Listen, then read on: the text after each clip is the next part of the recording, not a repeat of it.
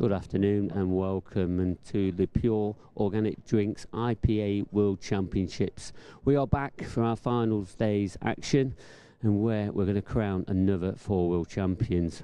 Last night, wow, how dramatic it was, with some epic finals with the men's and the ladies events. And I'm joined in the studio by Wade Morley, fellow professional player, and you know, you're going to have a chance of picking up one of these lovely trophies behind us as well. But first of all, let's talk about last night's action. I mean, we'll start with the ladies final if you want to, or you want to start with the men's? We'll start with the ladies. We'll start with the ladies final then. Oh, we're going to start with the men's. I do apologise.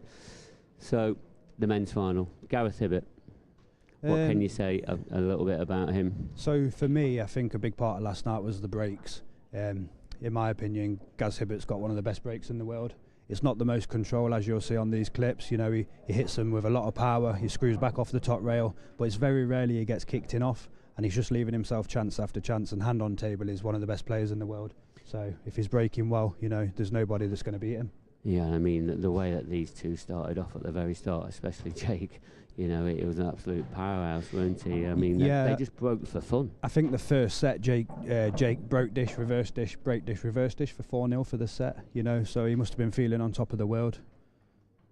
I mean, if you look at some of these shots that are on showcase here, they're just, you know, these are the world-class shots. Just there, just to knock the black out into a potable position, leave himself on his bad yellow. And this was, you know, this was all night. These aren't just little clips that they've picked out. These are shots that they was playing for, you know, I don't know how long it went on for, 4 hours maybe? Just under 3 hours. Just under 3. You know, social media has gone nuts about it. Everybody's saying it's the best final they've ever seen, bar none. Yeah. And I think everybody will agree. I mean, that's a fantastic shot, to play that under pressure. Yeah, played it absolutely perfectly, he really did. And that was the final black, where Gareth Hibbert lifted his second world title. I mean, Jake would be gutted. You know, Jake's one of the good guys, and he did have a chance to win the match, didn't he? He missed the yellow. He tried to play yellow off the cushion and into the red. Yeah, he did. But me and Liam was watching it, and we said possibly he's played on the wrong shot. Possibly he should have took the double on. You know, if he watches it back, he might look at that. But you know, over you know, the space of the week, Jake's played really well, and he deserved. You know, he didn't deserve to lose. They didn't deserve to be a loser, did they? But no, I mean, 8 matches Jake Newlove's played there. He's played over 200 frames a ball. He started on Tuesday, and he looked fresh as a daisy when he started that final. And the way that he started off, it was like a rocket. Yeah, I mean, Jake's a class player. We all know how good Jake is. You know, yes, he's not on the pro, but he's a pro standard. I wouldn't have been surprised if he won it either, and you know, fair play, I'm sure he'll bounce back, and I'm pretty sure that he'll pick up a title at some point. Yeah, I mean, when Gareth went 3-1 ahead, we thought, oh, it could be over pretty soon, but the way he came back into that match, and then we got into a deciding frame, all the drama started to happen, didn't it? Yeah, and as well, you know, we've seen it on the stream, the amount of people that was around just added to the pressure. You know, it's fantastic. The setup's great here. You know, the crowd's great. There's a lot of local people that come that don't play pool and just watch it as well. There was a wedding in the back room as well, in the function room. I noticed, was popping too. I noticed a few of them came in. You know, so it just shows, you know, the IPA is going in the right direction and we're doing the right things. Yeah, I had a few comments this morning. You know, when we went down for breakfast. And, oh, you with the ball and that? Yeah, I've had it all week. Yeah, which is really good. And then the ladies' final, what a classic that was. Rhianna Graham against Kira Whitcomb. I mean, the way that Rhianna Graham started this match, she didn't even look like she was going to miss at one point. It just, I mean, I must admit, I was playing when this was on, but we kept looking over, and it just looked like she was in a practice session. It just looked, you know, she was clearing up every time she was coming to the table, and if she didn't clear up, she was taking control. An 18-year-old Kira Whitcomb. Unbelievable. Absolutely unbelievable. I mean, she was really right under it, right from the very off, and she didn't really start until the second set, until she started to calm down and relax, and she knew she was in the final then, didn't she? Yeah, I mean, from what I've seen, you know, they both played fantastic all match. The deciding frame was a little bit nervy, which you're going to get, you know, it's a world final. That was a good double. But you just look at some of these shots and they're just brilliant. I wouldn't have fancied that. No, and yeah, most of us wouldn't have. Definitely not. Clever shot, developing the red and putting the other one. Yeah, and what I noticed as well, some of the tactical frames they had, both very, very good, and you know, thinking 3 or 4 shots in front instead of just one shot, which was good.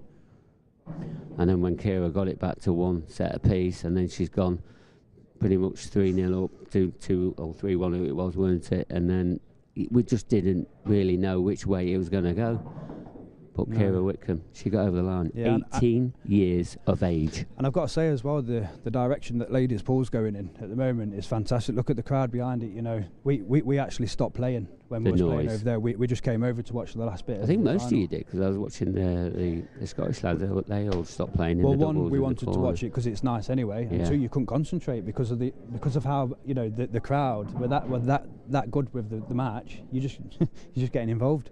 Yeah, and I think that's the other thing about the crowd, you know, not just for the ladies' final, men's final as well. They was all with it, weren't they? There really was. And they appreciate how difficult it is to get to a final of one of these events, and the pressure out there. Because you think you're letting everyone down at home, and letting down your support in the crowd and everything else. There's so much pressure in them. Yeah, I mean, hats off to anybody that can go out there and play in a world final, even on the tour. You know, when just your normal stream matches on the normal tour, they're hard enough. So, you know, to play a world final out there, it's maximum pressure, and especially to go to a decider. You know, there's not many people in the world that have had that feeling. Yeah, and Kara Whitcomb, you know, world champion. 18 years old, she's got such a future ahead of her. And she's going to be one of the elite ladies next year for next year's tour. So that'll bring us on to the tour dates for next year. I mean, just talk to me about some of these venues. And why is it important to get involved with the IPA? I mean, they must have seen some tremendous action this week. Well, there's one answer. Look at last night. That's all you've got to do is look at last night. And, you know, anybody that's out there that's wanting to play pool, you know, and wondering what organisation to go to, you've just got to look at the streams, look at the audience from last night, look at the players we've got on here that are showcasing, and then look at the venues. I mean, Newcastle, that's where we are now, which is the World Championships. We've got 2 events here this year. The crowds are absolutely fantastic here. If you just look around as well, you know, there's plenty of room around every table. It's just a fantastic venue here, I think. This is my favourite one. Oh yeah, and it could be even more of a favourite one for you as well, because these trophies behind you, you've got a chance of retaining one and picking up one, haven't you, or winning one for the second time. Yeah, you're still in 2 semi-finals, aren't you? Is that why you got a smile on your face? A little bit. I'm a bit nervous, to be fair, for them. You know, I've played well all week. I lost to Gaz in the last 32 of the singles, and then we're in the... No shame in that one. No, and then we're in the semis of the mixed doubles and the doubles. So well, good luck for them anyway, definitely. Well, that brings us on to this match now then. This next match is going to be the seniors.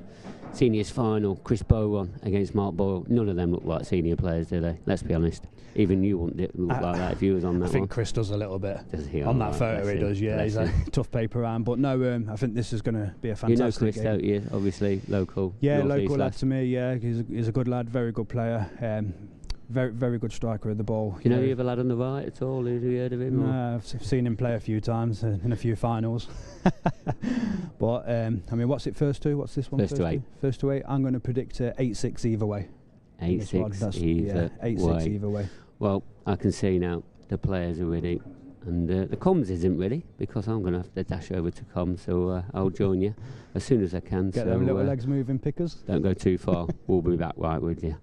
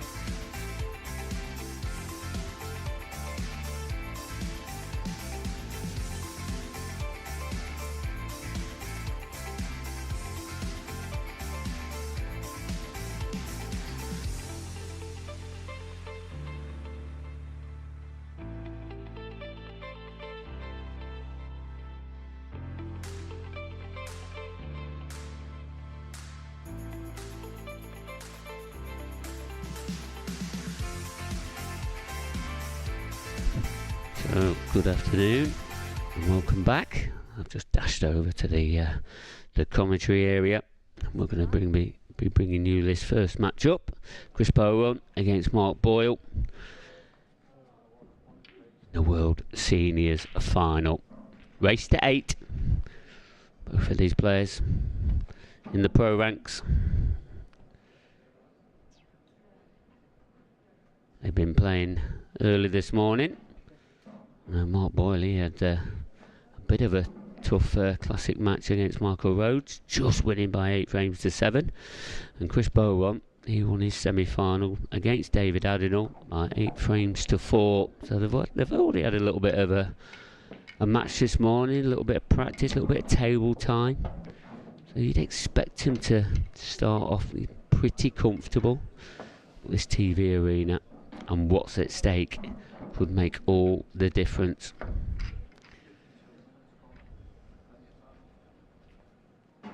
Here we are. It's finals day, the final day, where 4 more world champions will be crowned. I think our schedule for today is going to be, obviously we're starting with the seniors final. Pretty sure the masters final is going to be next.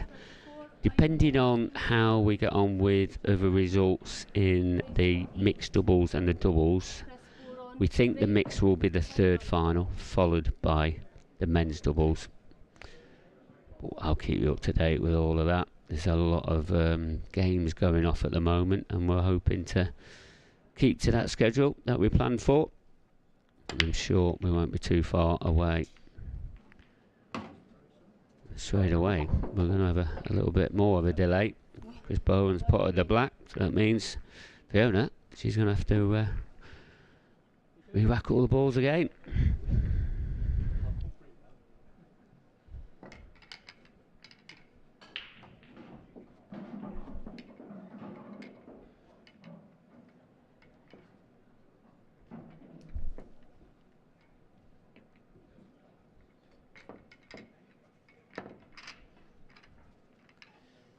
Bowron, nicknamed the Bazooka. Pretty well known when I was on live TV in an event a couple of years ago. I called him the Dancer because he did a nice little boogie on his walk-on. I think that's why we stopped the walk-ons today, in case he did something extravagant like that again. No, I'm only kidding. I'm only kidding. Yeah, the walk-on's only there for the men's and the ladies' finals.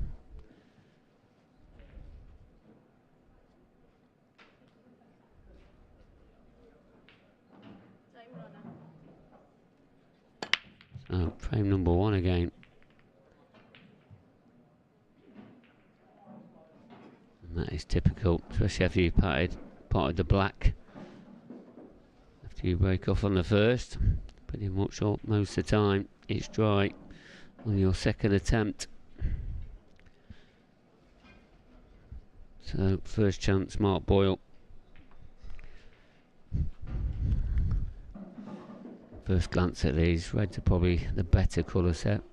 As I say that, the red below the black. You'll be using that one to be getting the black out into play. You'll probably want to try and do that earlier rather than later.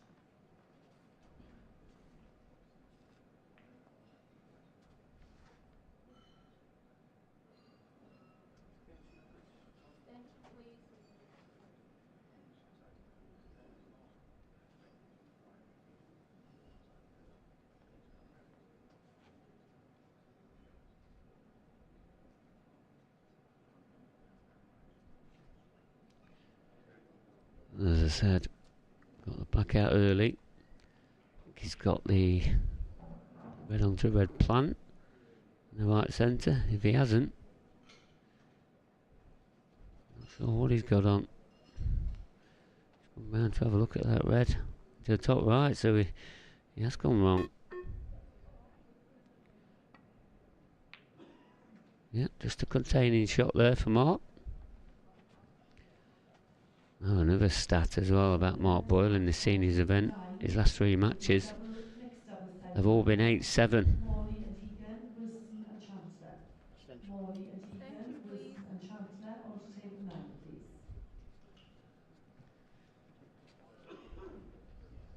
Does that mean his name's on the trophy?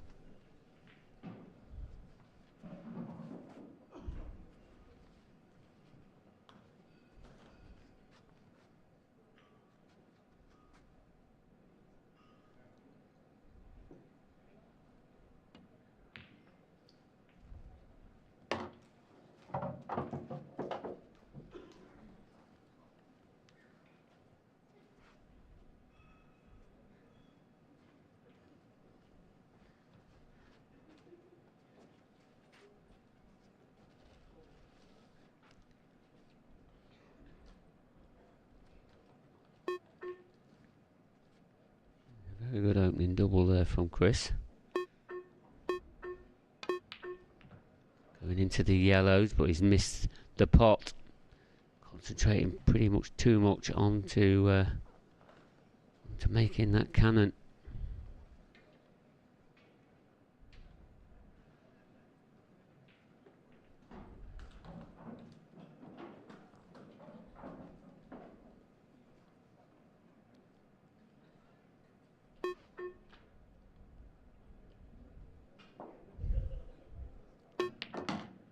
So Mark's got another opportunity now to close out this first frame.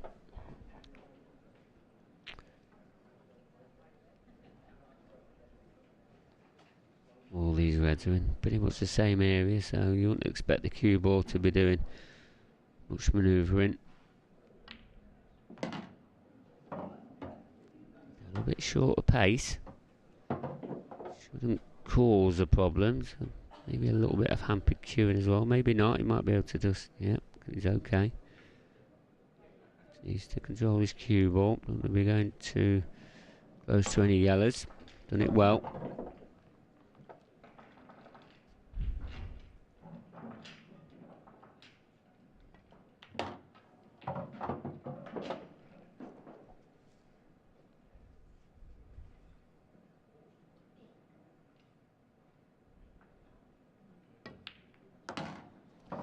Nicely done from Mark Boyle.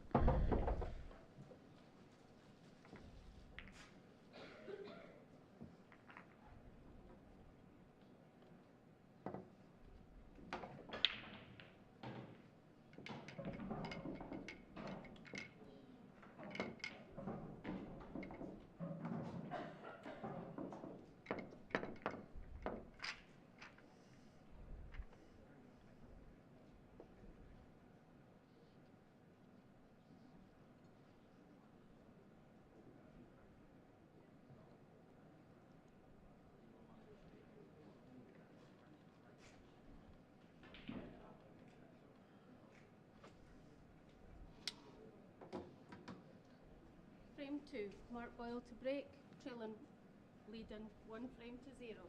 Sure. Time running.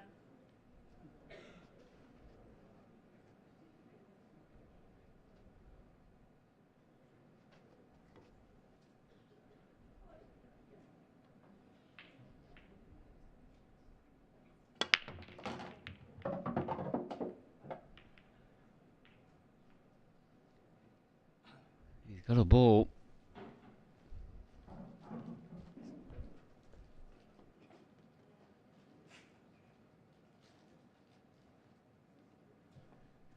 Yeah, that red and that yellow on that left hand side, they finished awkward. So both of these colour sets will be difficult to clean them up from this visit. Can he obviously develop it with his first shot? think he might be able to just swing this in with a little bit of side. Heading down there. He's got into him. Has he got anything easy? The only thing ball is on is the one that he's knocked out.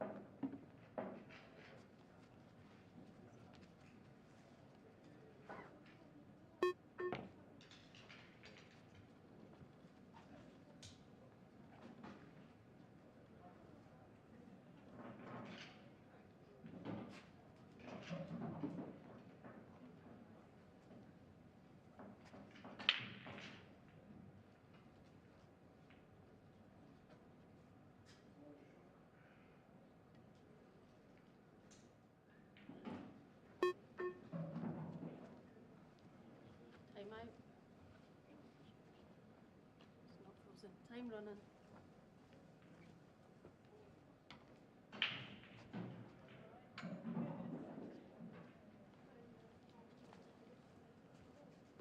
Extension. Extension, please.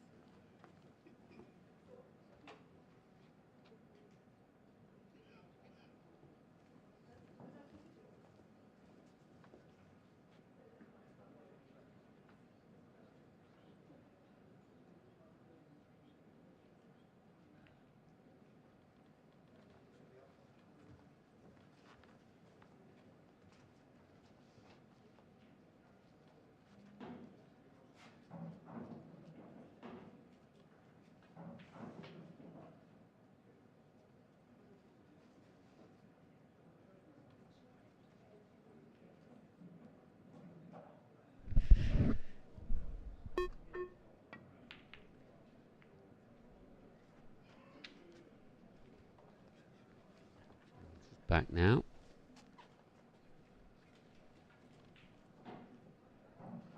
As I said, Masters, that's going to be the next final. I'm just waiting for the Bashmasood, which is Swaffield.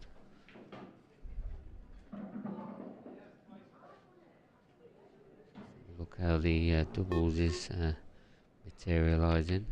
We've had a few clashes with players in most events.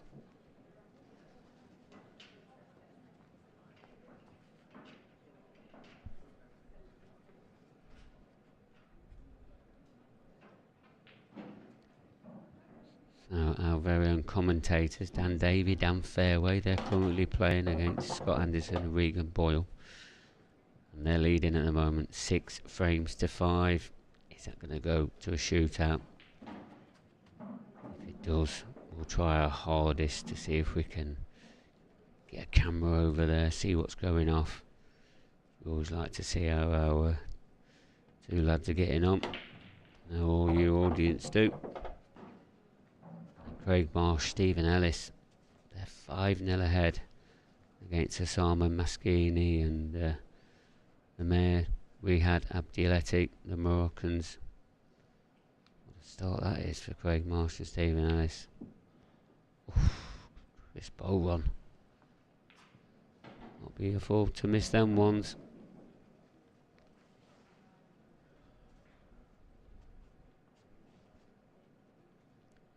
That's only the quarterfinals though for them 2 matches that I've just announced for the doubles. They'll go into the semi-final to play each other. The other semi-final is Wade Morley and Wayne Fryer against Mark Boyle and Gio Edgar. Sure, after this final, Mark Boyle is going to go on to play in a doubles match, and who knows, probably have a chance of picking up 2 world titles today. A chance in this one. A very good chance now. He's going to be leading after this black by 2 frames to 0.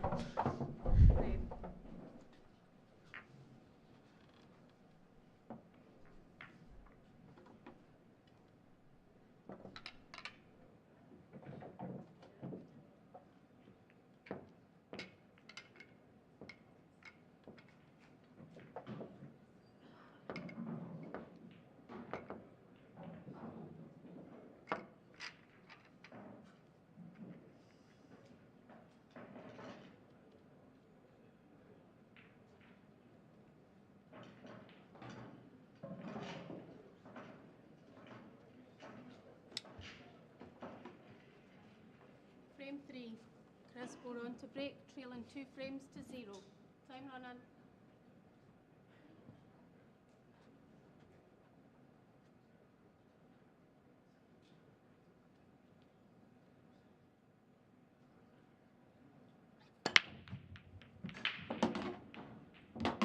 Foul.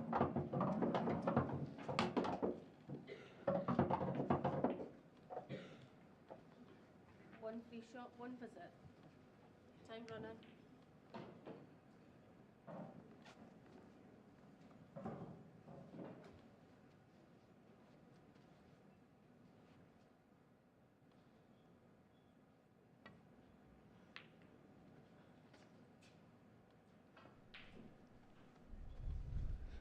Bit of a disaster now for Chris. Yep. Not the start he wanted. Not against somebody the calibre of Mark Boyle.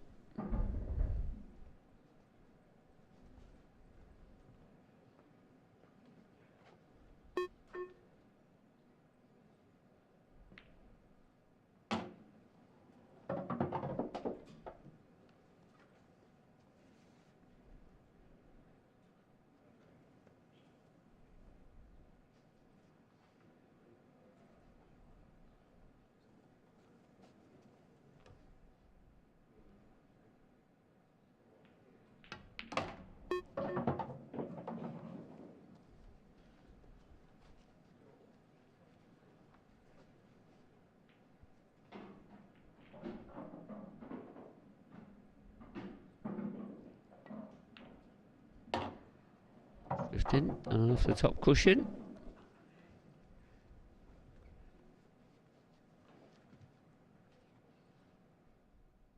Again, come downstairs off the bottom cushion, back up cushion, and now up table, should I say, and then 2 reds with a pretty simple black to follow.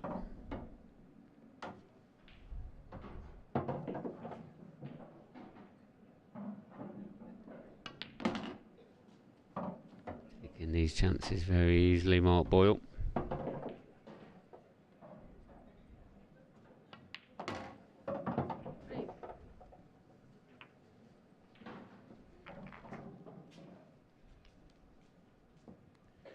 3-0 he now leads.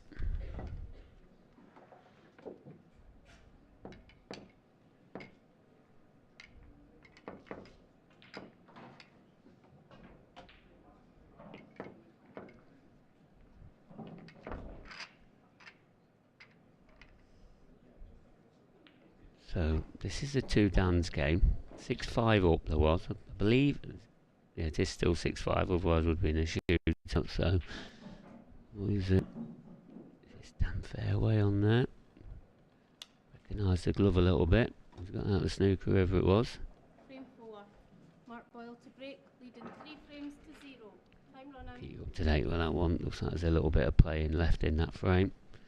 But a very important moment for our 2 Dans. 6-5 they lead. Mark Boyle though. 3-0 ahead. 5 away from a world title. But his dry break. This is Chris's chance now. You feel he's got to start taking them. He can't afford to be making any more mistakes or giving easy chances away to Mark Boyle. Come on then, the bazooka. Let's have a look at you. Get yourself back in this final. Give yourself a shot, a chance.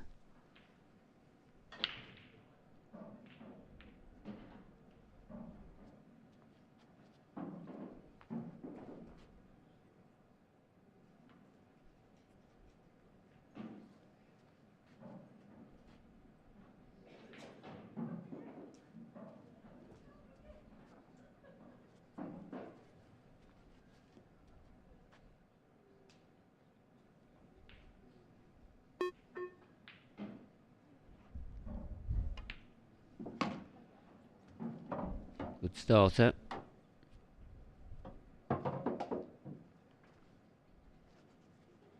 So just needs to navigate himself around these yellows. Making sure none of them are getting in the way of him taking out these reds. Careful, that one's okay. In perfect position.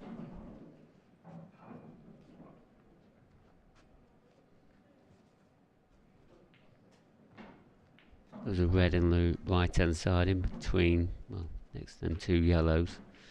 I think it goes to the right centre.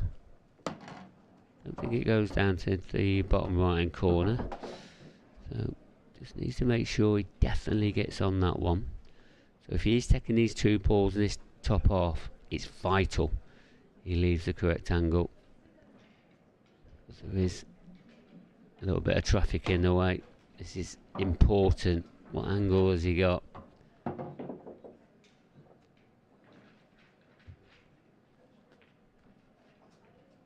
at playing a cannon.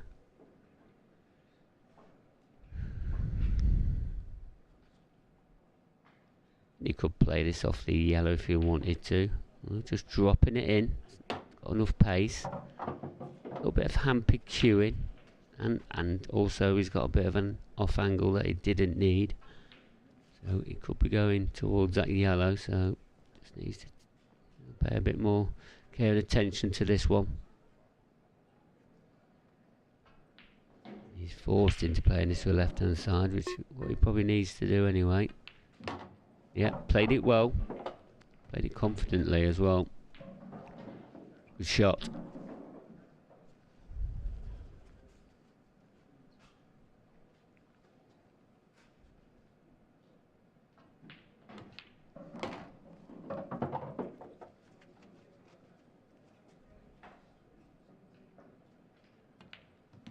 And there you see the black go. Good clearance from Chris. He's back in it. It's 3 frames to 1 now.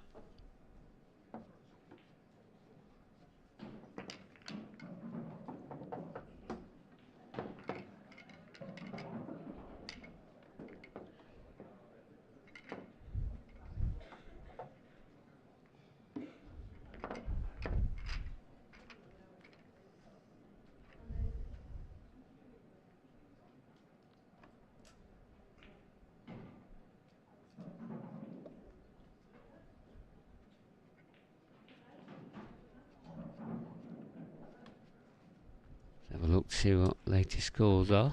See if that damn match is still going off. Bowron to break, trailing 3 frames to 1. Time runner. 6-5 on my scoring system. Martian Ellis against Moschini Abdiletti. That's 6 frames to 1. Martian Ellis are 1 frame away from getting into the semi-finals.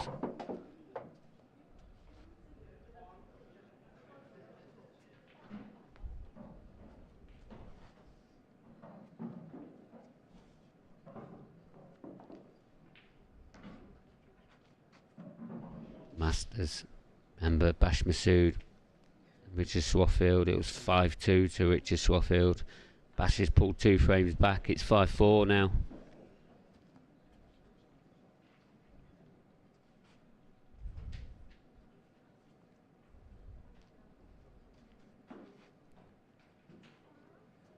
Remember, the winner of that one will be playing Tony Halpin. Who is it going to be? Is it going to be Mash Masood or Richard Swaffield?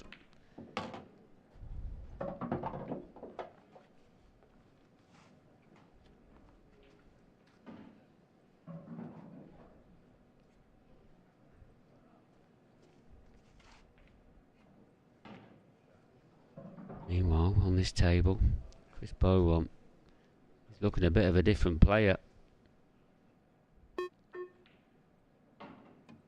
That's not the commentator's curse. Oh, he's going to go up table now. That's the shot. Got to cue this one like a dream. Good shot here. It's all easy from there. It's imperative he draws this back and gets the position on the one on the top cushion. Oh, he's missed the red. Just when he's really wanting to start cueing nicely. Didn't quite get through that one. Not Boyle though. This table is far from easy. These yellows are in tough positions. No, maybe even 3. A chance of getting one of them freed up though.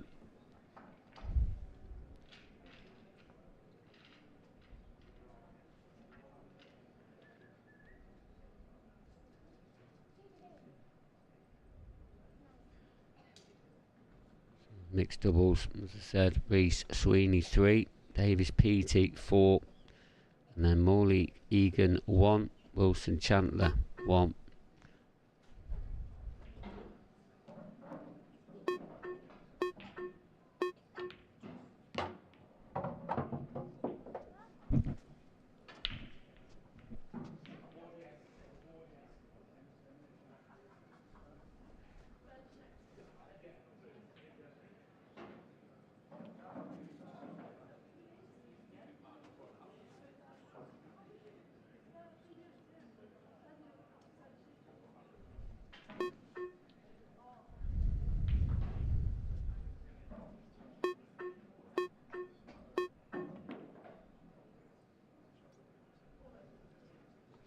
Cannon went wrong for him, so he's just tied it up even more.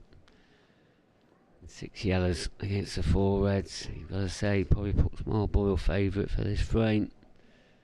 We do know how this rule set of blackball, things can change just like that. Trying to cover the pocket there, and that's a very good shot there from Chris. Judged it to perfection.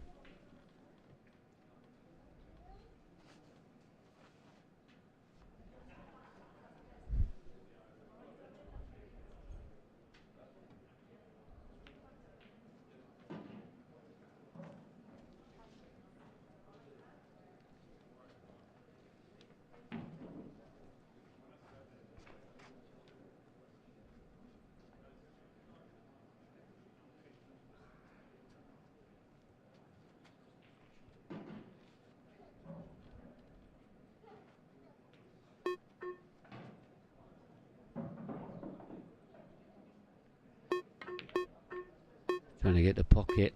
He's potted it though.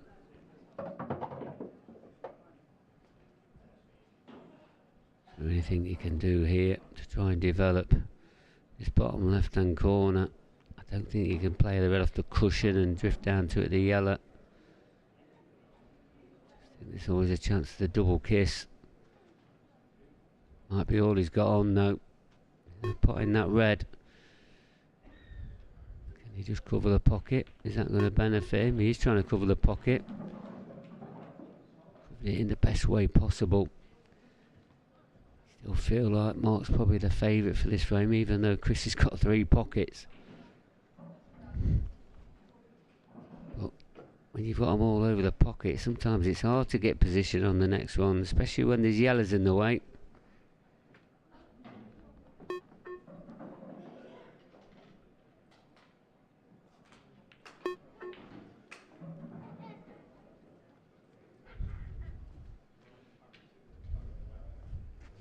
He's got 6 of them, hasn't he?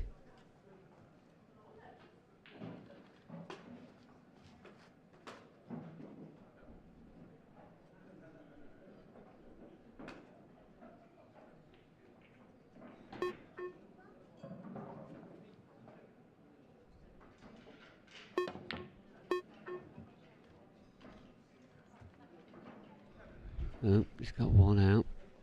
Or result. Top left hand corner, guys. Dan Davey down fairway. Looks like they're staying out of comms. They've won 7-5 against Scott Anderson and Regan Boyle. They're into a semi-final. And are they going to be playing Craig Marsh and Stephen Ellis? They was leading that match 6 frames to 1. Let's have a look. I think it's still 6-1 at the moment. And that's a big match against Craig Marsh, Stephen Ellis. Stephen Ellis has just taken the pro status for the 2024 season. Obviously, we all know Marshy. He's been a professional most of his career.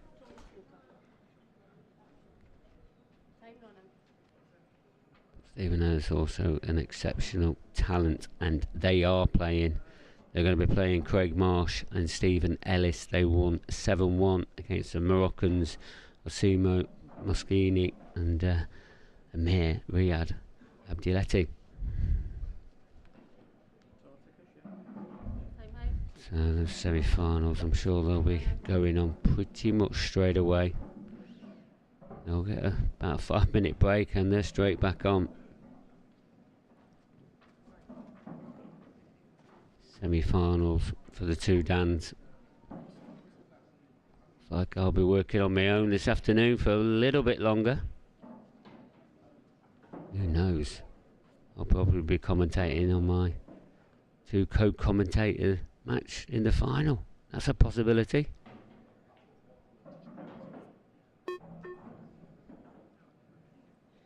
Now one thing, them 2 can do all the packing up if I'm having to do all the work here today.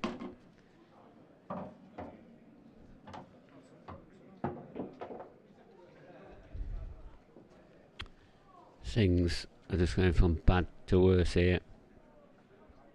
I'm just wondering now, he's obviously going to try and attack this. He needs a lot to come off here. He needs a lot to go his way. Put his hats on. Oh, he's missed it. How's it come out? That red's still over the corner. He's in a little bit of control.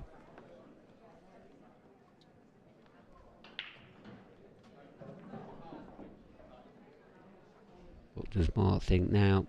He pulls the trigger. Take this yellow into the bottom right corner. And then just knock the red in. It's a legal shot. It's like a skill combination shot. Oh, he's missed the red though. Did he try and play for the red? I think he did, definitely. But he tried to hit it a quarter of a ball, so the cue ball came out because he didn't want to be stuck into the pocket. So what does Mark do now? Plan A is out the window. He needs another plan. Is he going to try and hide the cue ball somewhere, or is he going to try and go around both angles here? No, just dropping it in.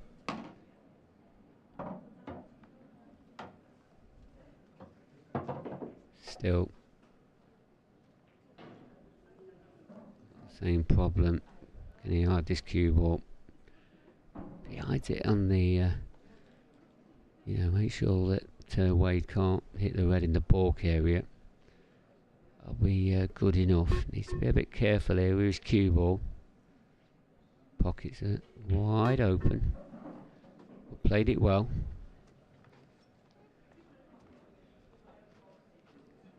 If he can get through to the one over the pocket, you've got to say, Chris Bowron, this is going to be a chance.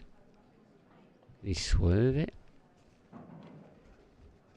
I mean, we all know when we hit a ball hard that's over the pocket, there's a chance of just stunning and staying in that same area. He's doing this thin. Yeah, it has stunned a bit, but you've got to say he'll be happy with that. Yeah, it's tough for Mark to get a snooker on both.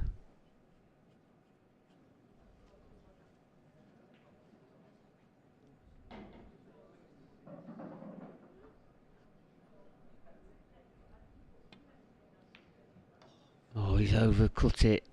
Oh dear. Christopher.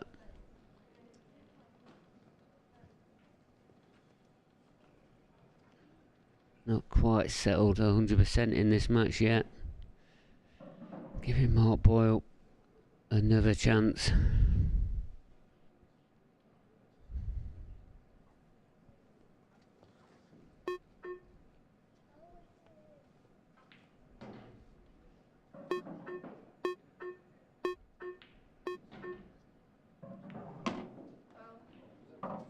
What's happened there? Mark Boyle lost control with the cue ball. Huge error from Mark. Now Chris, great chance now.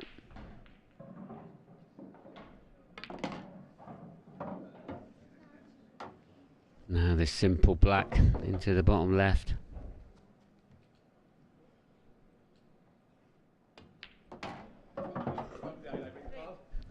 3-2 now. Mark Boyle and Mark Boyle, he's just taking a comfort break. Could be 5-0 up here, Mark, easily. Chris is also giving his fair amount of chances to him as well. There's Bash Masood. I can tell you, Bash Masood has taken the previous 3 frames. It's 5-all. He was 5-2 down, and he's at the table again, Bash. He's got a chance now to take the lead in this match and go 1 frame away from the World Masters final. Bash pots the black, 6-5 ahead he is. The winner of that will be playing Tony Halpin. Who is that going to be? And that final will be next after this seniors match. But Bash is on a mission. 4 on the bounce. It's professional player Richard Swaffield, who I've got to say has been in pretty good form recently this season. And is there going to be another upset on the cards? We've had plenty of them this week. No reason why we can't have some more on a Sunday.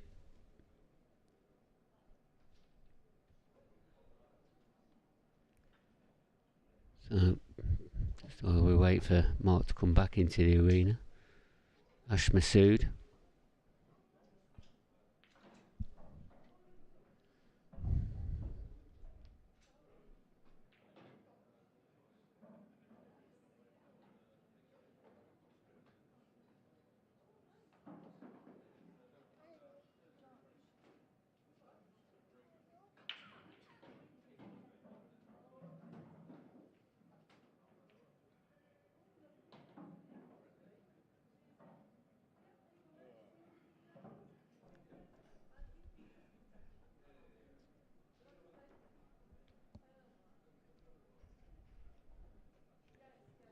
I'm still waiting for the guys to come back into the TV arena, but Bashies broke off, got a ball. God, you've got to say, this is a chance on Reds, a chance of him making a world final. Nicely done. No Bash, he puts his hand to all the Cuesports. And if we can, we'll stick with this. And we'll try and get the coverage of the main table as well. But this one, this is going to be a good chance for Bash. He's got to hold himself together. Oh, he's let the cue ball go there. Looks a little bit disappointed. Does that drop into the centre? How far is it away from that cushion? I feel that's what he's got to take on. Just got to drop this in a nice way. Don't try and do too much with the cue ball, Bash. Oh, he did. He had plenty of angle in there. Must have been a bit further away than we thought. Great shot. Now, even better chance. So I've got a choice of reds now. Obviously the red and the cushion, the one bit more difficult one. But looks like he's already set out his routine, his pattern. Just taking an extra second or two, just trying to compose himself.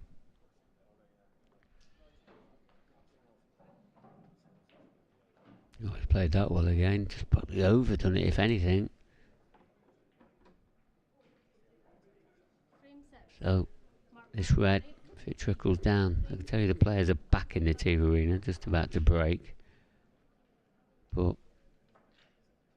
Bash has got this red, and if this goes, I think the black's quite natural. It is going. It's dropped. This black ball into the centre.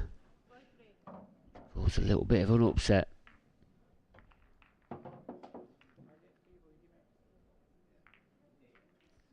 And what a shot from Bash Masood. He's into the Masters final.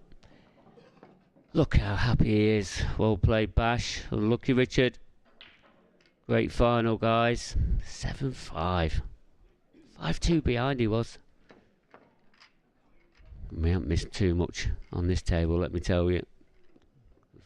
This has broke off again and potted the black. So it's a re-rack.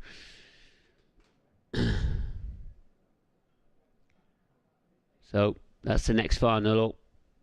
Bash Masood against Tony Halpin. The Masters final coming up right after this seniors final. He's quite evenly poised at the moment. 3 frames to 2 to Mark. Mark's raced into a 3-0 lead. It could be easily 5-0. But Chris kept in there, took a chance.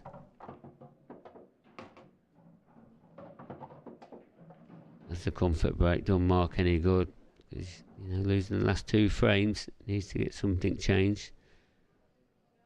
Needs to try and stop this momentum that Chris is showing. And putting a ball off the break is definitely going to help. But he hasn't got an easy opener.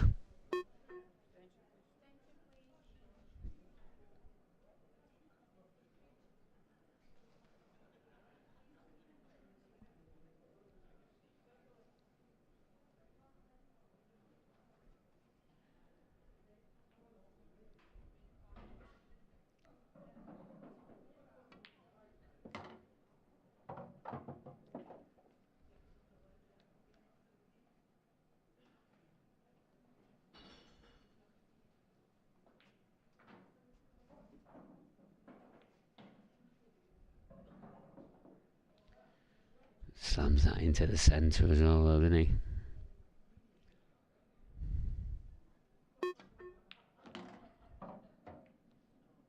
Oh, I'd love to have cannoned that yellow a little bit more. Shouldn't be a problem though, because I think obviously this one goes bottom right. And I think he's got a nice angle to drift over to try and put that yellow into the top left if he wants to. He has got other options. Not sure what his angle's like to try and cannon it out. I think he might be drawing this back into the cannon. No, just dropping it in. Yeah, left himself a nice angle as well.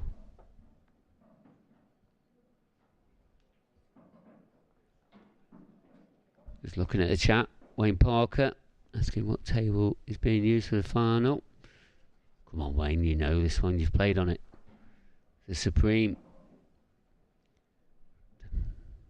We just have it wrapped if you're on about the blue colouring around the side. Pretty much more like purple, but that's what it is. But yeah, it looks very pretty when they're wrapped. Really does. Probably gives it a little bit of extra protection as well. And of course we have all the pockets all sprayed very well by 8 Ball Direct. Alan Yates. Takes him about 4 hours, I think, to do it. He's very meticulous at his work, let me tell you. I've seen him do it. And then the cloth is always a Strachan 861. Powder blue is the one that we use. There's other colours available.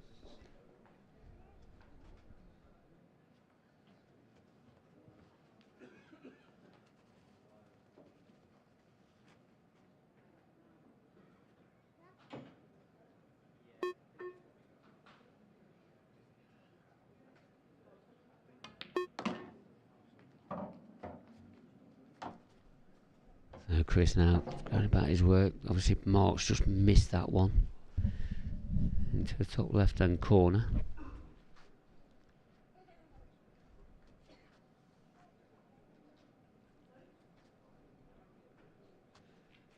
Yeah, good to see you watching, Wayne.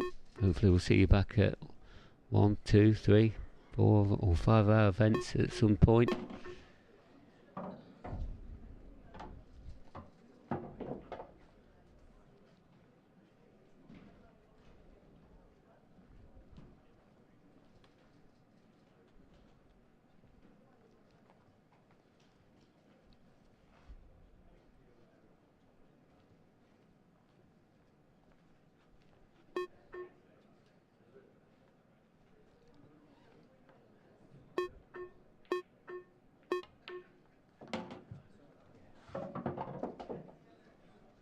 Just give you some latest scores in the mixed doubles. Probably a bit of talking in the background. That's Bash Masood coming in, just causing chaos. He's in the world. He is. You just heard him there. He's into the final, the World Masters final. He's going to be playing Tony Helping, and he seems to be very happy about it, and rightly so as well. It's a world final. Greg Davis and Claire Peaty, they are into the mixed doubles final. They beat Corey Rees and Beck Sweeney by 6 frames to 4.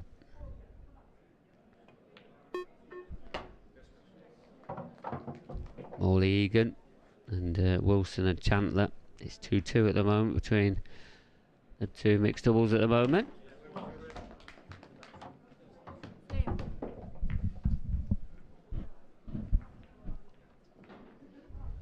And at the moment on this table, Chris Bowen's levelled it up. We're now into a best of 9. 3-3 it was now.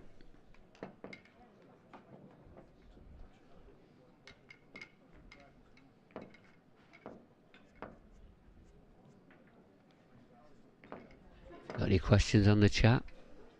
No, I can see the chat, so just give us a shout. Any questions about the World Championships or the tour that's approaching us very quickly? Let us know. Try and help you as good or direct you into where you can get the information. Frame 7, press Bowron to break. Frames are tied 3 each. Time runner. So the bazooka, Chris Bowron, back in this match.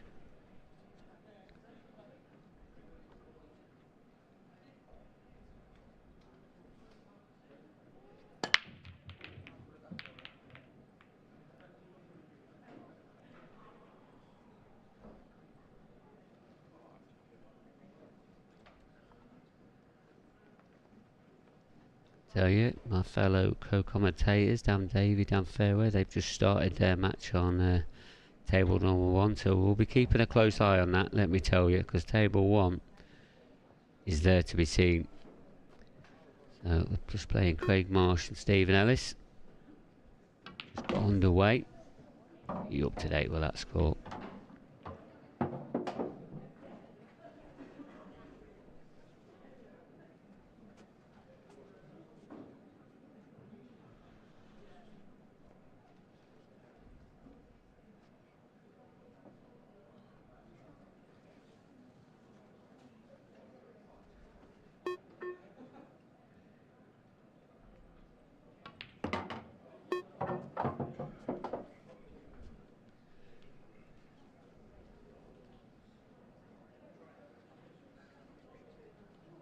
Sanjay Guevara. Yeah, young George Edgar in the crowd. Gio, we call him here. Very capable young player. Yeah, exceptional talent. Really look forward to see how his IPA career develops. Starting on the amateur ranks next season. Sure there'll be a lot of eyes on him. What we've seen so far, very capable, as you say.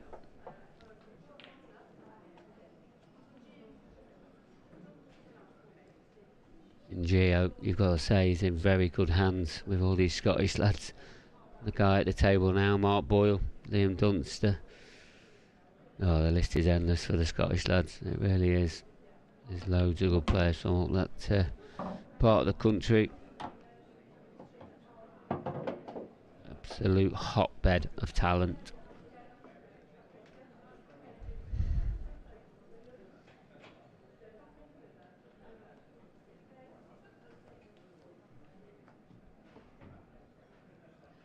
I know most of our audience, they all like our very own Ali McCoist in the commentary box. Stephen Walker, obviously he went home yesterday, so that's why he's not been in the comms box recently, but he'll be joining us next season as well. So exciting times for everybody involved. Always nice to have a great voice, and he's a great character as well. I'm sure he wants to be playing and winning tournaments, so we might have to just wait for his presence at some point. He's a very capable player of his own. If you're listening, Stephen, thanks very much for everything you did for us this week. Your support was truly amazing. Really look forward to seeing you in the first tour, and hopefully we'll get you into comms at some point over that weekend. 5 weeks from now. Wow. Everything comes around so quickly.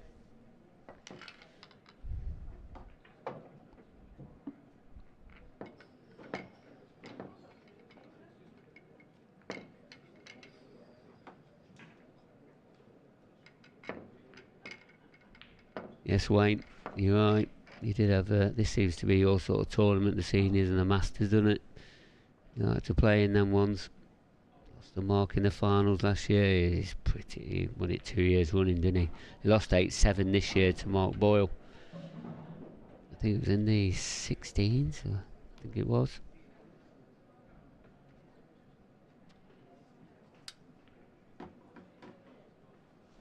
Frame 8, Mark Boyle to break, leading 4 frames to 3. Time running.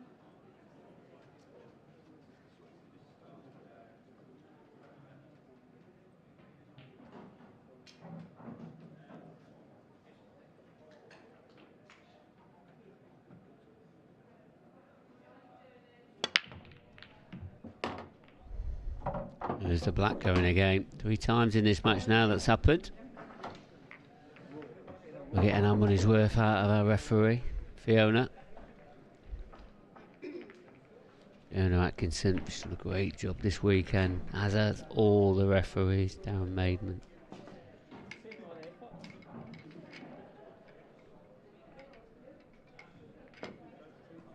Darren Maidman was exceptional last night in the men's event.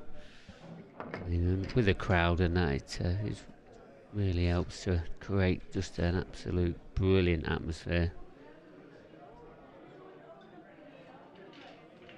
Brian and Rick as well all help towards keeping everyone happy as much as you can. Fantastic job from the refereeing team. we're still making them work on a Sunday, unfortunately, because there is still a few matches to be played.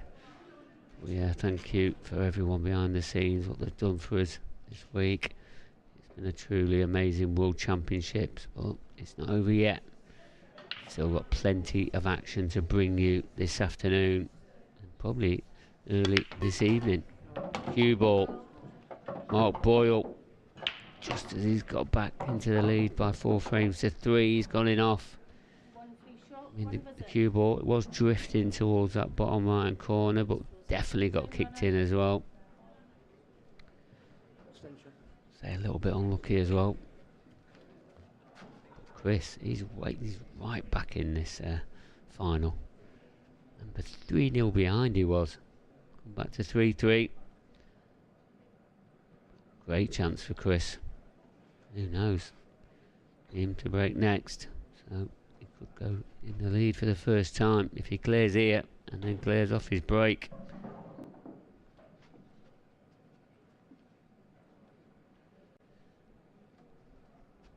November. Where's Kev Barton this week? Well, that's Scarlet Pimpernel out.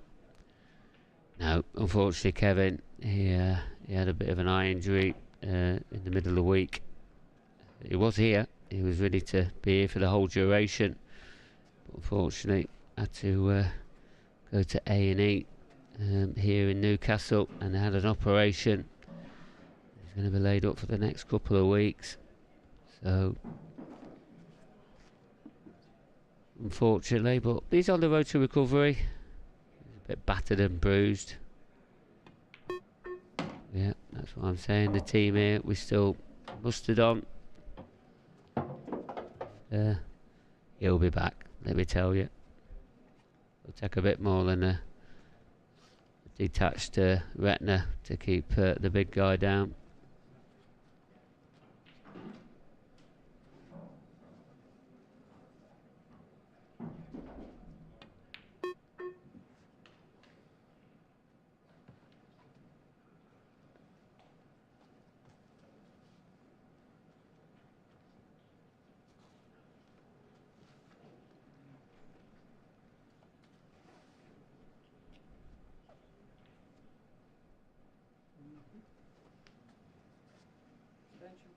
Extension, please.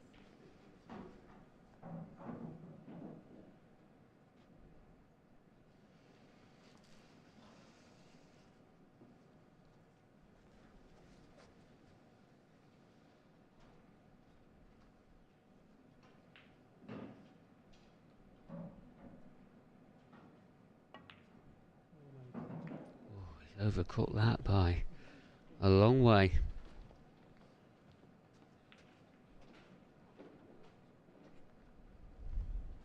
You heard the groans yourself.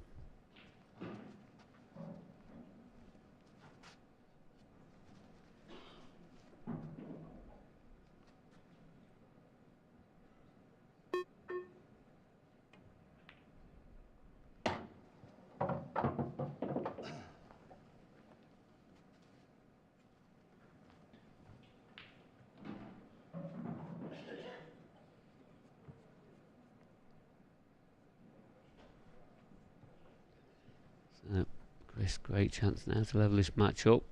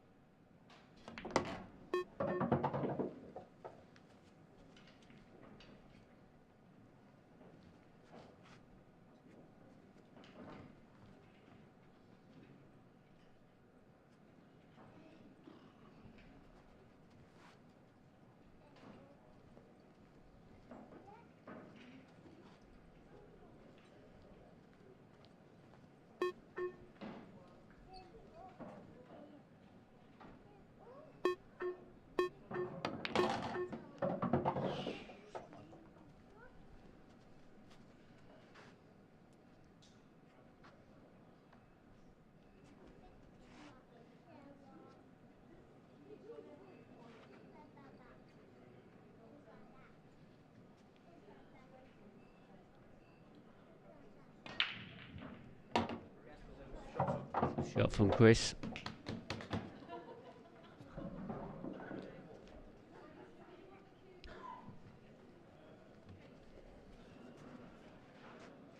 Yeah, Paul, I will agree with you a bit. Yeah, he hasn't felt comfortable all week. I spoke to him this morning, last night.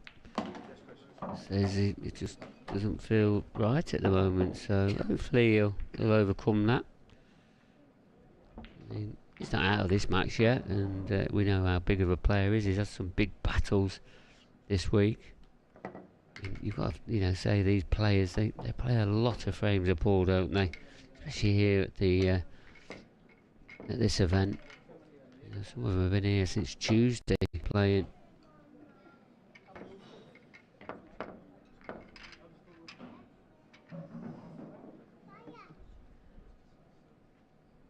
I mean, we all have off days, don't we? No, we are allowed them.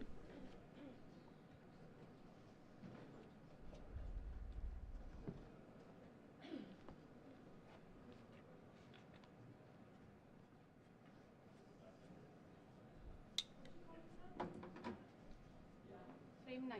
Chris Bowron to break. Frames are tied at 4 each. Time running.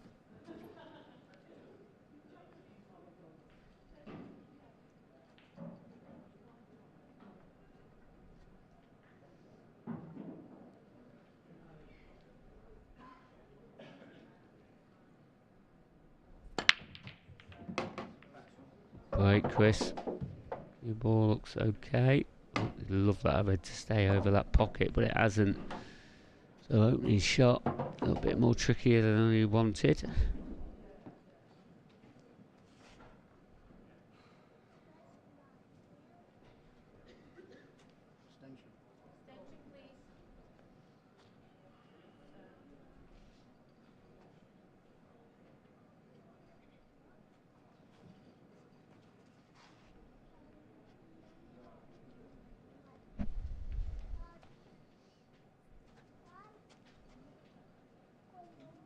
Yeah, if you hear any noise in the background, it's just that noise a lot from the Midlands.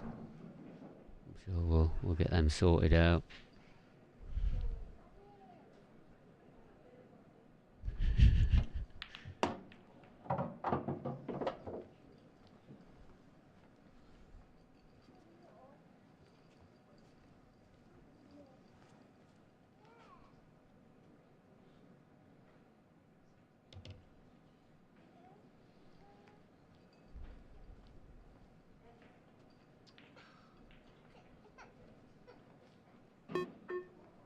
Yeah, Chris is trying to work this out now. He obviously wants to try get on that back cushion.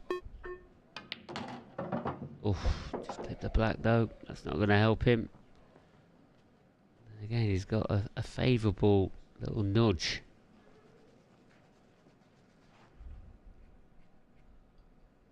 In the yellow, just below that ball line. The tricky ball now. It's just whether he can play this one on the top cushion. Just play the cannon onto the red. He will then be on that difficult yellow. Yep, just dropping it in. Oh, he didn't need to play the cannon because he had plenty of angle to swing around.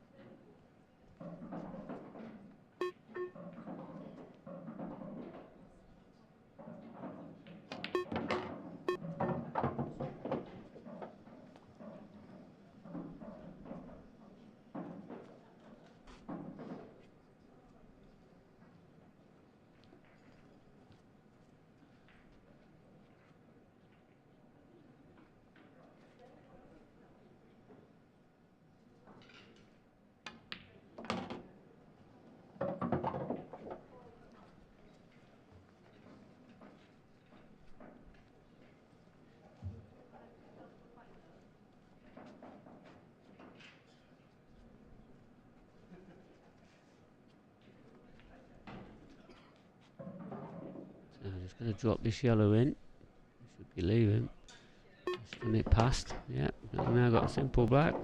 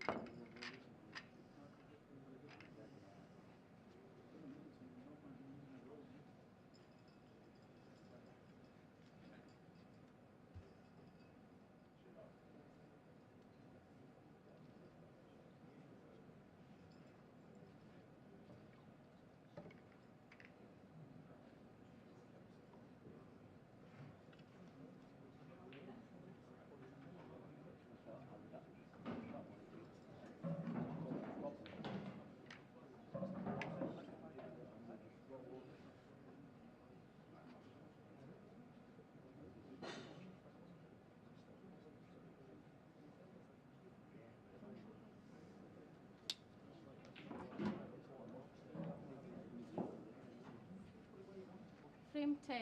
Mark Boyle to break, trailing 5 frames to 4. Time running.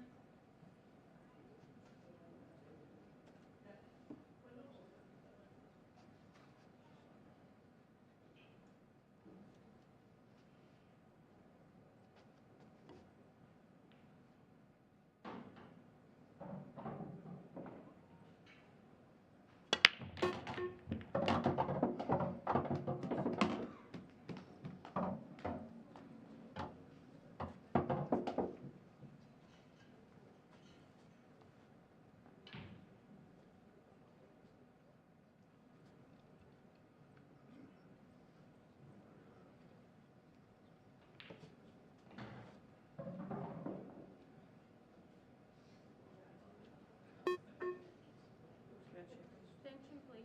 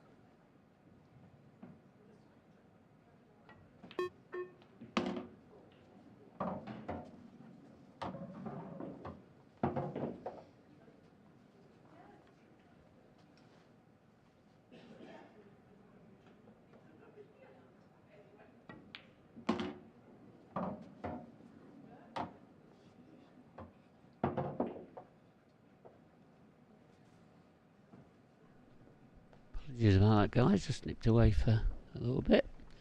Back now, though.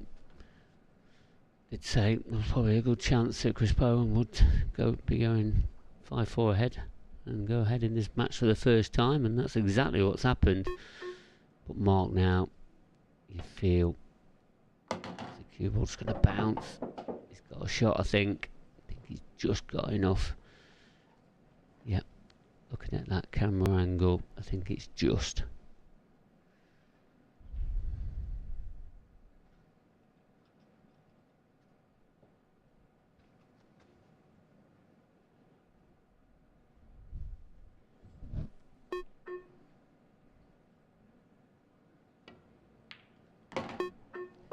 A lovely pot on the black. Levels this match up once again. We're now into a best of 5 to see who is going to become the seniors world champion.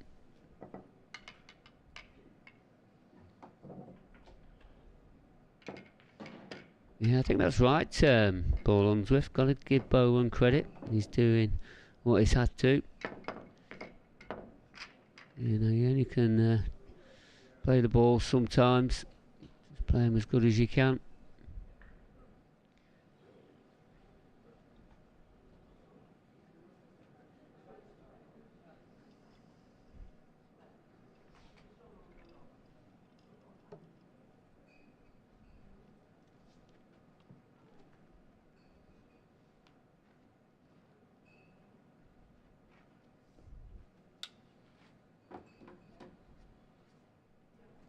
Frame 11. Cuesports to break. Frames are tied at 5 each. Time running. 5-5. Andy Neal on the chat. Afternoon. Hope you're well, Paul. Yeah, not too bad, my mate. Good to hear from you. Hope you're enjoying this week's championships. Cue ball. Oh, it's just been knocked away from the corner. And balls are flying in everywhere as well. And the black. Didn't see the black go in. Might have been down to that logo on the table. Not that you can see it, can you? Yeah, I know you can. It's just the players that can't see it. Richard Taylor. Come on, Chris, do the North East proud. There's plenty of them, Chris. Richard, let me tell you. We're swamped here with the North East players. Swamped. But yeah, great bunch. You guys up here really look after us. That's why we keep coming back. So if you don't want us to come back, then be horrible to us. But no, you guys are great and support the tour very well. This hotel, fantastic. Really help us so much to put on these events. And you know, it's not just about our team, it's about their team as well. Brilliant teamwork throughout.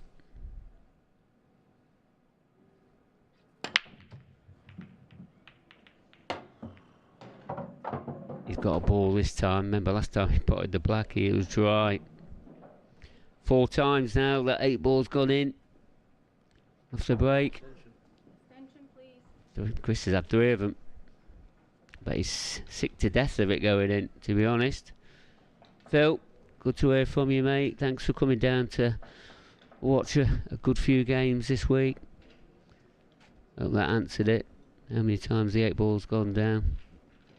Put another half hour on the match time. Give over, Phil. What clock have you got? Steve, I know you probably agree just put the black back on the spot, but you know, we're unfortunately we're officiated by the WPA and they've got their own rules, so we have to stick by them, especially under the black ball set, until that rule changes. There's not a lot I can do at the moment.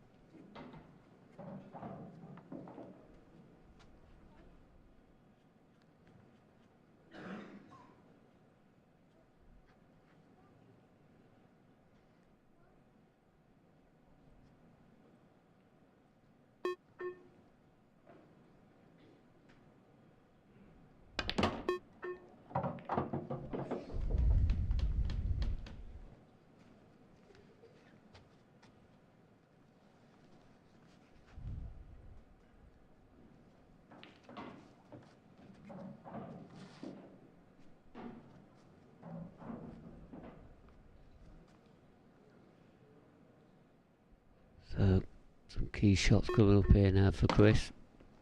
So there's the one on this left-hand cushion. That's going to be his tricky one, but if he's just going to drop this into the bottom left, he needs to make sure doesn't go too far down. He leaves himself a nice angle to drift up table. It's just about how much is that red in the way for him to get the best angle.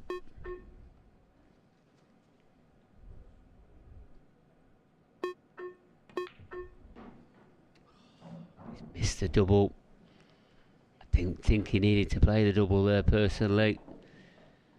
But that's what he saw. He's the man at the table.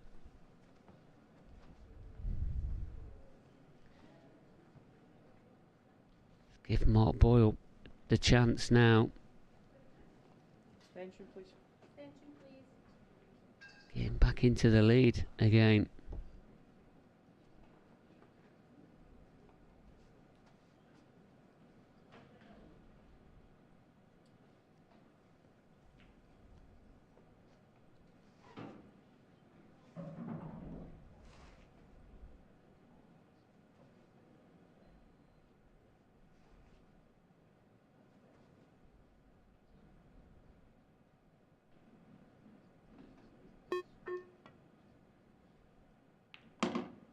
It's an angle, Mark. Oh, he'd love to get that a little bit harder to come off. He hasn't got to look like he's got too much of an angle there.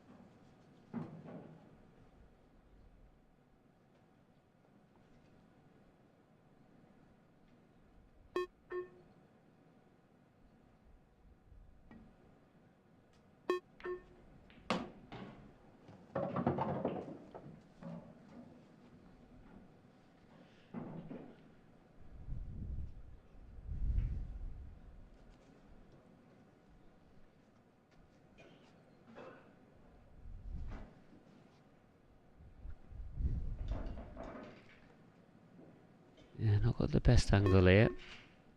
They play this with pace. Go off a couple of cushions. Oh, the yellow's in the way, Mark.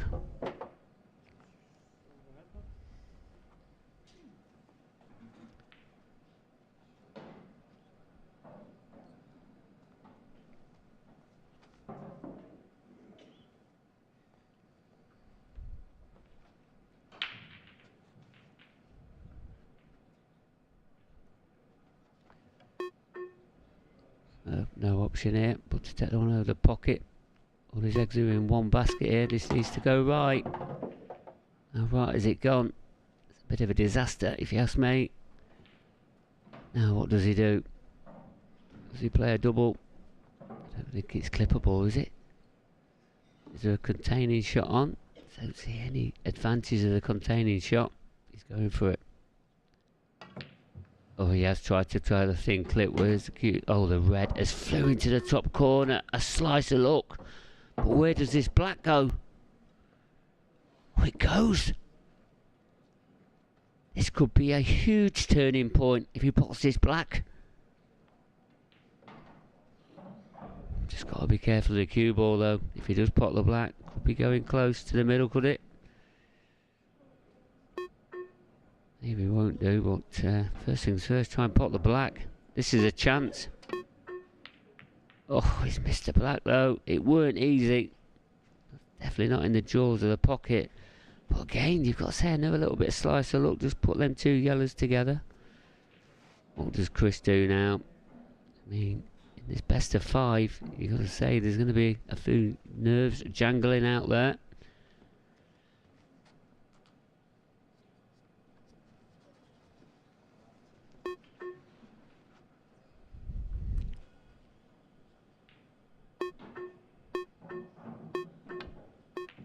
Gone for it. How's this turning out? It's not bad. He don't want any hampered cueing though. He's got a little bit of hampered cueing. Wow, this isn't easy to get position. He's had one of these already. He's jawed it. Needs to take his time on this cueing. Draw it back. Oh, he has drawn it back, cued it like a dream. Has he got on the yellow? Oh, he hasn't. Again, Chris has now got the dilemma of what he does next. Surely he's not going to play an outrageous double. It's just got to be a containing shot, maybe. I don't know, get behind the black or... I don't know. Could come across the tail, try and get the yellow closer to the pocket, but surely not. Is he going for this? This is outrageous. Where's it going? Oh, it's nearly in. Thought he had to play a safety shot there. A simple black. Potted by Mark Boyle. 6-5 he now leads. I'll say though, Chris. It was very, very close indeed. That turning point. Yeah, latest score, Dan Davey, down fairway. The two just sat down You don't probably see them when you hear them on comms.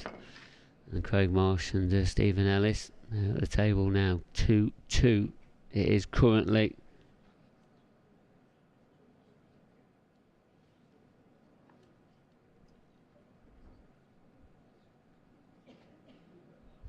Yeah, Craig Day. Yeah, that's what I thought was the right shot. Just flicked off it, landed behind the black, leave the yellow there. As long as he weren't touching ball, he was probably in control. Frame 12. Mark Boyle to break, leading 6 frames to 5. Time running. Yeah, a bit of a moment of madness for Chris. But, you know, when the pressure's on, you can do outrageous things. But I've seen him pot them so many times as well, so... You know, he's just playing what he thinks is the right shot as well. So, but Mark Boyle, 6-5 up, and he's breaking. Has he got a ball? He has got a ball. How are they looking? His right hand side looks a little bit untidy. But just one difficult yellow. The yellows are ones to be taken. First glance, maybe. But there is arguments for both. The only problem is the opening pot. What's he got? I think he's only got possibly we'll say an easy pot, but the easiest pot is probably the yellow, the one below the baulk line. I don't know if any of them go into the bottom left hand corner, or is he going to try and cut this red back? Cue ball's going to be a little bit wild.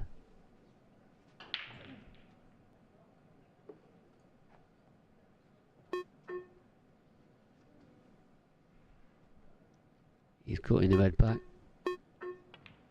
Yeah. Oh, it's missed the red though. It weren't easy. Handed the table back to Chris Bowron. Looking straight away at the problem ball. You feel like, you know, even though Chris has thrown that last frame away and handed the table back to Mark, Mark Boyle's pretty much done the same just by missing a pot. So, can now Chris capitalise on that?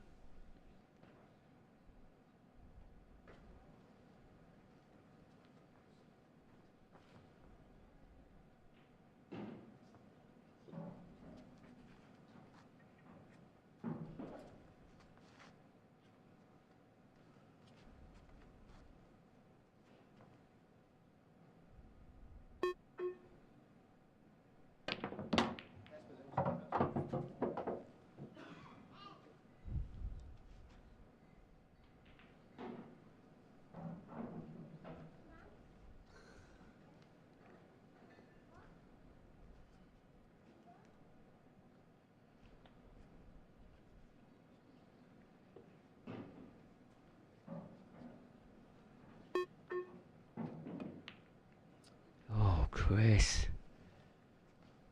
just has to play the plan. Misjudged it. Whether he could see enough of it, he had to be quite accurate.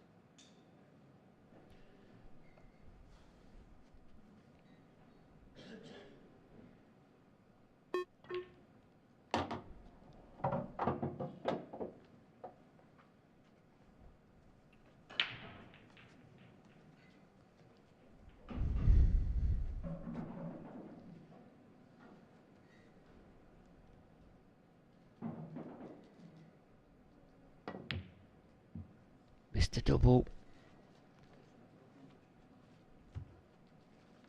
Yeah, I'm seeing all types of errors coming from both players here.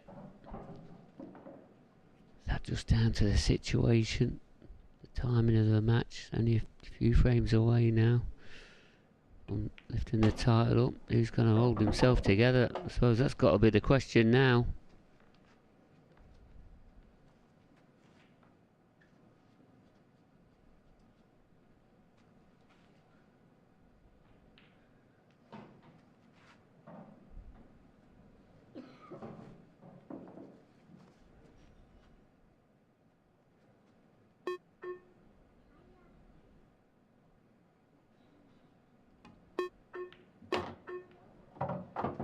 Where's this gone? Okay, he's got one over the corner. There's a bit of insurance. But what angle has he got to get on his next red? He'll have to pinch the pocket a little bit, or at least cue this well to draw it back. This isn't easy. And we did have a bit of an angle. Played it well. There's a little bit of work to do.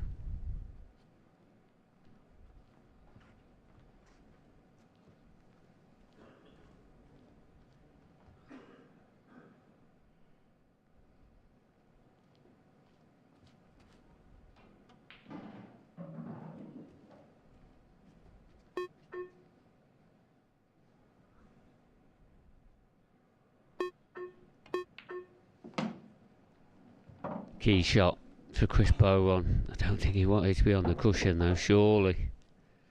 Or has he got a natural angle? Yeah, just a drift probably. The top side of the middle pocket might be alright. I think that's the angle that it swings out. Just wants to leave himself a shot on the red. Yep, that's fine. Oh, again, he's tight to the cushion. He's making this a little bit harder than it should be. But now he's just got to cue this in. I mean, you could play it with a little bit of stun screw, stun into the yellow, and surely this match will be level again. That's what he's done, putting them both at the same time. No wrong with that. Good shot, well cued. Chris Bowron looking like he's back in this final again, and we're gonna go to a best of 3. We are into a best of 3, 6 frames apiece. Surely we can't have another World Championship decider. Possible 3 frames to play.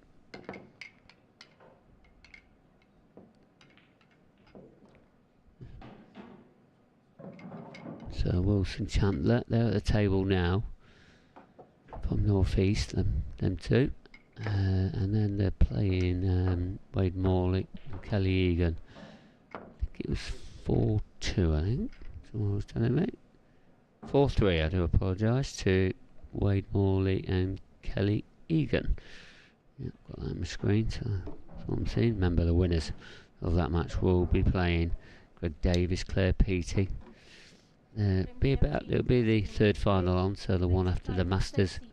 Remember, the Masters final will be next. Bash Masood against Tony Halpin. Back to this one. 6-6. Best of 3 now. Chris Bowron is breaking in frame number 13. Oh, he's really got into that. He's got a ball. How's the layout? Sorry, Reds look better. Obviously got the red on the bottom of the cushion, but you feel there's enough room there to just clip it in at some point. And the red that's in the balk area, if that passes top left, then he's going to have options of pockets up there. This is a good chance really for Chris. And one if he takes will put him 1 frame away from picking up a world title.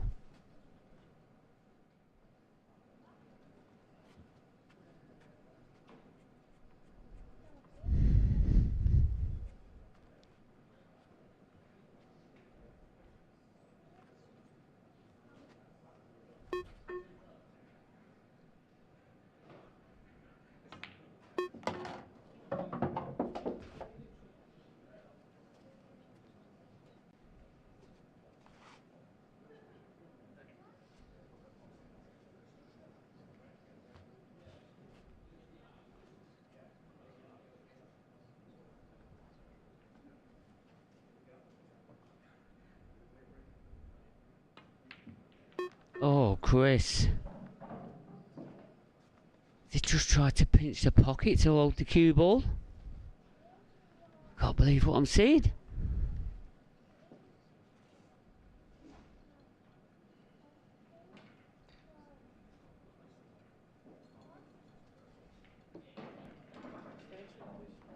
He's missed some very easy shots today, Chris has.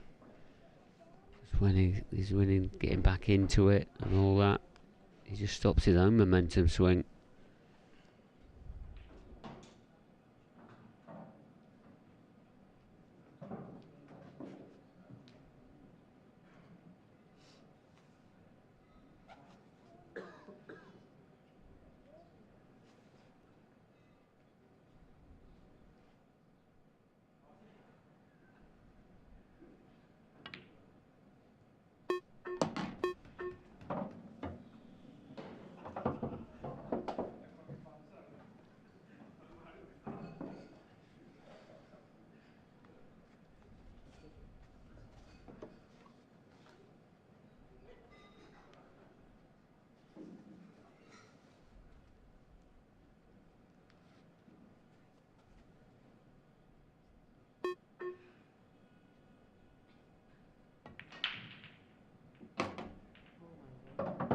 Cue ball.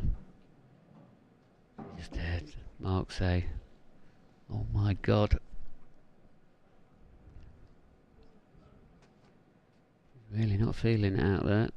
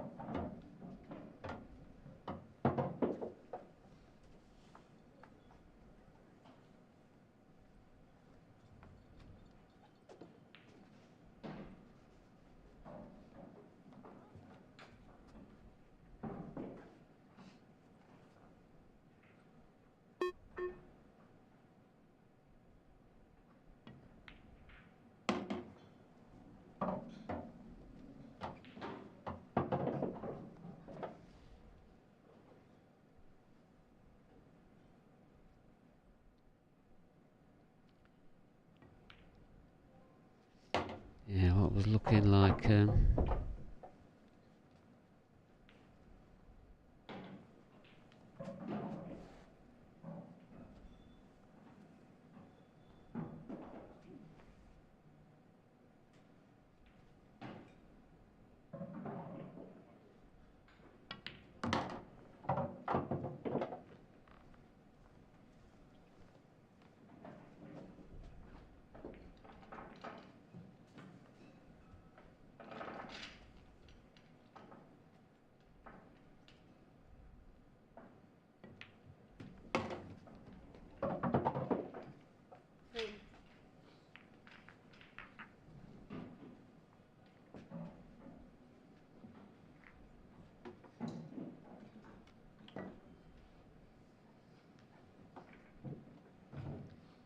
seven six now, Mark. One frame away. Is he going to close this match out now?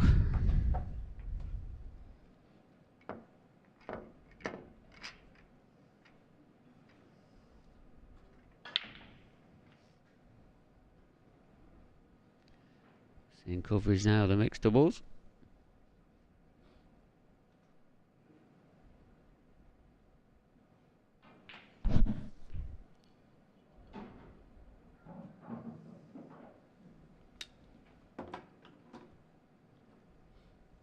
Frame 14, Mark Boyle to break, leading 7 frames to 6.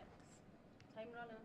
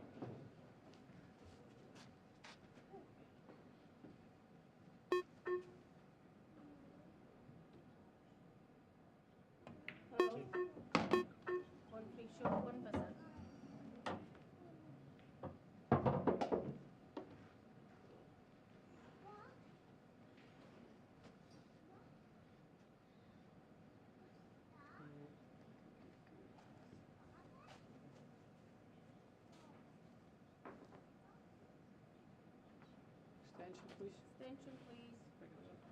Time out.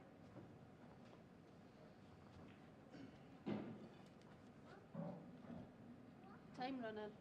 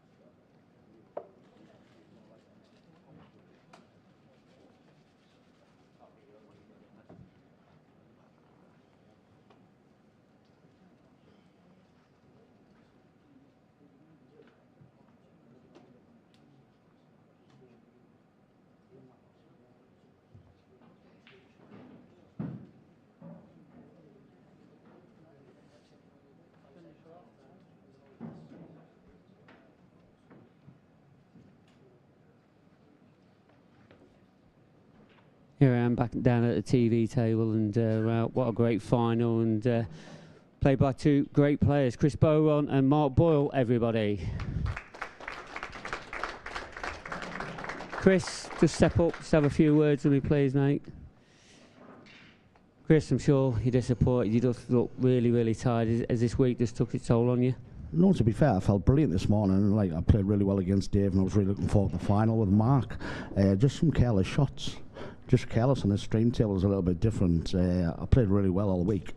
I'm just a bit gutted that I didn't turn up, because you see, Mark never gives that many chances to people, and I had plenty today. So, yeah, gutted, mate. Yeah, I know you missed a few in that bottom corner, but also, you know, you was 3-0 down against the #1 ranked player. To come back to 3-3 and really push him to the very end, you know, you got to be proud of that moment as well. Yeah, definitely. I took some big finishes when I needed to, but the problem is the easy finish was just a little bit too careless, and I've been tight all week. So, but to be fair, obviously one of the best players that's ever picked up a cue, and a great guy as well, mate. Yeah, and I'm not sure Mark's going to go anywhere too soon, is he? No. Doesn't look like he's going to retire. And even though this is a seniors event, I still think he's got a good few years in him. Should he be in the seniors event? Have we checked his birth certificate or anything? No, but he needs to win the big one, and I'm sure he will. I'm sure he will at some point anyway. Well, thanks very much, Chris. You played your part in a great final. Chris Bowron, everybody.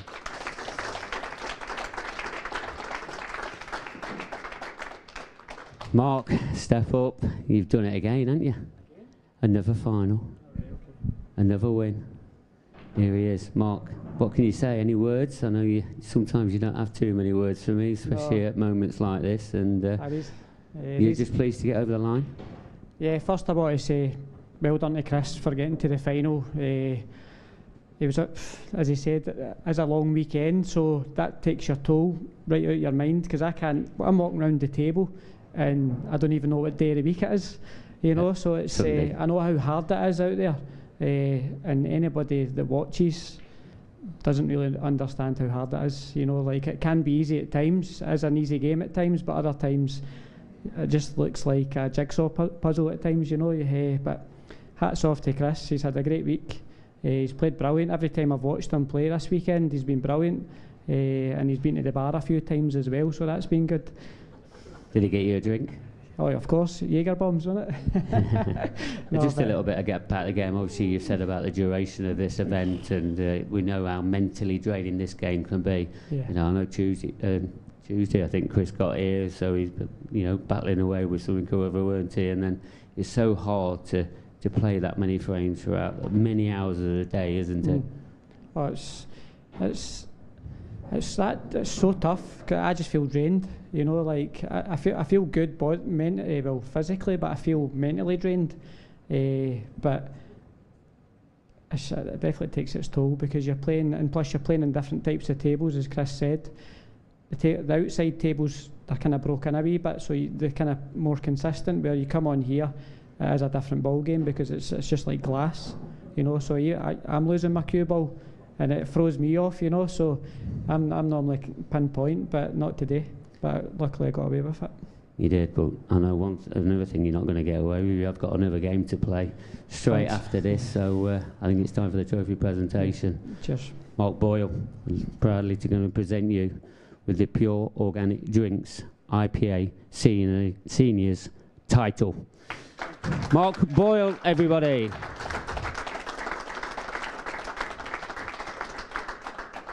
Well played there to Mark, and we're going to be up in about 10 minutes, and we'll be up with the Masters final, and that's coming next. Join us back very, very soon.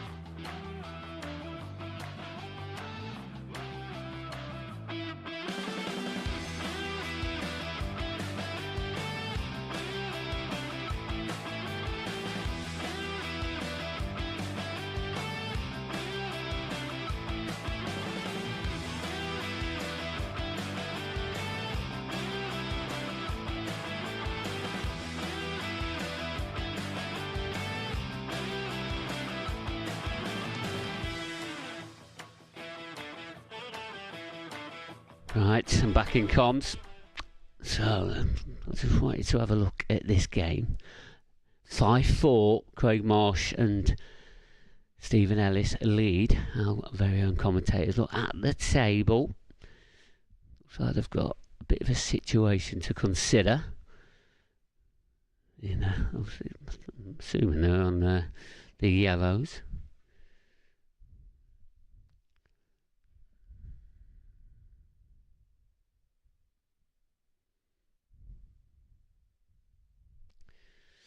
Apologies if I'm on and off of comms. I'm pretty much a one-man band at the moment, especially with these two playing, Slim and Double Davy.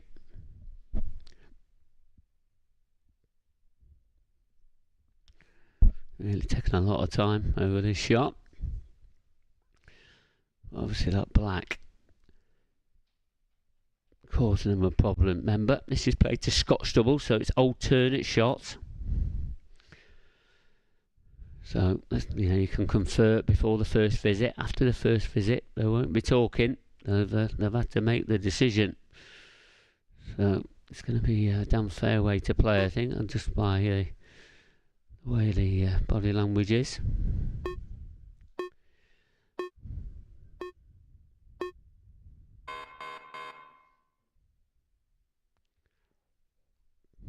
So, has he got an angle? Has he left down an angle? I think he's he's definitely got to take one over the middle pocket first. I think the only reason for that is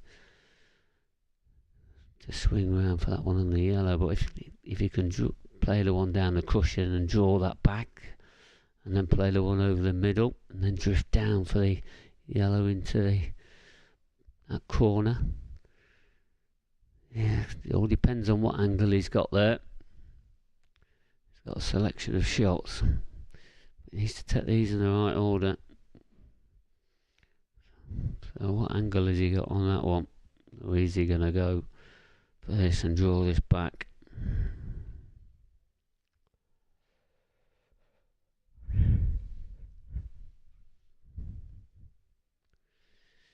Big moment in this match.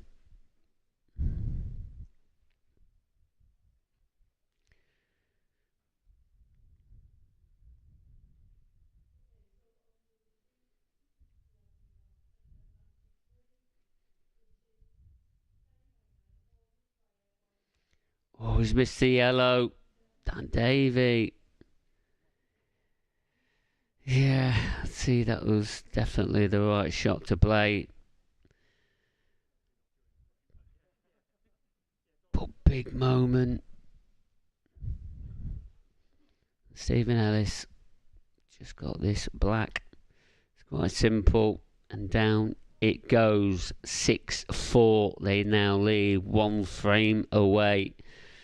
The best the two Dans can hope for is a shootout. But they're not going to be breaking in frame number 11.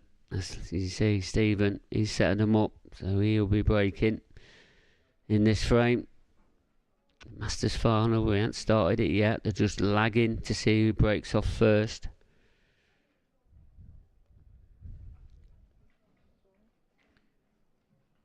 Stick with this just for the time being. So it's just a couple of minutes away on the mainstream table for the Masters final. So sticking with this one, Stephen Ellis.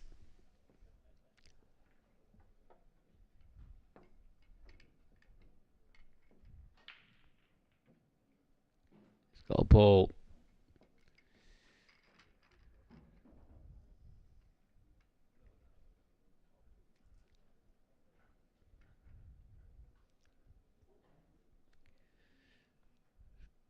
First glance at these, the reds don't look too bad. So red in that little cluster near that yellow and the black. Where does that go?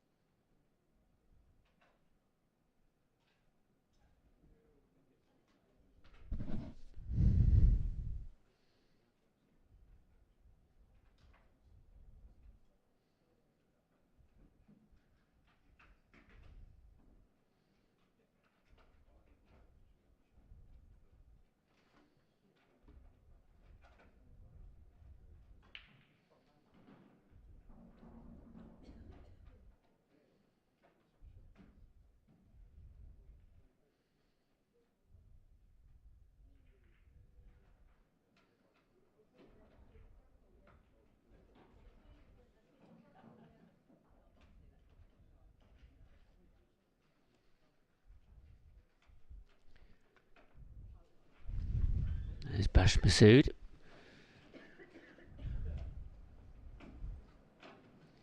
On the chat, we've got a couple, well, I say a couple, we've got some Tony Helping fans. Peter Hill, come on Tony Helping, you're a legend, and bring it home for us at the Belgrove. And Vu Trong Sun, good luck Mr. Helping. So, is there any Bash Masood fans on the chat? Or is it all Tony Helping? Sponsored by Pure Organic Drinks, race to 7 frames. Solid Helping to break first. Time running.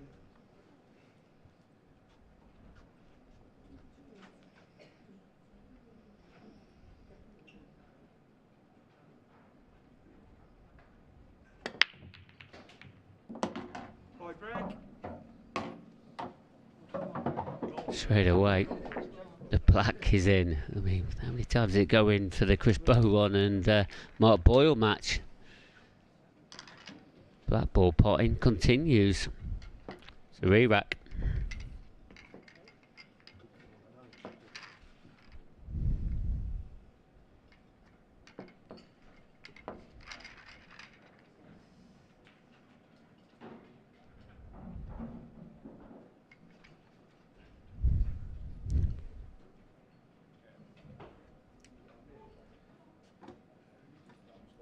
Boyd break. Tony Helping to break again. No penalty. Time running.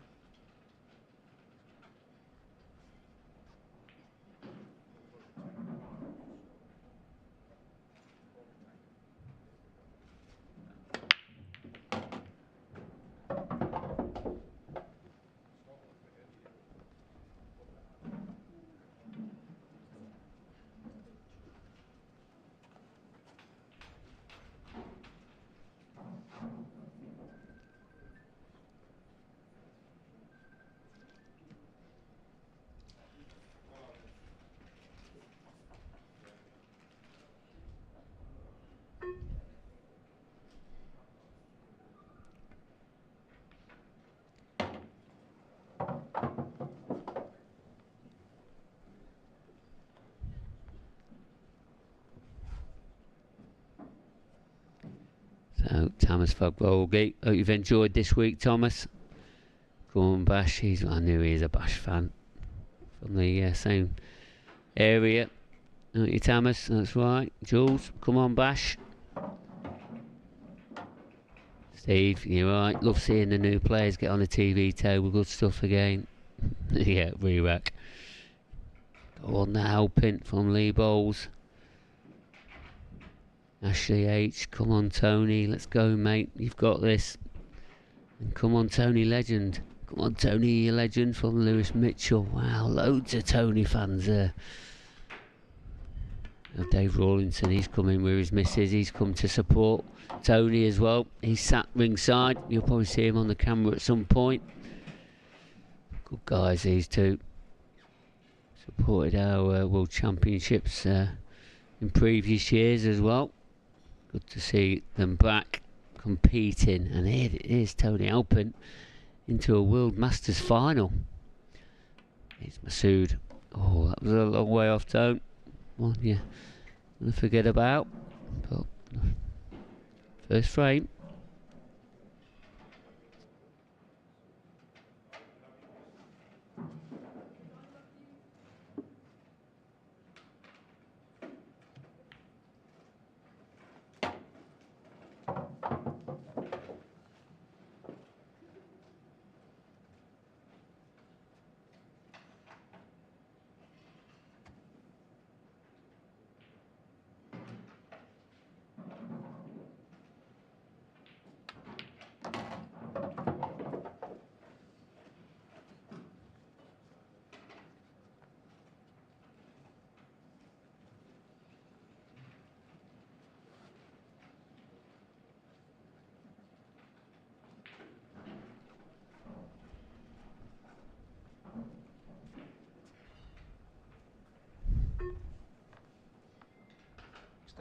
Extension, please.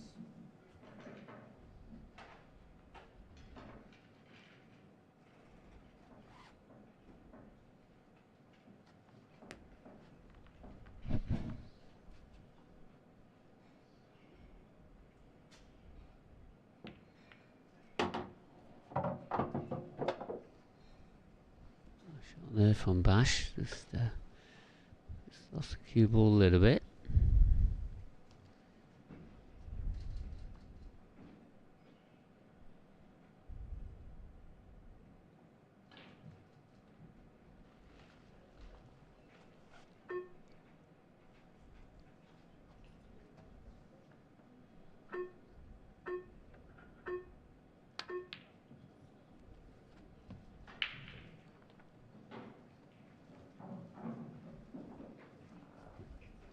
Oh, Tony, please come back to the table.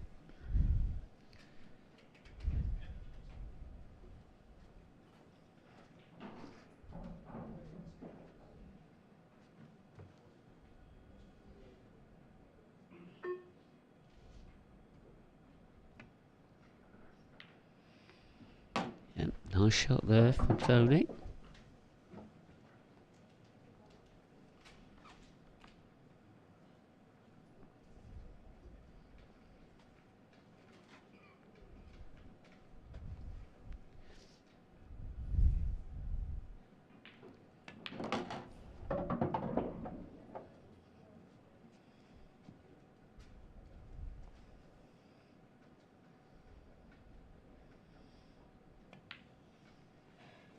Big shot.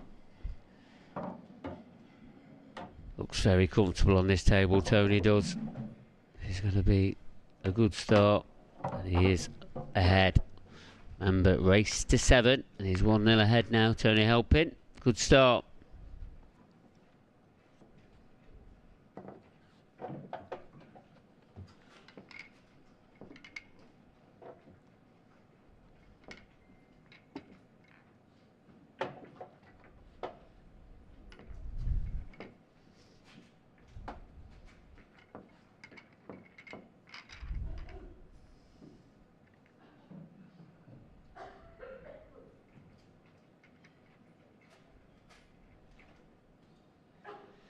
So have a look at the road to the final for Tony.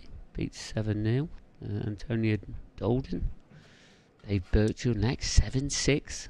Last frame decided against Dave. Matt Brannan, 7-3. Trailing 1 frame to 0. Time running.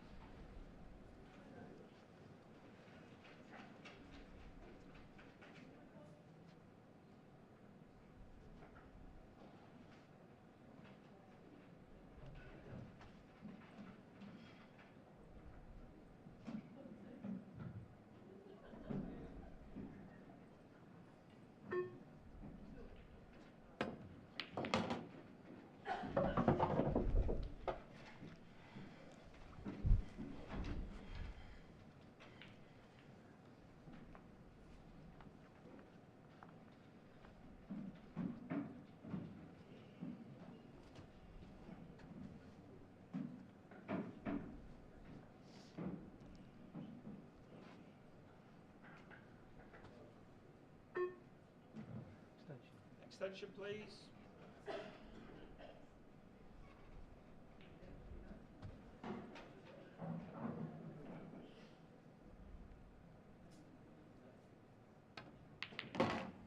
Yeah, nice shot.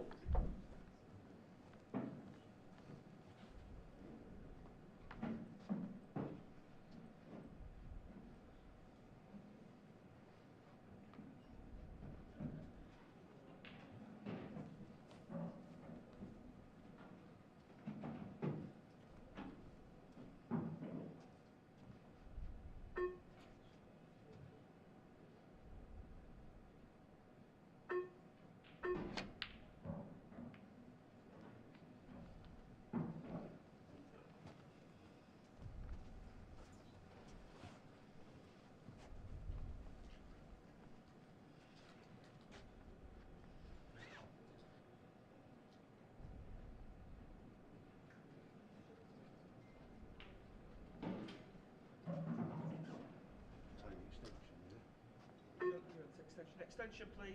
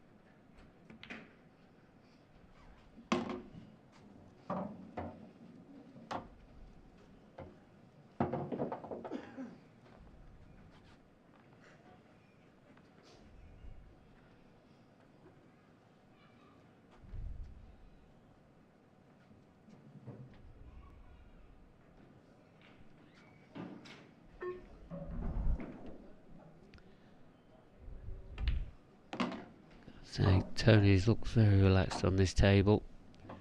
Still got a bit of work to do in this frame, but definitely looks the better out of the two players at the moment.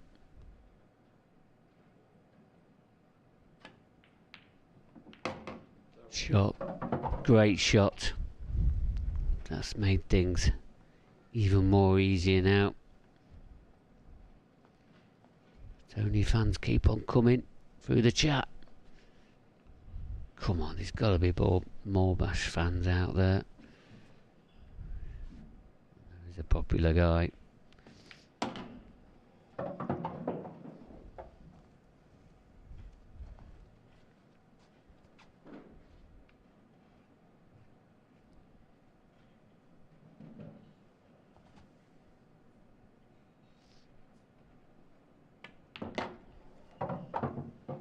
Oh, just overdone that a bit.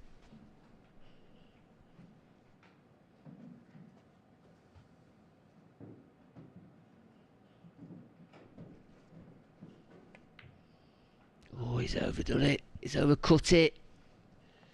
Just that, you know, inch or two just out of position.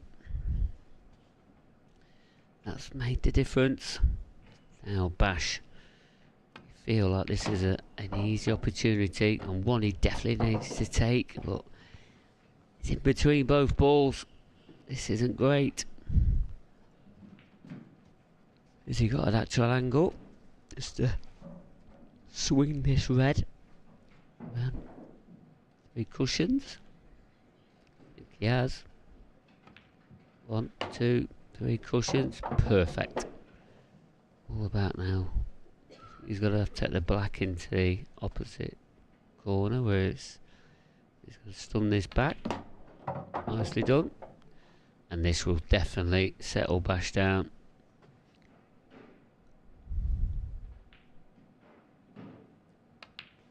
Yep, nice clearance from Bash. 1 frame apiece.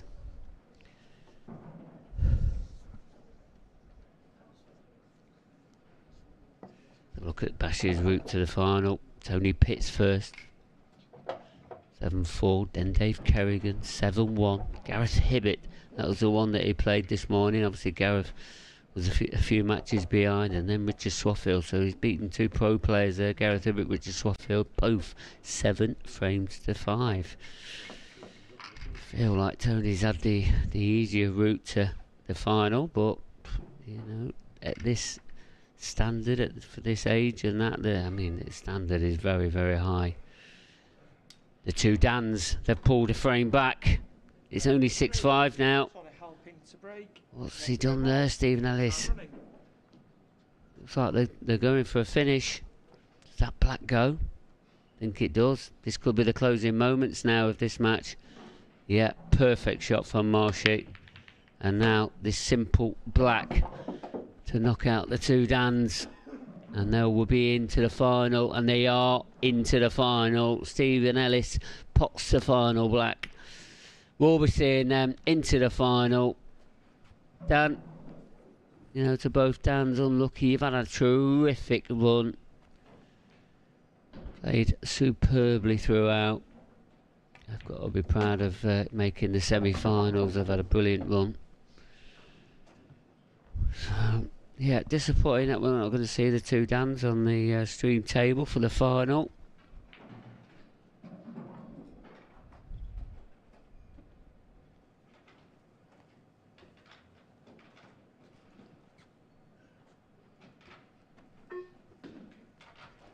Extension, please.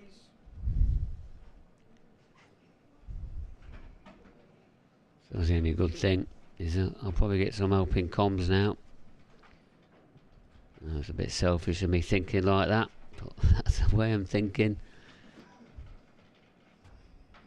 Yeah, the Craig Marsh, Stephen Ellis. I mean, it's a phenomenal pairing. Stephen Ellis is going to be a professional player next year, and we all know the quality of the Buddha, Craig Marsh. They're waiting for their opponents. Remember, I told you when after Mark Boyle won his seniors title, he's got another match to play, and he's playing in the doubles. So let's have a look to see how that match is going off. I know it was probably going to get underway at some point. Where are we at? Let's have a look. My screen's saying it's 0-0, so they have only just started. So early stages, but this doubles final will probably be our last final of the day. So we're expecting the mixed doubles to be next, and then followed by the men's doubles. So mixed doubles, we know Claire Peaty and Greg Davis. Oh, I've got, yeah, oh no, the mixed doubles is really into it. Yeah, Claire Peaty and Greg Davis, they're in it. They're going to be playing Wilson and Lauren Chandler in the final. That will be coming up straight after this Masters final. It's all shaping up very, very nicely indeed.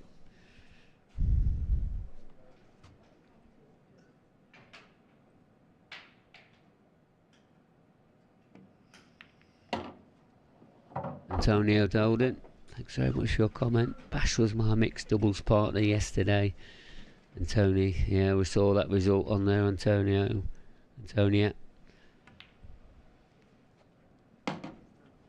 Must have had an off day if you ask me. Never knew who Tony was. Well, yeah, Tony is a good player down in the South region. He's been playing for years, let me tell you. Don't be too disappointed getting beaten by him. And he's 2-1 ahead currently in this match. A way to go yet. Race to 7.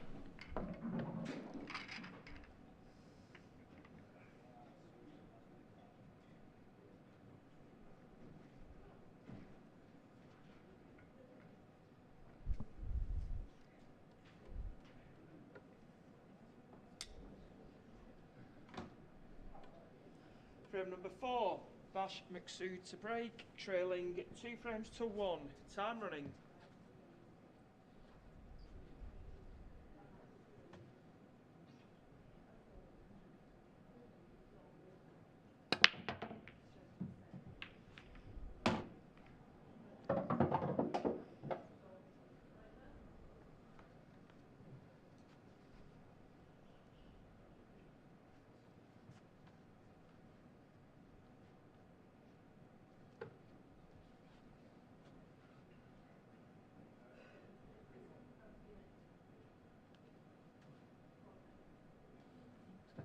Extension, please.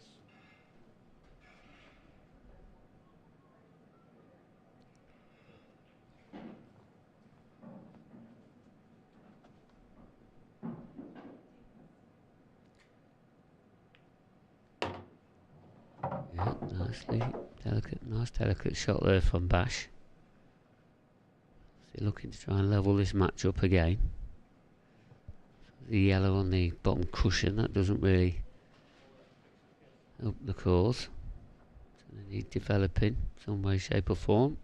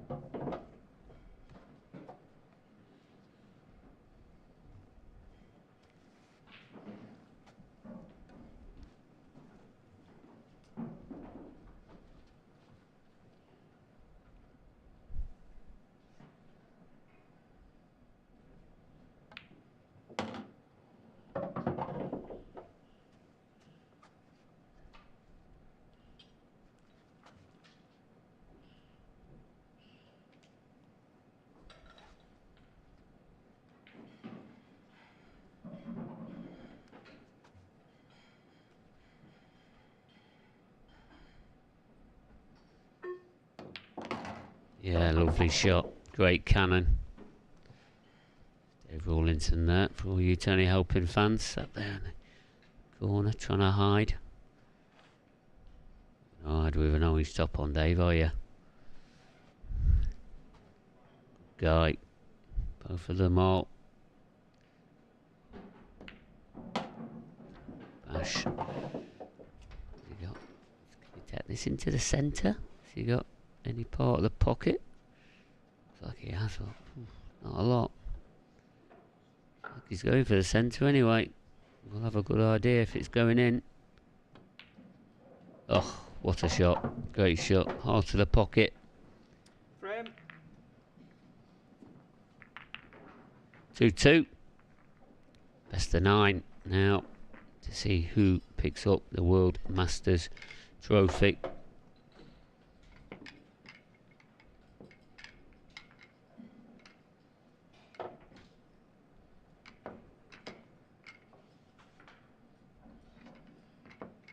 Clearance from Bash just when he needed it.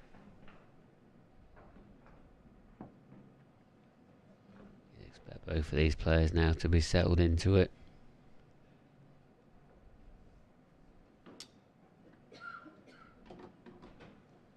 Frame number 5. Match tied at 2 frames all. Tony helping to break. Time running.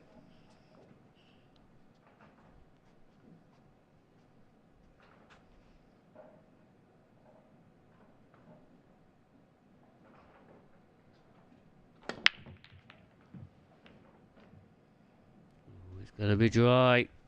Bash is back to the table again.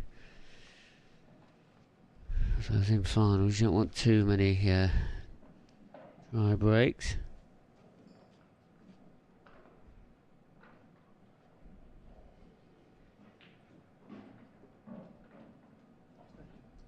Extension, please.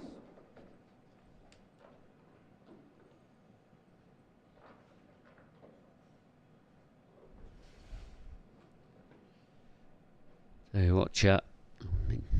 Very, very impressed with all the helping fans out there watching. Very, very impressed indeed. Share the message, guys and girls. You know, let them know that he's on. Share the stream link. Let's get a few more watching. You know, your favourite players are performing and seeing the results that they get.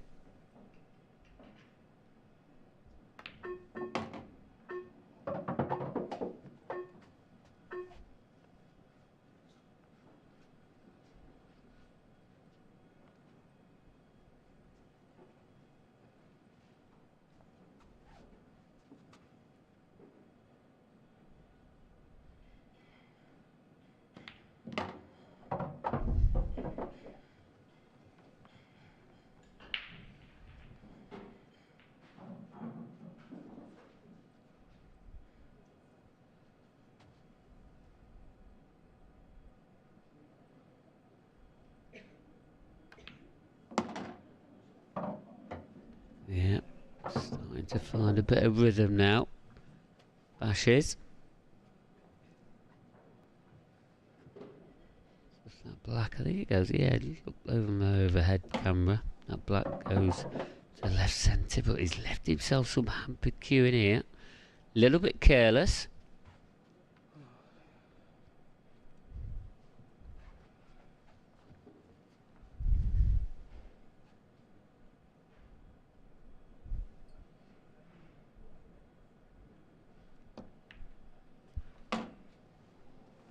Don't forget, we're now on TikTok, so beware all you TikTokers out there. Give us a follow, will you? We've only just started it last night. IPA Pool Talk is where you need to reach out to us. Go on, what's there to lose? There'll be loads and loads of content coming on that in the next coming months.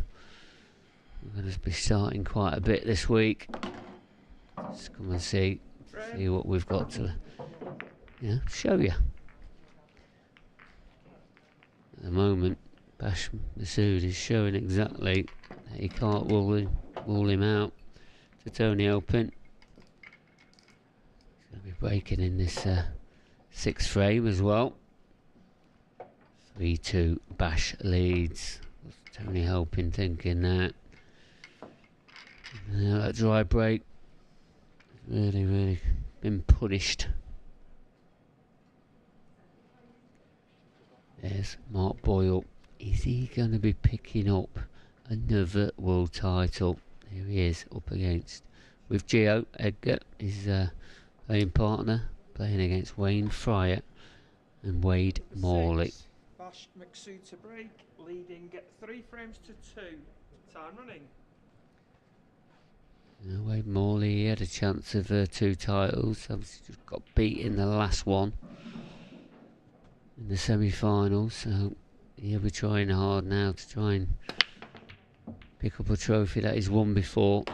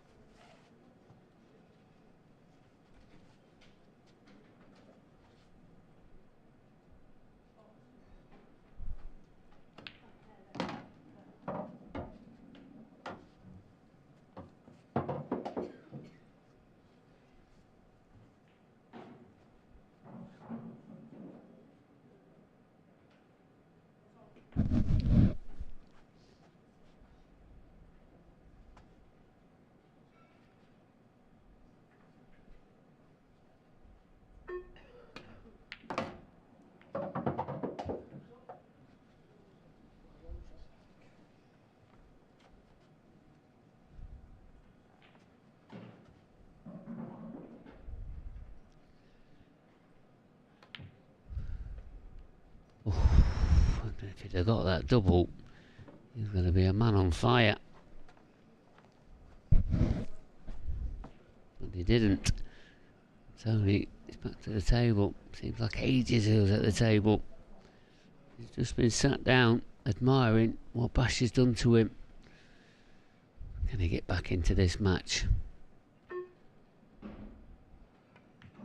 That's the opening point he's had to go past.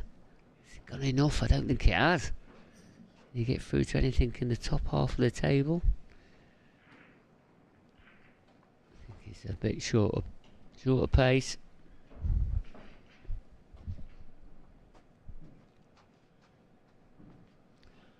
Can he get through? Does he have to swerve it at all? No, he's straight through. He's fine. Yep, good shot, Tony. So, still got a chance, but these reds that are on the cushion, still not out of the woods yet. But he'll feel like he can take these out.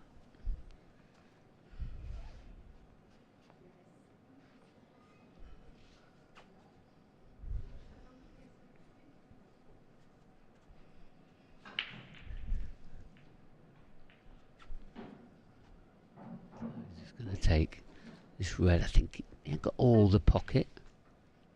Nicely potted.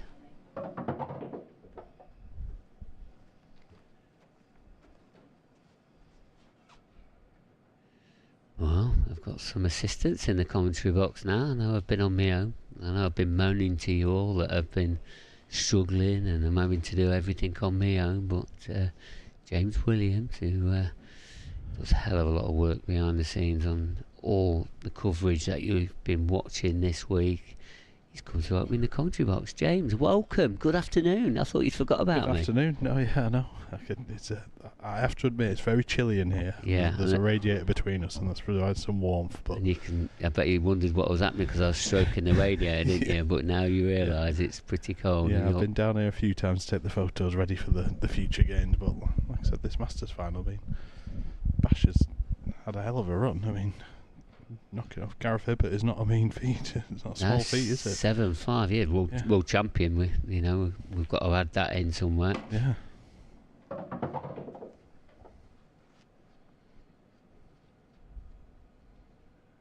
On the chat though, James, there's a lot of Tony Halpin fans.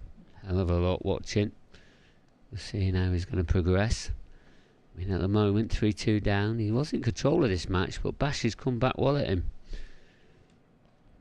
So, he's got a little bit of work to do here on these yellows.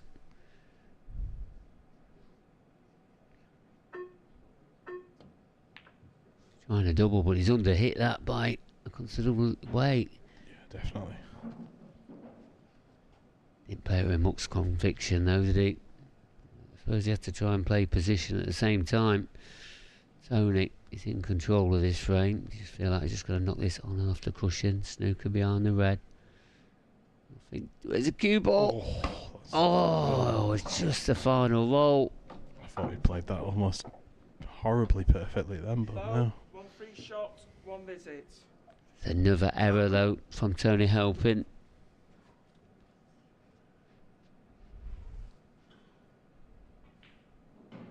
I think I need to speak to Tony after this game of how he keeps his hair in place when he's playing a shot. Yeah, you've got similar hair, you two, haven't you? Mine's got a little less grey in it. Oh, alright. I meant the lengthwise and the thickness of it. So this match does look like at the moment it's getting away from Tony Halpin.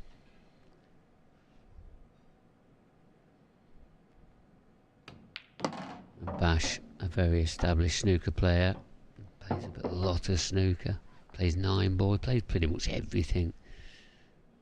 He put his eye to snooker recently. At the moment, he's putting his eye to Paul. He's ahead by 4 frames to 2. Looks like he's going to take a comfort break now. Who else can we look at? The Mark Boyle, Gio Edgar match. Is Mark Boyle going to come away with a double this weekend? Yeah, he's got a chance, but he's still got 2 matches to win. He needs to be winning this one first against Wade Morley and Wayne Fryer. There's young Gio. His first World Championships. He didn't do too well in the singles, losing the first round. It's not easy. There's so many good players out there, but he's into a World semi-final. Here he is.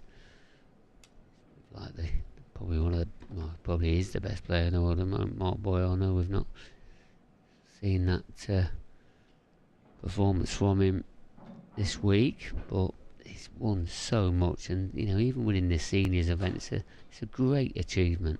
Yeah, definitely. I mean, Gio Edgar is almost dressed as a young Mark Boyle. He's got the same colour scheme. The gloves on. There's no kangaroo pouch for the chalk. Well, that might come as well. No, all the Scottish guys, they've all have a very similar look. Yeah, Dunster, he likes the glove and all of that as well. Say that Mark's not got his glove on today for this one anyway. No, he hasn't, has he? Yeah. Changing it up a bit. And a nice safety shot. Is it still 0-0 then? Is that first frame? Yeah, no, I was just thinking that. I wonder if that's just because they haven't put it on a tablet or something. Yeah, it might be. Oh, we'll probably need a referee down there. Yeah, we need to speed it up. Try and get somebody on the move.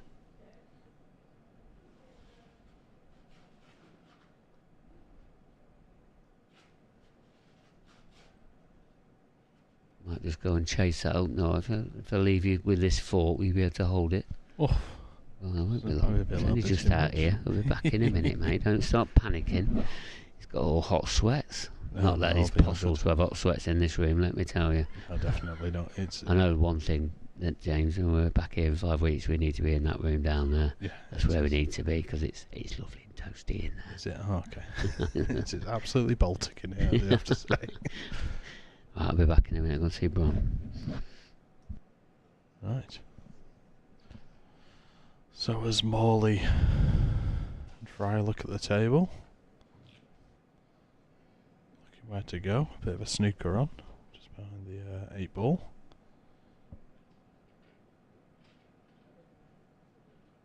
Definitely no shot clock on here just yet. I think that might be happening soon. There's Wayne. There's a quick look. comfort break on the mainstream table in the Masters final. That's why we're bringing this double semi-final for a little bit longer. Sadly, no action happening yet, just more deliberation and tactics of how they're going to play it. Nearly had a shot there. Blade Wade Morley nearly got into a mixed doubles final. Just went out in the semi-final to Wilson and Chandler. Coming up next as they play Petey and Davis. Are we going to get an actual shot here from Wayne Fryer? I think is actually the current Masters champion. So there'll be a new name on the trophy today. Frame number 7, Tony helping to break, trailing 4 frames to 2. Time running. And we don't know how that's gone. We can't see because it was stood in their way, but I think they hit it into the pack of reds as helping goes to take the break.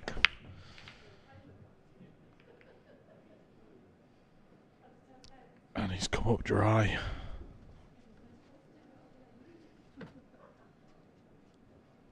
So certainly advantage here to Bash. As he comes to the table, hoping to go 5-2 up. Back now, the referees caught them on the dinner, didn't they, all together? Yep, yeah, no, I did see them as I walked in actually, so that makes sense. Oh, did you? Yes. Oh, you didn't grass them up though, did you? So I said, why have we got all these referees on dinner? Yeah. So on the move, I'm going to go and have a look at that score for us, because I know there's definitely the Scottish contingent that'll be keeping a close eye on that, and the North East. Yeah, Tony Halpin came up dry on his break, unfortunately for him. Oh God, these things are going from bad to worse for him then. And we finally got a shot from Wayne Fryer, but we didn't get to see it because we were both stood in the way. So right. So not much to report then.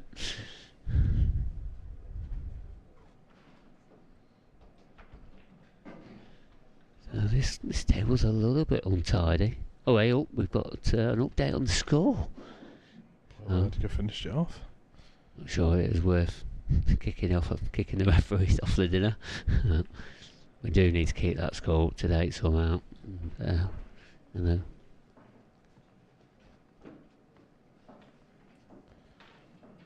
Okay, so they've updated Q score themselves. It's so actually 3-2 to Gio and Edgar.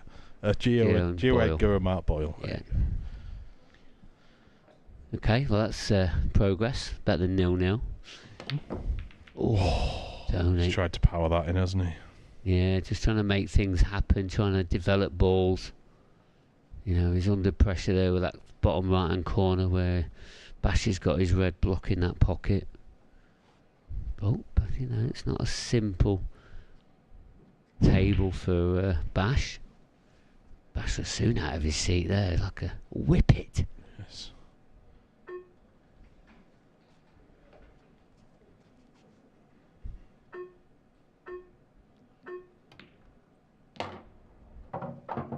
Cued that well.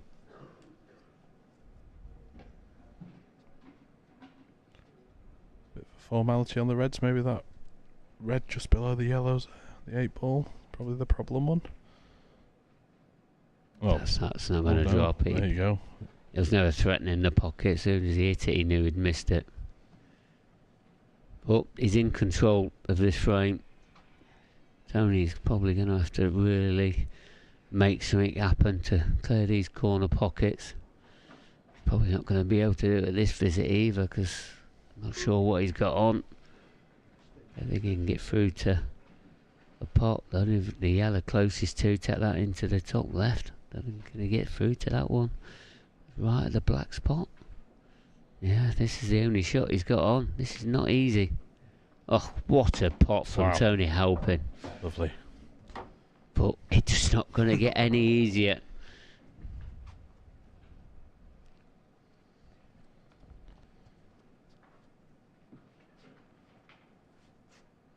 Gonna need another good one.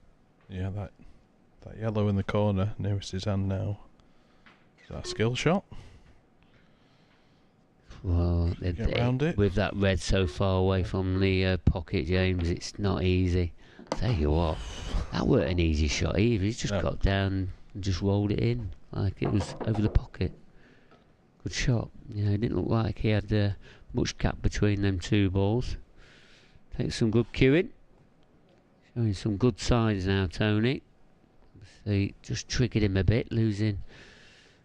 I think there was a little drop of his head after he took that shot. I don't know if he was chuckling to himself because I don't think he expected it to go in so well.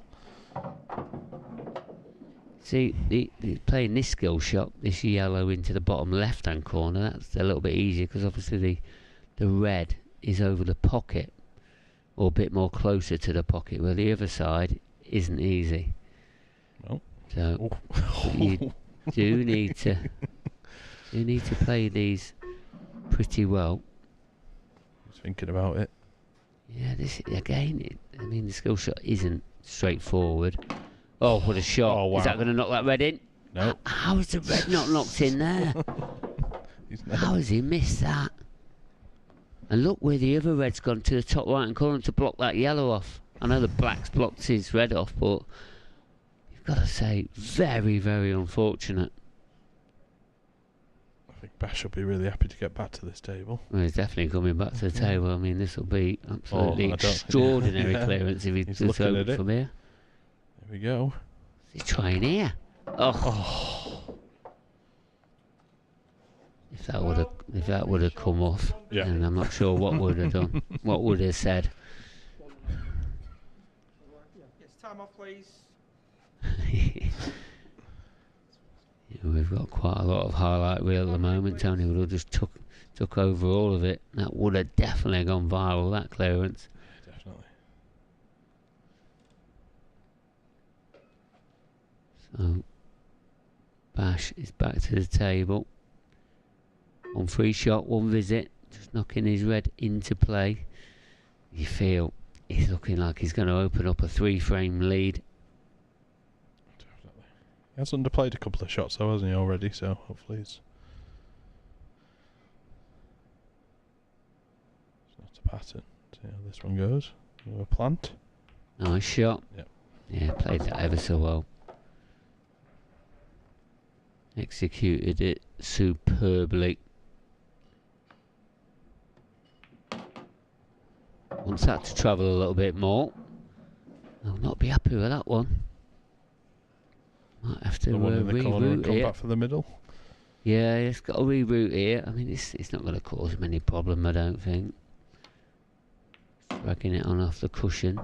Yeah, he's fine. He's fine.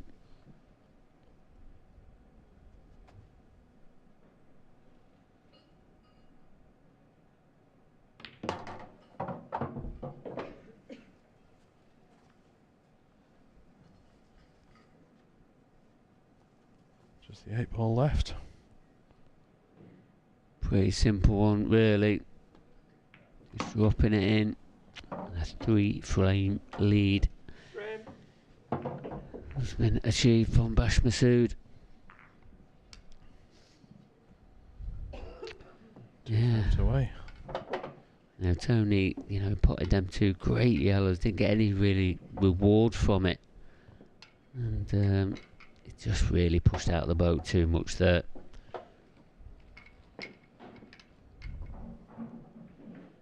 But I suppose when you are a couple of frames behind in a race to 7, you do have to try and make things happen. Sure, definitely. So when you were playing pickers, oh, here we go. I've never seen you at the table, to be fair, since I've known you. But what was your drink of choice? Drink? Yeah. Got pure organic drinks on the table there. Oh, right, yeah. What did I used to... Did that bring anything to the table? Bash Masood to break. No. I can't remember now. That if I had a water or have like a fizzy pop or... I can't... I did admire Jake Newlove's during the final with his custom-made bottle of cordial that he has.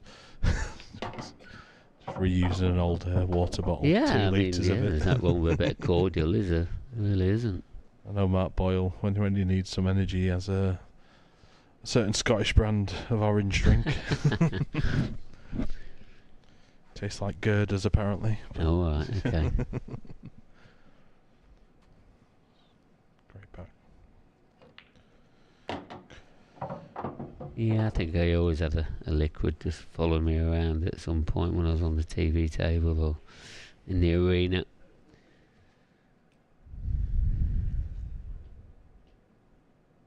This looks like an easy clear up for Bash. Is there any problem? Balls on there, Mark? No, he just looked like a man on a mission really now. Not sure how we can see Tony getting back into this. At the moment, it's just seemed to be a one-man show. He needs a ball on the next break, doesn't he?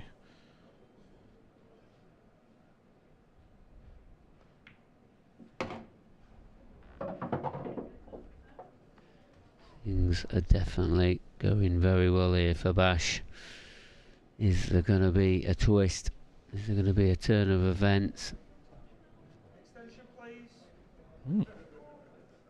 Yeah, Bash just, composing himself. Obviously feels like this is an important time, and it certainly is, because it'll put him on the hill of 6. Remember, this is only a race to 7.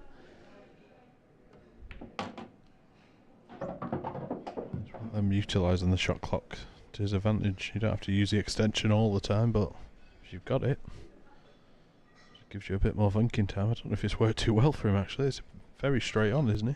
There's a little bit of an angle. Just how he gets back for that 8 ball.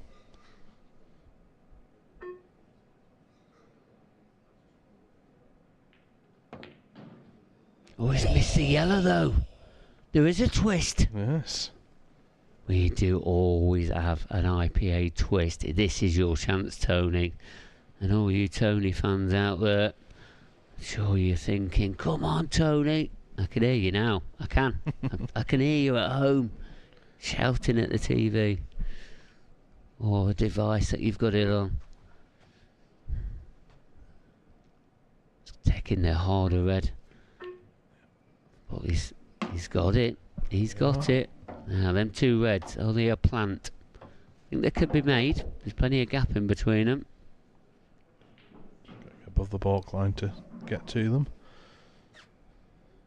He's going to go for them early, though.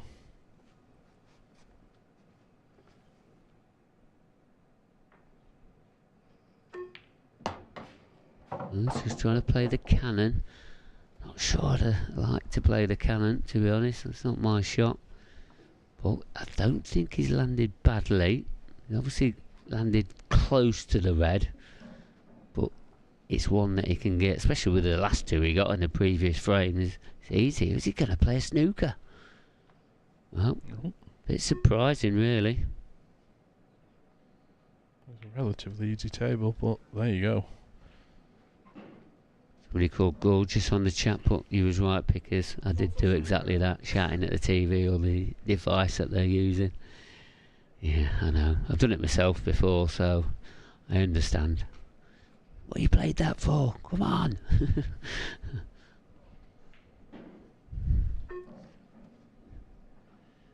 Here we go. Oh, he's asking a lot here with the cushions. Yeah. He's missed it. 1 free shot, 1 visit now for Tony. Surely Tony stops this rot a little bit, gets a frame back on the board, and he'll be breaking in the 9th frame. Time running.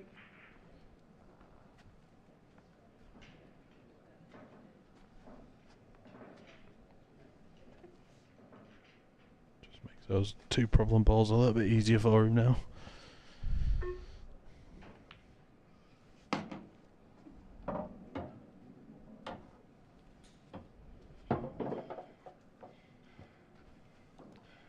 Another thing that Gorgeous says, it was nice to see Mr. Helping still has that JP Manic cue. I don't know a lot about cues, but you're saying to me you don't see many of those, so using a rare cue, maybe I'll mention that in me chat at the end. Yeah.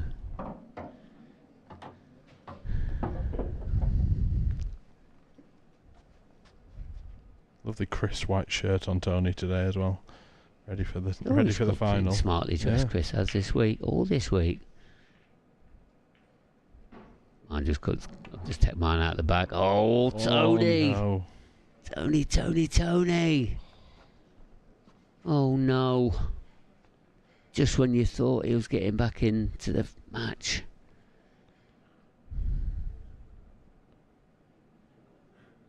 This could be it, unfortunately. Yeah. Can't be missing them ones. Missing one too many. And that is probably just down. He's been sat in his chair just admiring Bash's play. And 6-2 he now leads. Tony helping. He's going to need the remaining 5 frames if he's going to have a chance of lifting this trophy. Shake of the head there from Bash. I don't think he can believe he's got there. I think he's annoyed with that yellow miss. But just when we thought Tony was going to get back into it, that has happened. A disaster. But come on, Tony, you're not out of it yet. You never know.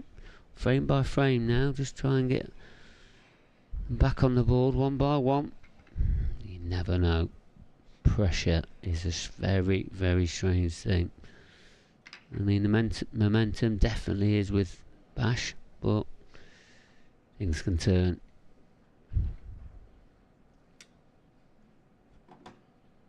Frame number 9, Tony helping to break, trailing 6 frames to 2.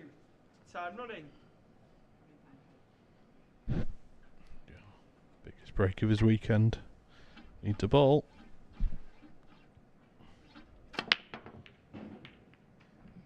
Not looking good, especially now that red's rattled. Oh, things have just not happened for Tony here. Made good contact with him. Just got to say, a little bit unlucky again.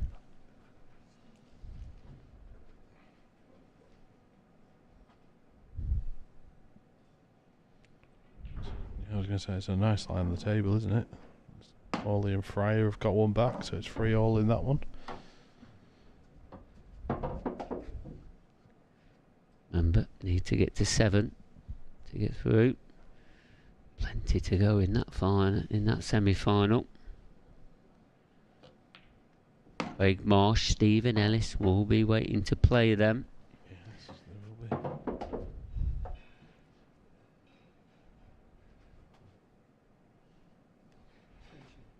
Extension, please. Stephen Ellis, about 6'7" mark. Oh, 9. Yeah. He's the tallest lad about, I think. I'll have to. I'll be doing photos of them both shortly. Ready for the final, but I might have to prop the green screen up a little bit further. Yeah, you might do. Oh, that nearly went wrong. Tell you what, we could be seeing the closing moments here of this match now. Yeah, I was going to say. I guess that red next to the yellow, that might be the only little problem, but kick that away. I think he might be able to take it now. If not, it'll be the next ball. Or at least get the yellow that's just near the white ball now. Yeah. Get that out of the way. I think he's got enough room to pot that red. I think so. I'm going to see the way that he's played that, that's fine. You don't have to take it now. He'll probably take the one on the bottom cushion, maybe.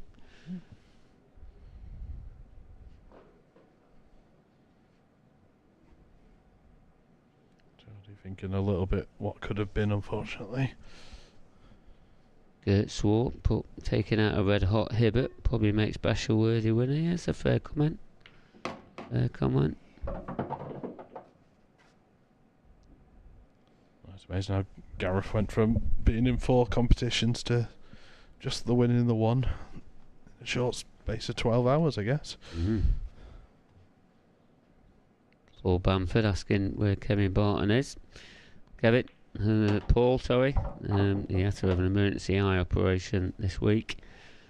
So he was here. He was planning to be here today as well. But unfortunately, he had to have that operation and he's had to go home. So it was just us. It's looking like we're now down to the final ball in this match. This black then to become the World Masters champion. There you see it. Right, I'm going to head off over to the TV arena and we'll join you in there very, very soon. Shortly, Mark. Bash McSood. Fist pumping there. Big celebrations for him.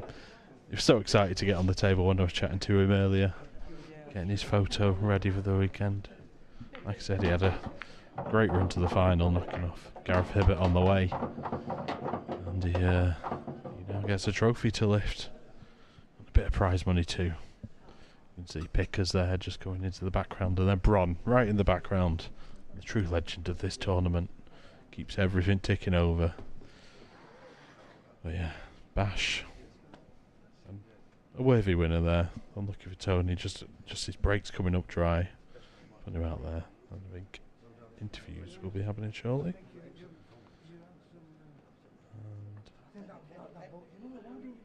just a little discussion of how the game went between them both while they wait for Pickers.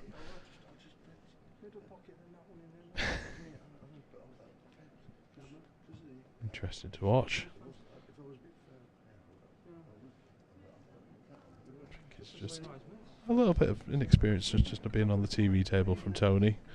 It's a completely different table for everybody else once you get on there. I'll hand you over now to Pickers with Tony and Bash. I feel like you have a few words with me. You want to talk to me?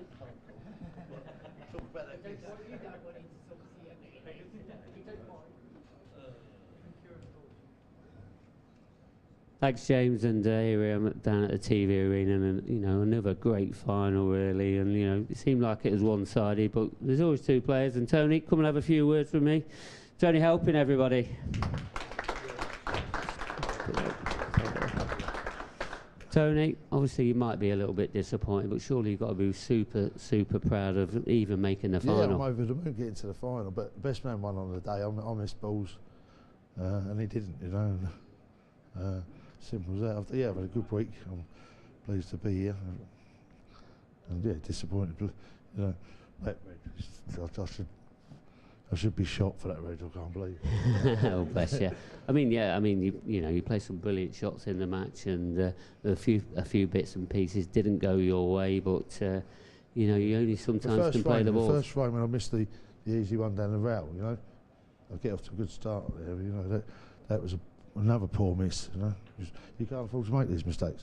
I was commentating on your match back in the back room there, and the amount of support that was on the chat, you'll be really, really proud to see all of that. Loads of people obviously cheering for that. No offence to Bash, there was a few Bash fans on there as well. But you seem to have taken all that as well, so you've actually caught the hearts of all the chat. Even Dave and his missus have all come down here. Thank you so much to these two. They've travelled all the way from London last night to come up and support me. That is outrageous. That is. There you go. What them two mean to me, I can't tell you. It's ridiculously humbling. I'm sorry to let you down. You were supposed to say no. And I know you guys, you have supported our events in the past, and hopefully you're going to continue to support them as well. So yeah, definitely. A big well done anyway, and thanks unfortunately, run all this time. No doubt you'll be back at some point. Tony helping everybody. Bash, please come up, just have some words. Bash, every year I read your posts on Facebook. You've finally done it, haven't you? Finally, about time I won something in 8-ball, because I've been dabbling in and out of it for many years. And this World Championship is a dream, isn't it? I'm a decent player, but I just don't produce anything. I just play, I can lose to him tomorrow. When I play well, I know I can beat anybody in my mind, and I proved that today, because to beat Gareth and from being behind, I just didn't miss a ball, and Richard's in the semis. So I think I peaked at the right day in this whole week, and my confidence was high, and I know that I don't miss much when I'm playing well. Yes, tell the audience you've already played 2 games this morning. Whether that helped you it did, a little bit, made a little bit of an advantage. It just keeps you in tune, doesn't it? So I'm really pleased I won. Just a message to Thomas. keep them coming, keep them coming, keep them all coming. he knows what I mean. A little bit about the game. I mean, you can have a few words about Tony in a minute. I mean, the way that you went about it, I mean, Tony put you under pressure straight away. Did that really just trigger you to try and motor on? Because, you know, once you did get motoring, it was hard to stop you. Yeah, sometimes when I'm behind, then I start playing well because I played a bit too casual, but I've given it a bit more thought this today. And Tony was a bit unlucky. He's had 3 good breaks and potted nothing and left me a finish on every time. So the game's brutal, isn't it? Sometimes it goes for you, sometimes it doesn't. So, you know, I think I handled it well, considering I've never played on the TV table. Got used to the times today, 3 matches under the clock. So it really puts a different perspective, and you've got to quickly think, you know.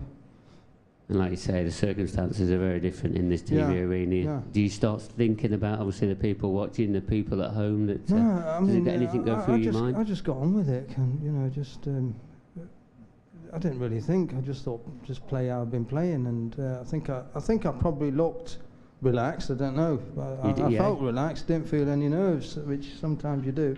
So I just played what I'm capable of, and as I say, I'm glad I won some. In the end, because we've been coming here years, haven't we? Well, you certainly have won something. I'm now going to give you the trophy. Cheers. You have become the Pure Organic Drinks World Masters Champion. I told Bash you. Bassoon, everybody.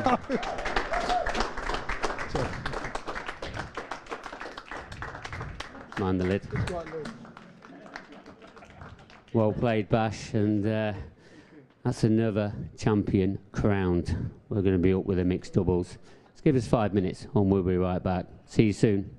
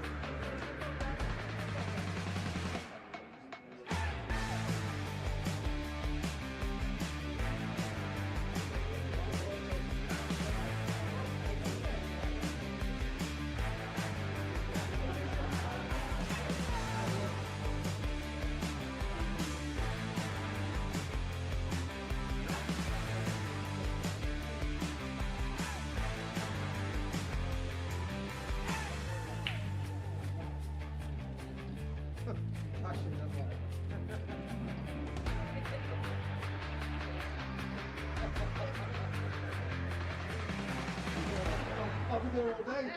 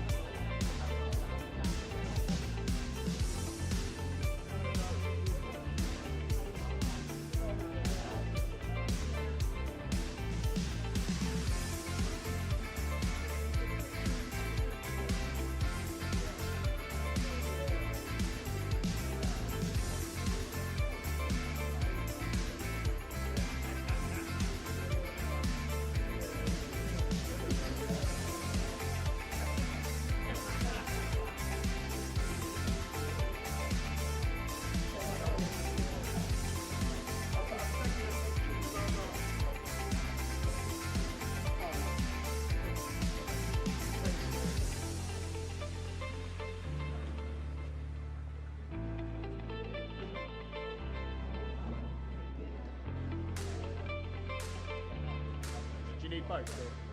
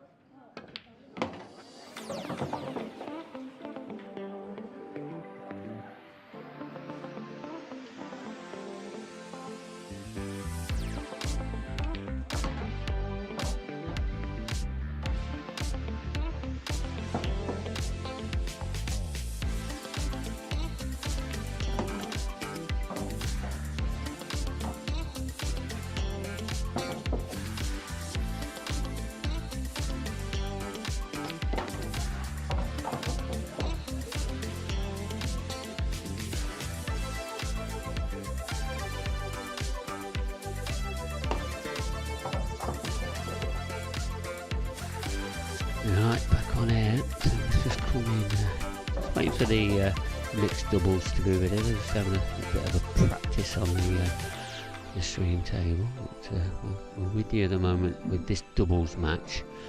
Joe Edgar at the table. Here's Mark Boyle. Not sure what the score is. I've not been keeping a close eye on it recently. No, it was 3-3.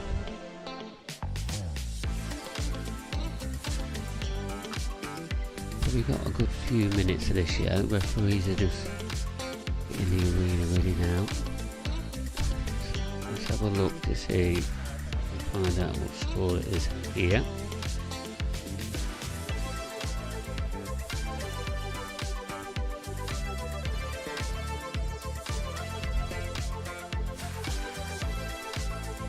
So this is still going on. So looking at that, it says Wade Morley and Wayne Fry is at the table now. They're 4-3 ahead against Mark Boyle and Joe Edgar. I've got a feeling though it's probably, it was 3-3, so is it 4-4 now? Well, I suppose at the moment I'm going to have to say it's 4-3.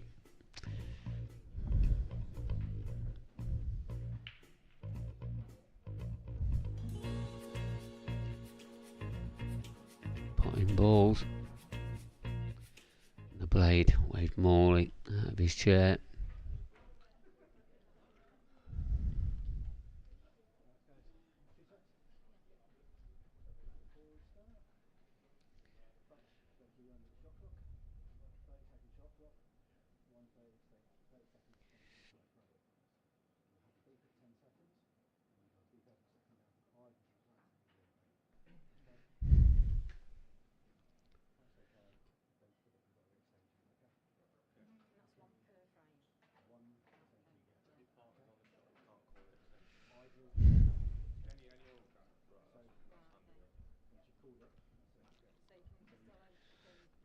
Yeah, Scott Harris on the chat, he's telling me it's 4-all, so thank you Scott, I thought it was.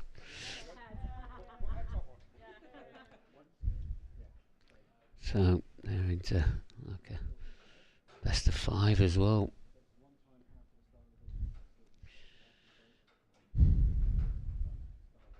Yeah, Swart taking out Red Hot there, but probably makes Bashel every winner. Yeah, you've got to say that. I mean, you know, beat Gareth Hibbett this morning, then beat Richard Swaffield.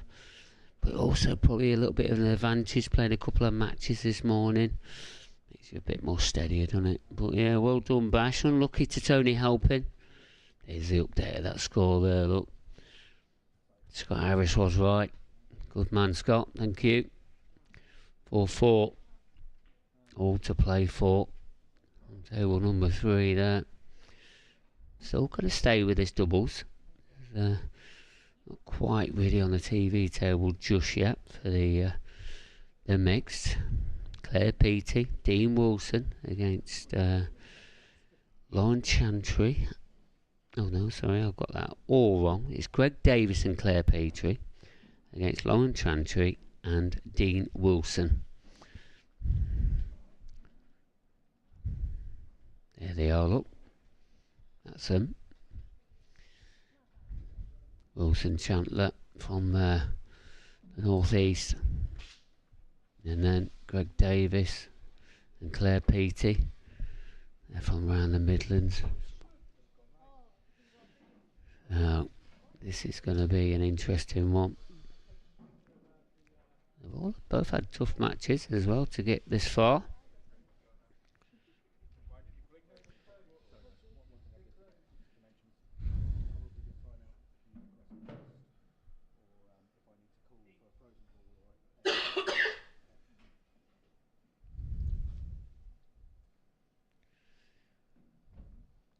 On the score now, I've got 6-3 for the doubles. Well, I've been told it's 4-4, and the updated score was 4-4. On the device, it's telling me it's 6-3 to Boyle Edgar. Anyway, I've given up with the actual score on there because I think it's 4-4. So looking like this mixed doubles just about to start. And another thing that's just about to start work is Dan Fairway. Dan, Where have you been? Oh no, we know, So you we know where all I've know been. where you've been. There's no need for that. We all know where you've been. Good to see you back, mate. Unfortunately, you know, was hoping to see you on this table tonight. Yep, same here. But I'll try not to be bitter when we get to the doubles final. No, you'd be very neutral, won't you? Absolutely, yeah. Mixed doubles final. These are always fun. I like the mixed doubles.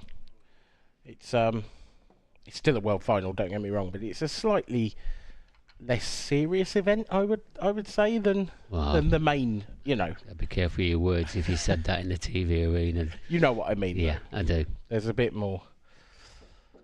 I think all the doubles are a little bit more fun. Yeah. You know, there's a little bit of a team element in, even though there's only a couple of you. I think there's a little bit of a team element. It's a little bit more relaxed compared to the singles. You know, I think obviously it depends who you're playing. You know, the game that me and Dan have just played against Marshy and Steve Ellis was you know, we were cracking each other up all the way through. It was a nice atmosphere. And hopefully this one can be played in a similar spirit. Doubles World Final, sponsored by Pure Organic Drinks. P. Wilson, very good player himself. Wilson Chandler to Lauren Chantley. first frame. Chandler. Chandler. Who are you backing for this one? Pickers? Well, I mean, I'd like to say Greg Davis and Claire Peaty. You know, Claire Peaty, she made that open final here in Newcastle at the last tour. Greg Davis, you know, he's got an option to turn pro, which he is now taking. Is he? That's yeah, good. which is exceptional. Like to avoid him in the amateurs again. But we just know how good these North East players are. Yeah. You know, Lauren and Dean, they're exceptional players, and they've had a tough run to get to here. So it wouldn't surprise me if they go out. I mean, look at the way they're starting off here. They just seem to be gelling. Lauren had a good run in the singles as well. It's a great break, that is. No surprise to see him in the final. No surprise. So, key shot is coming up in a shot's time. It's going to be all about the angle. Directly behind this is Lauren fine. leaves Dean. Yeah, this is. Well, it don't matter directly behind it because you still play it on and off the cushion. Just it's all about pace, this shot. Yep.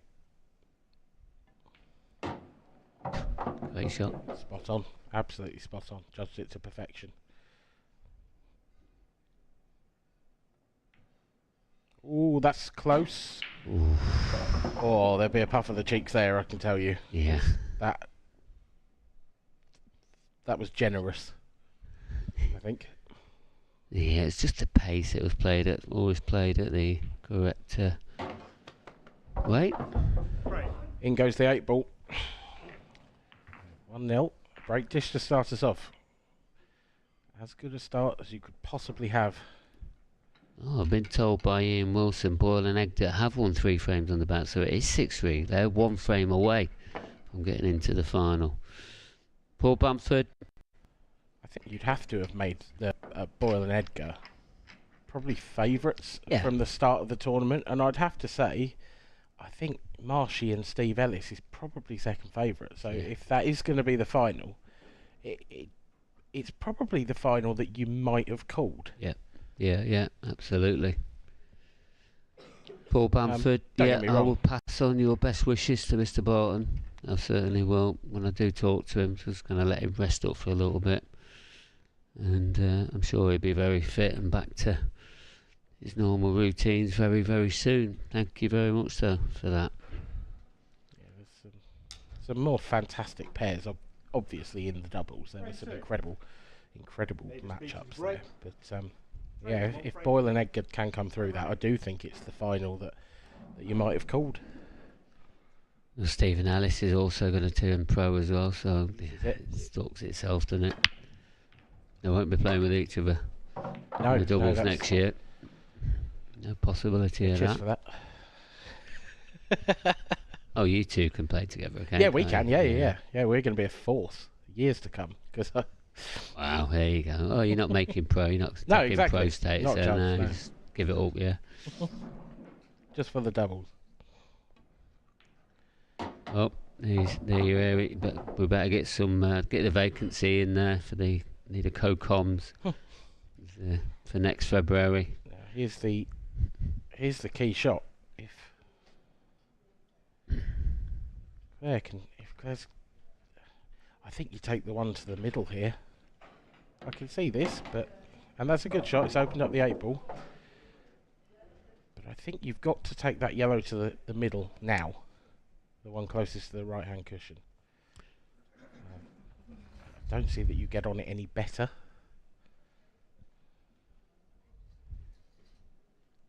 Yeah, this is the shot. Needs to bump the red out of the way, not get snookered in behind it. And that is perfect.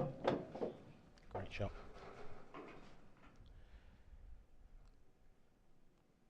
So now Claire just needs to leave Greg a little bit low.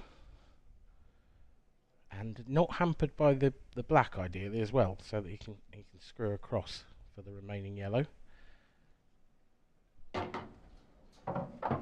Again, I think that's spot on. There's a gap for the cue between 8-ball and red there, so Greg can get to the bottom of the cue ball. Might be a bit straighter than he'd want, because he's kind of got to stun through the gap between the two reds, you feel. If he tries to screw it back, he's dicing with death. Big shot, this.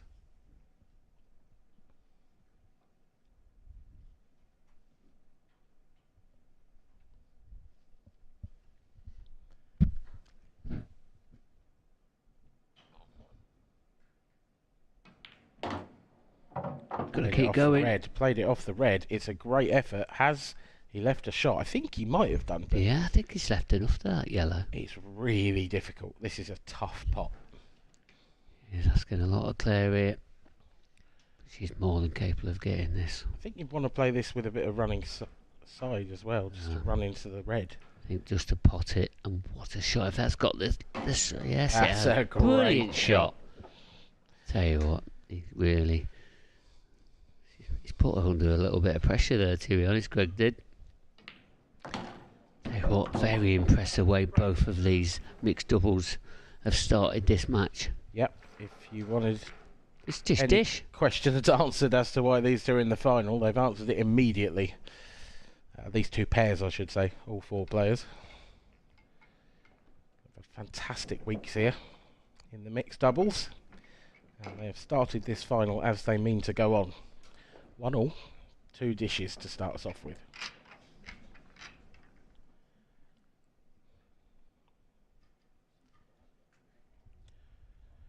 Race to 6 in the mixed. No penalty shootout in this format. No, just the ruthless way in it. Would you like to see a penalty shootout in the mixed? Is that something that's ever been up for discussion? We've never done it, to be honest. It used to be race to 5s, so they have increased over the years. I think I'd just love a shootout. Yeah, because you've won a few, that's why. So they are a bit ruthless at times, the old shootouts. Another superb break, this time from Lauren Chandler. Really got hold of them.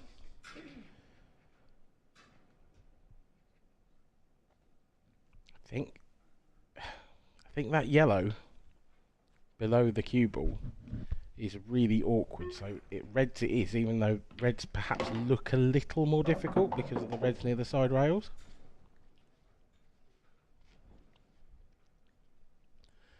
But what you would say is there's big pressure on this clearance, because now that one of those reds is out of the way, the yellows are really easy.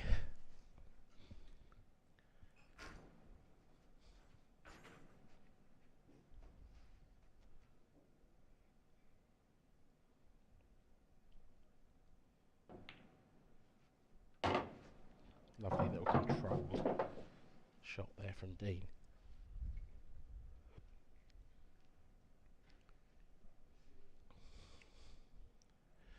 options here, but you'd think perhaps off 2 cushions and around the back of the red. She might screw across. That's dangerous. And I don't think she's anywhere at all. I think Dean is in trouble here. He's got a thin clip to the left centre, and that is about it, with no guarantee of position afterwards.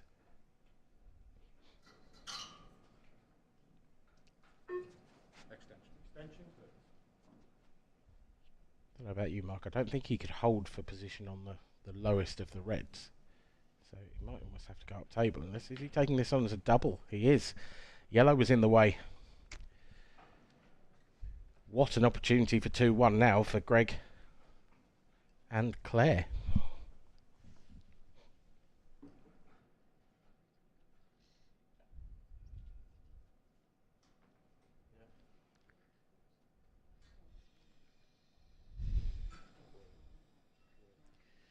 Yeah, looking at this, obviously, just going to drop this yellow in. Just going to drop this yellow into the middle. This is the tricky shot. It's all about the angle left here. It's a lovely angle to try and screw through the gap between 8-ball and red. It's the braver way of playing it, but if you get down there, then it's the last good shot you'd have to play. If you don't take that on, I don't actually see how you land nicely on another yellow, because they're all sort of covering each other in the top half of the table. Yeah, I think this is the only way. Unless, draw it back and get on the far cushion and that. I know it's gone through the gap. Has it come out? That's pretty good. Oh. It's not perfect. I think Greg might have to play a good plant here. He could play the yellow he's closest to, and maybe if he really digs into the cue ball, he'd hold the white on the red. But deciding that's too risky. Yeah, like that shot. Played the lovely plant. Yeah, played that really nicely. And now Claire can just top that one in balk through. Okay, she can go this way too. It's a bit straight. Now Greg's probably going to screw on and off the side rail here. Has to be wary of the red in the middle of the table if he's going to do that. It's either that or he just leaves a long pot for his partner. He'll try and get close to it. Yeah, that's a great shot. Done it well. Judged beautifully. This 8-ball for 2-1. It's been a really high standard match so far. Just the one error. Yeah, from Dean, just for that double, really. It obviously just swung off a little bit wider. Yeah, I mean, arguably the error was the shot before. It was wasn't a great positional shot. There's Wayne Fryer at the table. Mark Boyle's enjoying life. Look at him. He's even Gio's laughing as well, obviously chirping about something. Well, Mark and Gio were playing next to myself and Dan when we played Ross Fernie and Kieran Kay, and they were clearly had a good rapport, and I think that's really important in the doubles. And I think, again, Craig Marsh, Steve Ellis, exactly the same thing. So I'd expect to see quite a lot of banter in the doubles final if it is those two pairings that get through. But of course, Wade Morley and Wayne Fryer still have something to say about that. But if they are going to make it, it is going to have to be via the penalty shootout.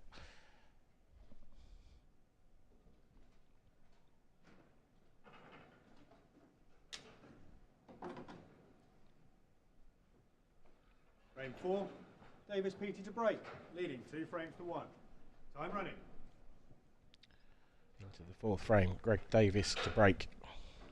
He's got a good break on him, as Greg. This time it's a cut break. That cue ball was tracking towards the right centre, So but it's going to go in there. Got blocked off, and he's made a ball up to the top right. But this is a really awkward table.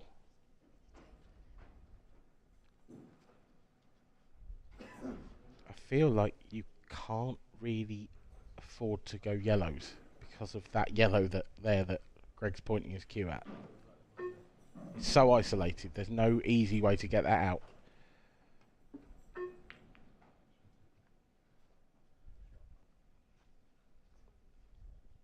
I'm not quite sure whether that was an attempt at the plant or just almost turning the table over. Because the thing is, if you sort of force your opponent into reds, maybe they feel like that might be their best chance of winning the frame. Almost turned the table over and said, we don't want it, you have a go. Just return the favour.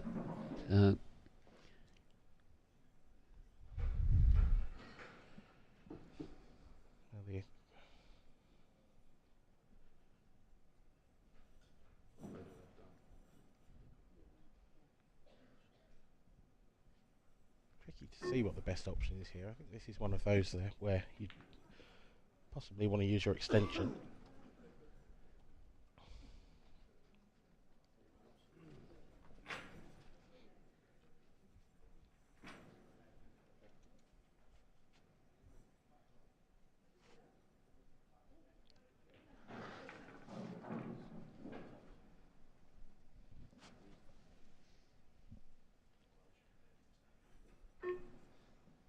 Nobody wants to go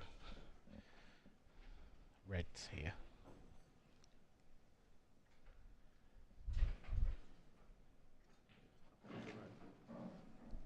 But equally, nobody wants to go yellows.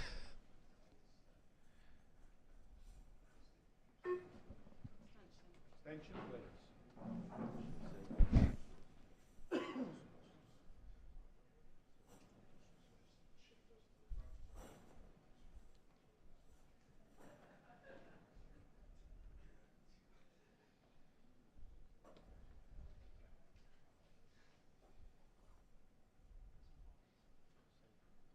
Yes, remove it. Yeah, 2 for you, yeah.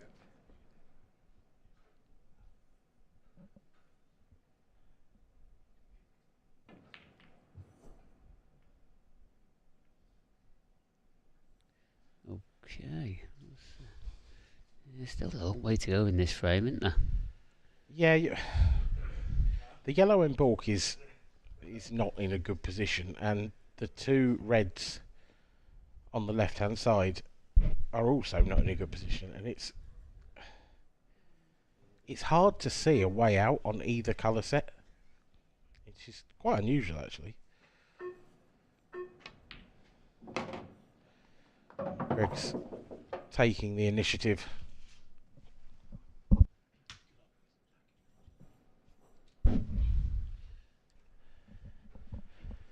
He's decided they can't mess around anymore. It's time to have a go.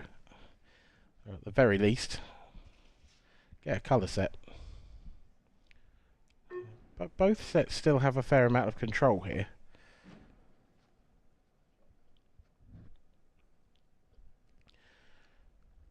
The only problem, I think, for Greg and Claire is Dean now can just open up all the reds, because that yellow is still in a horrible position. Yeah, that's not a bad effort either. No, I think what Greg and Claire need to do probably is find a way of getting another yellow into balk. Well, Greg's just decided to get it out now. Had a bit of a touch there, I would say, because that red near the 8 ball did go up to the top left, and now it doesn't. So that's going to require some attention. Oh, that's a beautiful shot. Yeah, it's a perfection. Yeah, Lauren Chandler nailed that one. Just wanted to cover the pocket. And I make reds a pretty strong favourite from here, Pickers. Yeah, obviously just that red on the left hand side, and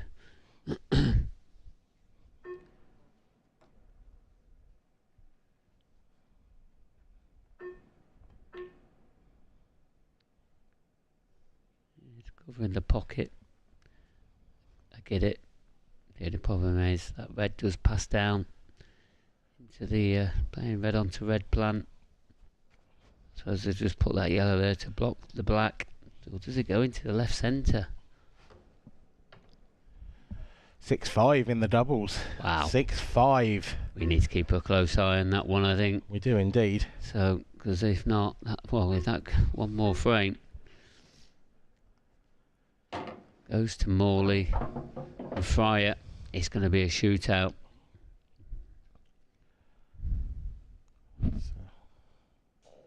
Chance for you to get your Tom Hardy impression out. Yeah.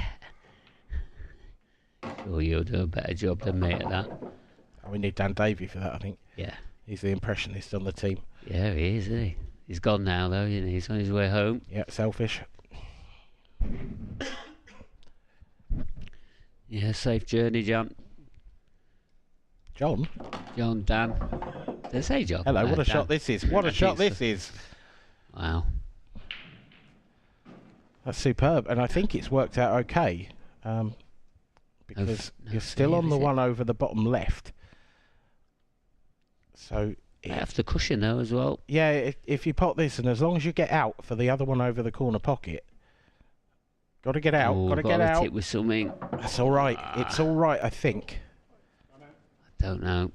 I don't know. I think it might just about be okay. Cushion first. It's not perfect by any stretch of the imagination, but I think you go cushion first. I think you can clip the red in, and if you get the red, I think the natural angle will leave you on the red next to the 8 ball. Oh. But you've got to get the red, and that's a big error. That's a bit tighter than we thought. I mean, it was obviously tight. Another error. Half expected him to perhaps try and bend the cue ball slightly. But,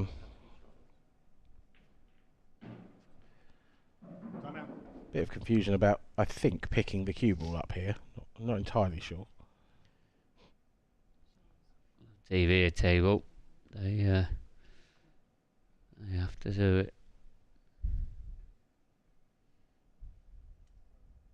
Yeah, the referee. It's the referee's job. If you want the cue ball, you have to ask the referee.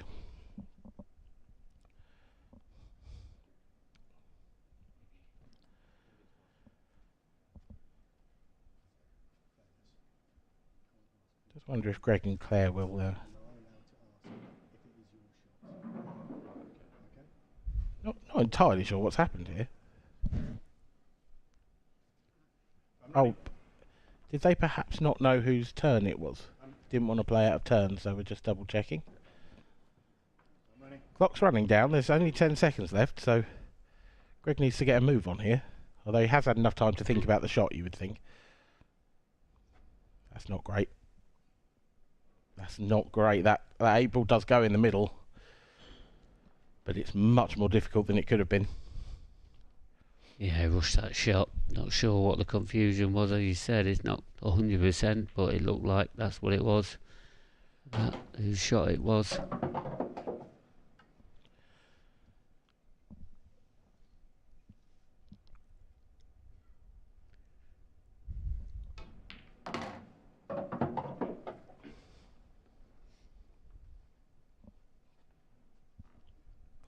The key shot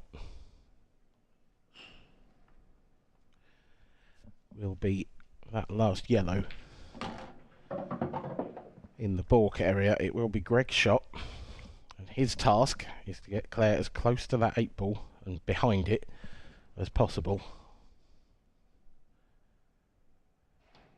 I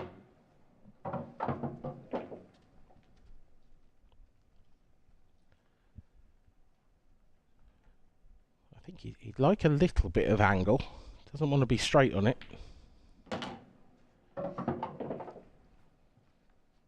Might have liked a bit more than that, Mark, but I don't think it's too bad. I think you play this with a chunk of running side and you're going to get over that direction.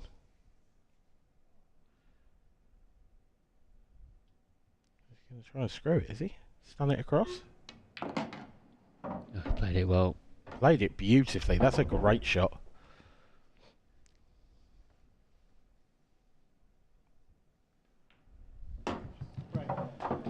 Very, very good indeed from the pair sat on the right of your screen there. You've had an excellent start to this IPA World Championship Mixed Doubles Final. Now then, we're going to play a little game of Guess the Pocket. This is Mark Boyle earlier on in the doubles semi-final. So you've got 5 seconds. Guess which pocket this yellow ball ends up in. We all know which pocket it should go in. Here we go. Watch this one. This is in the doubles. Ooh. Oh no. That is thick. Absolutely thick. And there is table 3. Once again, Mark Boyle is prowling around the table. Oh, and if he's on yellows,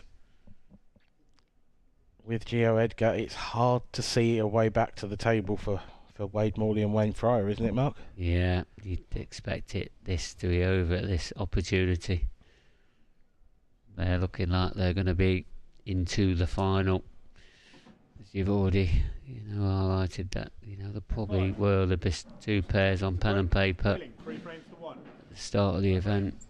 No offence to anybody else that's entered. No. There's some unbelievable pairs, but yeah. Oh, got into that, Dean has. Great break.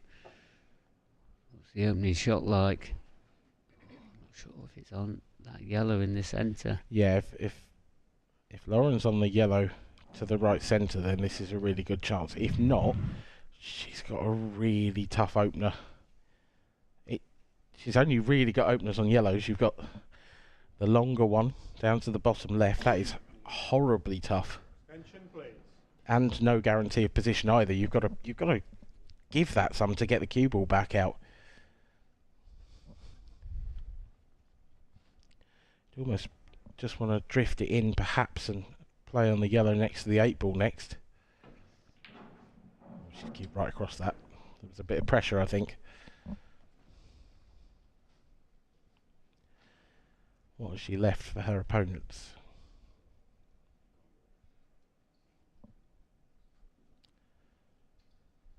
Obviously the easiest yellow is the one towards the bottom left, and that's the way it's going.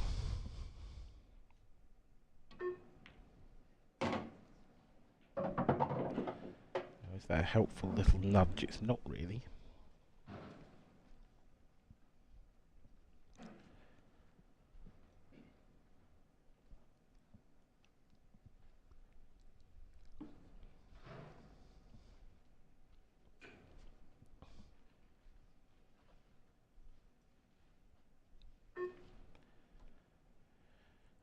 A really tricky spot here is Claire, and I think she's shutting up shop.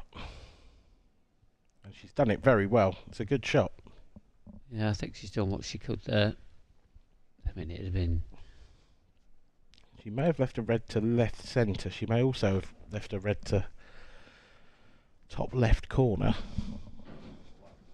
It was difficult to block both. Yeah, it really was. If this thin snick goes, then do the other reds open up as well? He's gone for the double. So obviously they didn't go.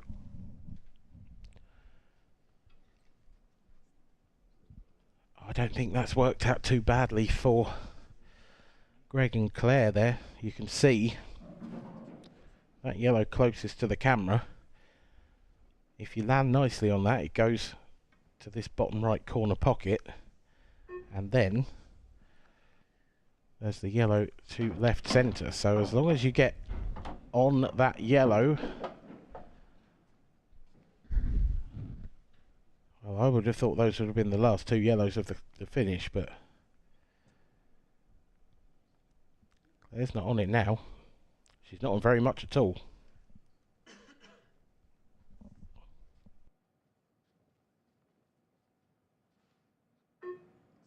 Attention, please.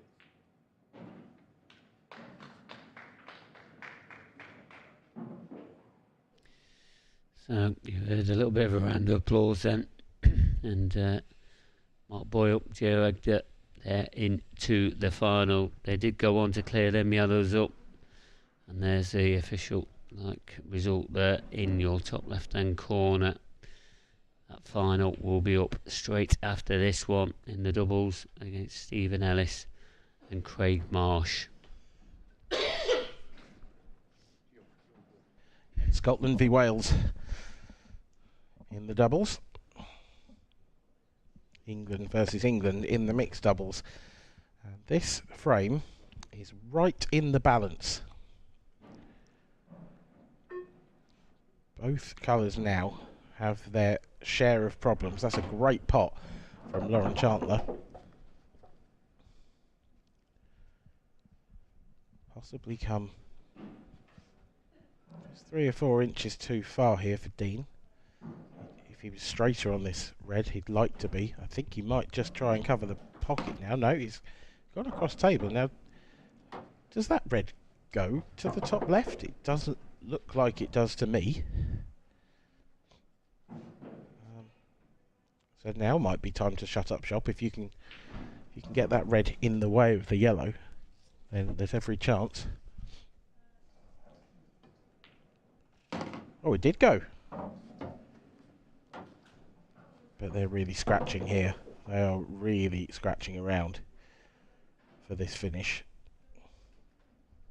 Dean's got a horrible little cutback to this pocket closest to this camera.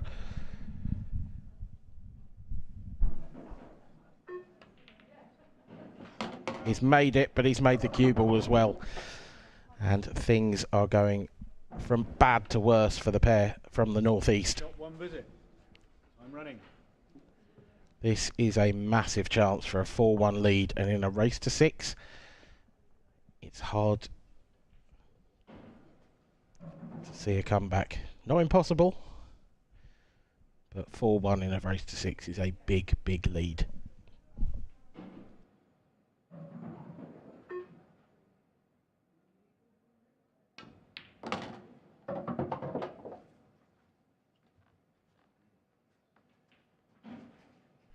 Terrific pop there from Greg. Left a horrible little shot here for Claire into the centre. She might turn it down. She's going to. She's going to go up table first. Needs to swing this round and finish nicely on the yellow to left centre. That is possibly a little bit straight. Greg's going to have to force the cue ball across table here. Oh, and that's, again, it's a fraction off perfect.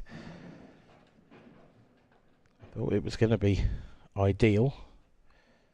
But it's still not a bad angle to drift across for the 8 ball. And it has dropped just about, but there wasn't the most confident piece of cueing there. And now Greg is left an awkward 8 ball. Really close to this blind pocket. Screwing into the red to hold the cue ball. Absolutely plumb. Right in the heart of the pocket. And we move to 4-1 now for Greg Davis and Claire Peaty. They are really in the driving seat in this mixed doubles final. The 5th and penultimate World Championship trophy to be handed out this week. The men's doubles will be the last. That will be next on your screens. Contested between the Welsh pair of Craig Marsh and Stephen Ellis and the Scottish pair of Mark Boyle and Gio Edgar. We cannot wait for that. That's going to be a great game. But we've got a great game on our hands here as well.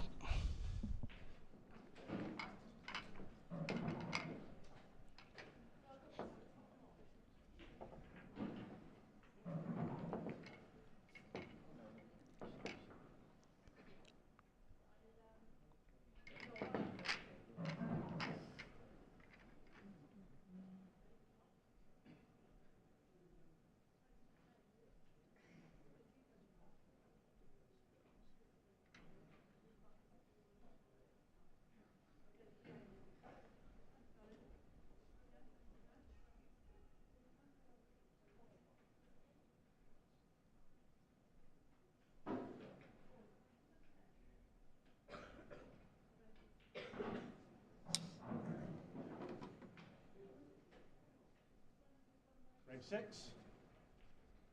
Davis Peaty to break. Leading 4 frames to 1. Time running.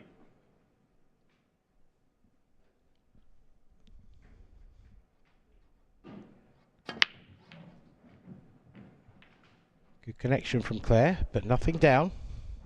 Oh, I say nothing down.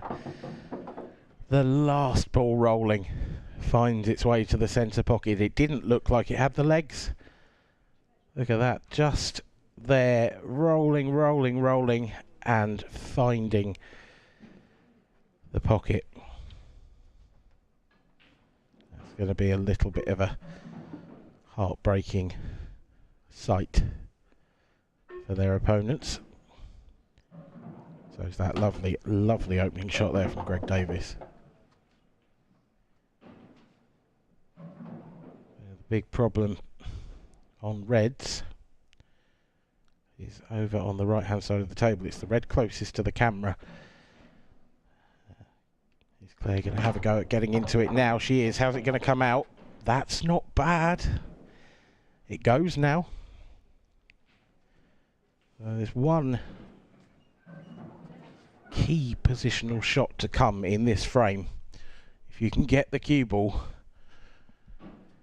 really anywhere between those two reds at the bottom of the table and fairly close to the cushion,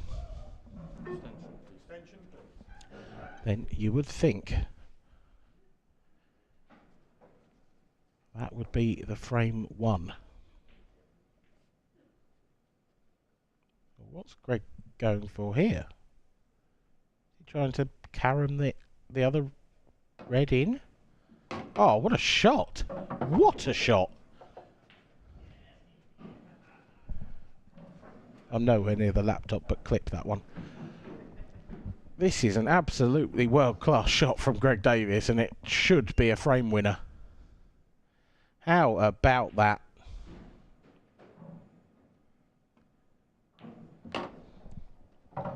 I knew you probably were, but, you know, it's nice to keep you on your toes. Yeah, it's not quite over yet. Greg's very straight on this red to the centre. Got to screw back for the red on the balk line next. That is ideal. Lovely shot again. These two seem to be making light work of this mixed doubles final. They haven't really put a foot wrong yet.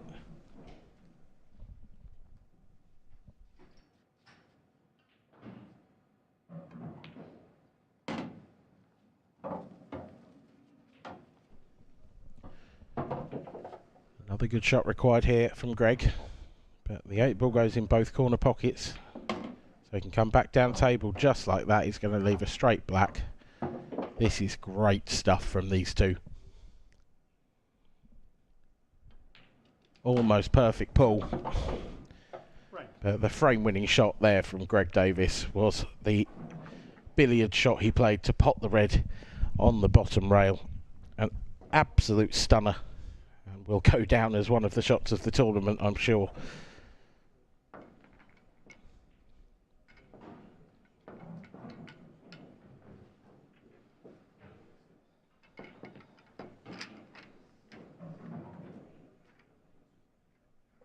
Five 1 in a race to 6. Time is running out for Dean Wilson and Lauren Chandler. Another look at the shot of the final so far. An unbelievable shot, that really. Frame 7. Under all sorts of pressure as well. If he didn't get that, then the yellows were... Time running. Yeah, they weren't too bad.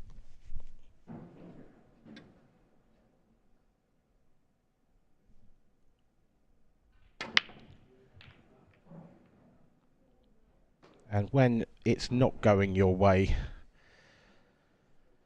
it's just not going your way. You've got to feel sorry for Dean and Lauren here. They've played so beautifully to get to a World Championship final. But if Greg and Claire carry on the way they have been, then You would expect this to be the final visit of the match, because all the reds are in the open. Case for yellows as well, but the two over on the left hand side are a bit awkward.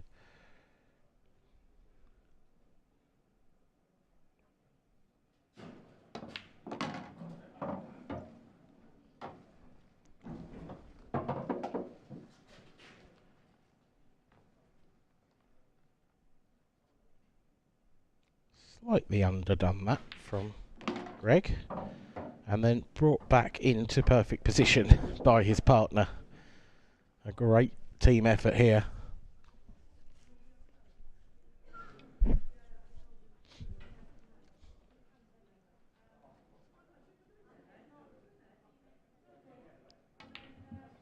Oh, Greg Davis, what have you done? He has thrown one in there.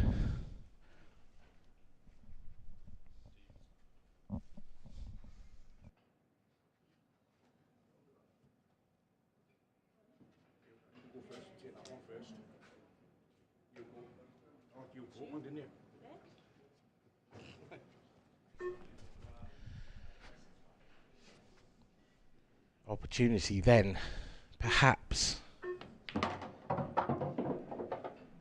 Dean and Lauren, can they put the cat amongst the pigeons? Well, not with that shot.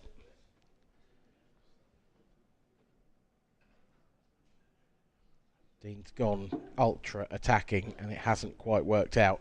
I don't think there's any kind of a pot on here at all.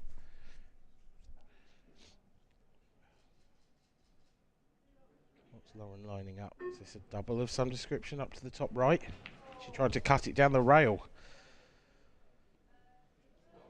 I think that was the attempt, but it was a horrible shot to have to go for.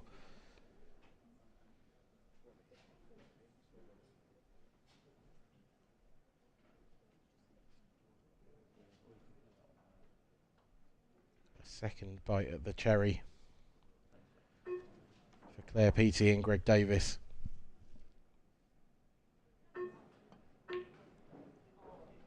Lovely pot from Claire. Cue ball's held up, it looks to me, just in time.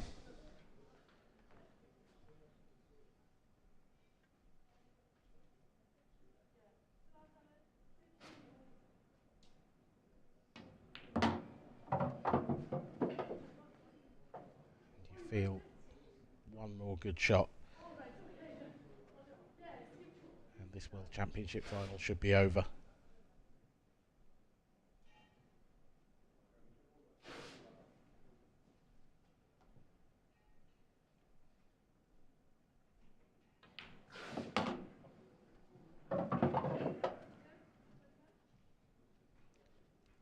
Not perfect. Not convinced that 8-ball goes into the left centre, so there's still a good shot to be played here. Don't think you can just drop the red into the right centre and lay on the black.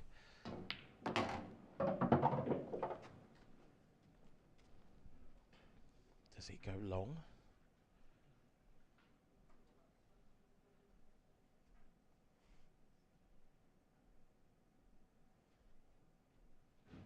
If it doesn't, this is a really testing pot into the right centre. And the 8-ball's not going to be easy either. Does it go long? It does. Terrific shot, and that is the match surely. Great pot there from Claire Peaty. Greg puts the cherry on top of the icing that is already on the cake. A stunning performance from these two. A 6-1 victory in the IPA World Championship Mixed Doubles Final. Dean and Lauren can be very, very proud of their achievements. It is an exceptional achievement to get to any final, let alone one at the World Championships. Credit to them. They didn't really have the chances to win the game, and it was because of the brilliance of the pair in the centre of your screen and the pair that are about to take centre stage deservedly, as we hand over to Mark Pickworth in the arena for the trophy presentation. And wow, another brilliantly standard match there, and well played to both mixed doubles partners there. Round of applause for both these players, please. So all 4 players, should I say.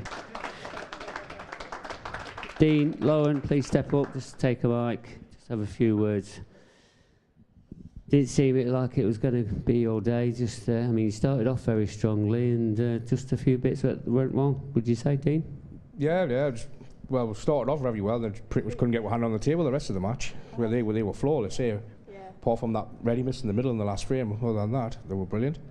And Lauren, you know, you've had a fantastic week this week. You know, you've really played your part in you know, obviously playing your part in the World Championships. Have you enjoyed your experience? Yeah, like first time at an IPA event, and I've really enjoyed it. So it's been a fantastic experience, and to make it to a final has just been outstanding. So, and hats off to our opponents as well, who did fantastic. They didn't really give us much wiggle room in there at all. So it was nice to get off to a good start with the reverse, and then didn't seem to get back to the table much after that.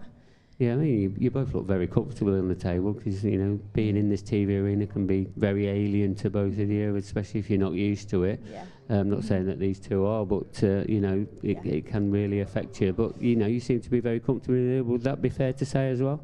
Yeah, I did. I still felt the nerves going into it, but I was glad that I was still able to play, still able to hold the cue. So I was. Yeah, I felt quite comfortable. I thought I'd try to play my normal game, just didn't happen. Yeah. And a little bit about the World Championships. Have you enjoyed your, you know, to participate? The draw's going to be better like in the main event, but it was one of them. Okay, well, thanks very much. You played your part in a terrific final. Well played to Dean and Lauren, everybody. Cheers. Thank you. Greg, Claire, please step up, just have a few words. And how are you both feeling at the moment? Surely you're ecstatic, you know? Bit lost really for words, feel quite proud. Bit lost for words, yeah. I don't really think we expected this, did we? But unbelievable, yeah. And Claire, to play that strongly in a final against 2 fantastic players in them 2, surely you also feel that, you know, you've done a really great job. Yeah, I felt we probably played the best in this match all the way through, to be honest, which I'm surprised at, because I was a bit nervous. So. Well, we didn't show it, we didn't see it. Yeah, no, I felt it, but yeah, just really glad to get over the line. And you know, I've got a great partner. I can always rely on him if I'm struggling. He'll help out, and vice versa sometimes. So bless you, thank you. Yeah. And Claire, you've played in an IPA final before. Is this one completely different? Yeah, yeah, it is. Yeah, because obviously this is a little bit different with the cameras and everything. Last time I wasn't on this table, so yeah. Even though I was nervous last time as well, I probably felt it a little bit more in this match. And I think it's just because you don't want to let your partner down as well, you know. So you always have that at the back of your mind. Definitely, but yeah, didn't do that. Just played well. I felt, you know, we both played well in this match. Just well, let me tell you, you played terrifically indeed. And Greg, obviously you're going to take the pro status. Is this what really wanted you to, you know, really think about taking the pro status? Because to play in this arena all the time against the best players in the world? Yeah, definitely. It's what I want to do next season, and see where my game's at. I put the hours in, so hopefully I can get some results next season, and just take it one tour at a time, see what happens. Well, you've had a great result here today, and I'm going to present you now with a trophy. Because you are the Pure Organic Drinks IPA Mixed Doubles Champions. How does that sound? Amazing. Well played to Claire, Petey and Greg Davis, everybody. Thank you.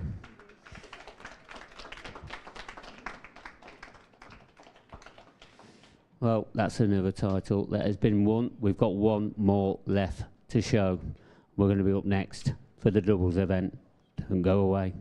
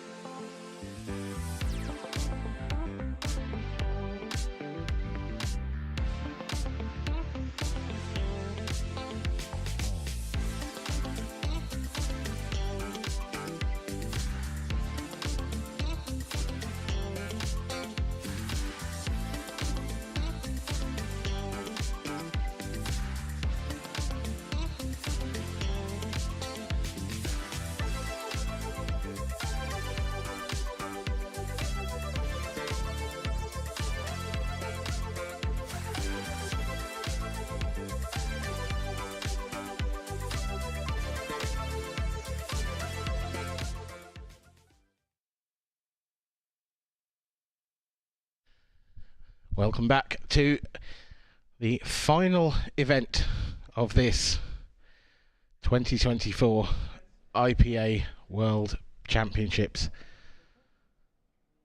sponsored by Pure Organic Drinks. We have the last event for you, and it is set to be a cracker.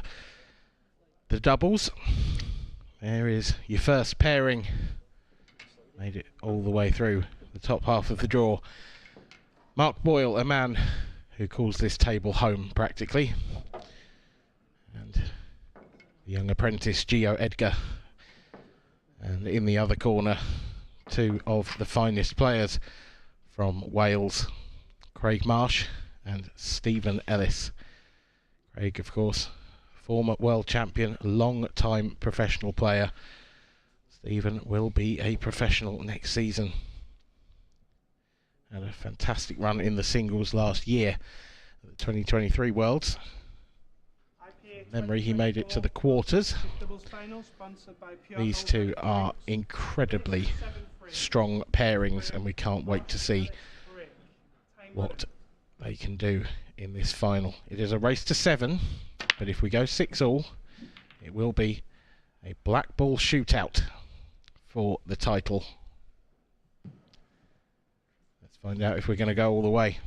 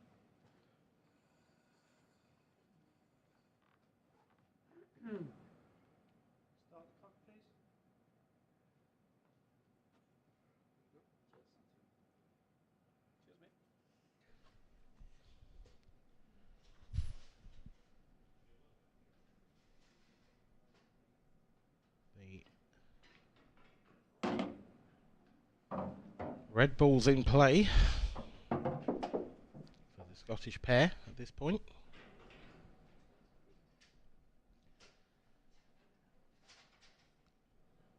Don't know whether they're considering trying to land on that really awkward red near the bottom right.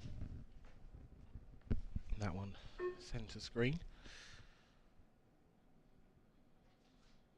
If they can get down there and leave an angle to get the one on the cushion, I think that would be the shot. Now it looks like Mark might have to take this one closest to the centre pocket first. I don't think the plant's an option here, so I just gotta... That's interesting. He obviously felt that the red passes to the left centre. Don't think it goes bottom left corner. That camera angle certainly looks like it doesn't.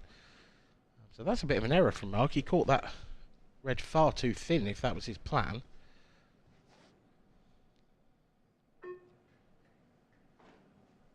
Gio is going to have to come up with a special shot here. I think he can make the clip, but where the cue ball ends up is anyone's guess.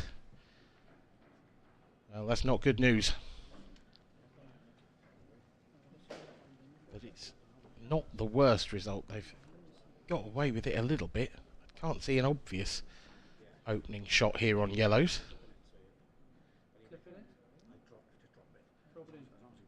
Does the yellow sort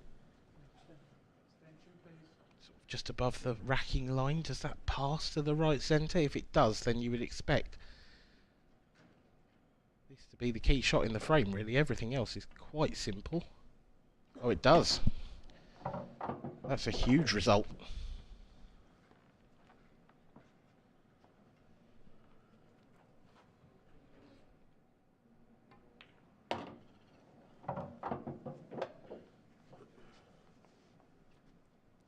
Bounce there would have been helpful. So. No drama, as Stephen was comfortably on yellow to the left centre.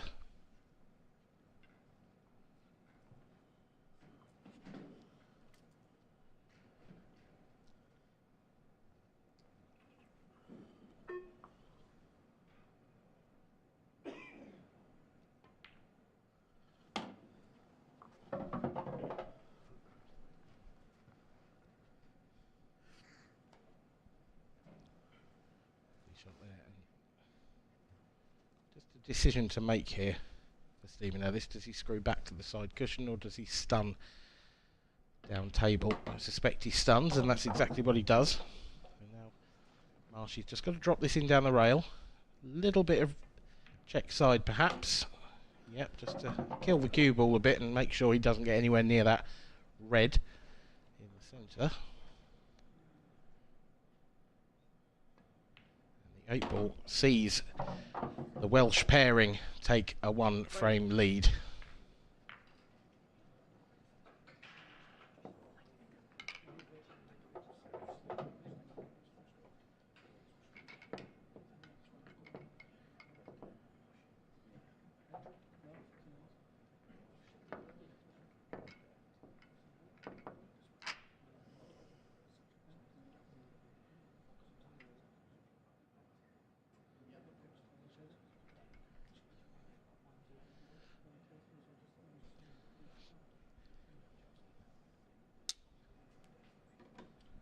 Frame 2. Boyle and Egg at break. Trailing 1 frame to 0. Time running. That was on the Welsh break. Now it's time to see Gio Edgar. Does he have the Boyle break in his locker? Let's find out. Mark been teaching him his trade secrets. Well, you'd have to say, I mean, it's a good-looking contact, and he hasn't really done anything wrong.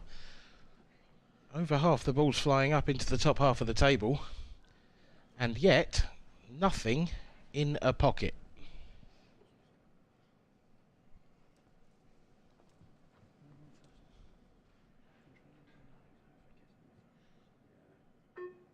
Extension, please. Probably make a case for both cover sets here. I think in some ways reds are preferable just because the 8 ball doesn't really go anywhere unless you clear the reds out of the way. But opening red is a bit tricky. Thin cut to the top left. But you're running into the yellow, not necessarily guaranteed to be on the next ball.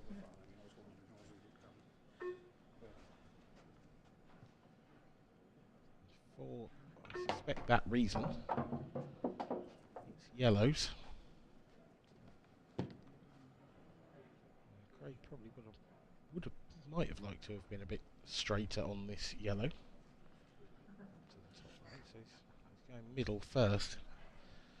Unless this is their plan, and the plan is to leave those 2 yellows in baulk till last. That means at some point there's going to be a very tough positional shot to play.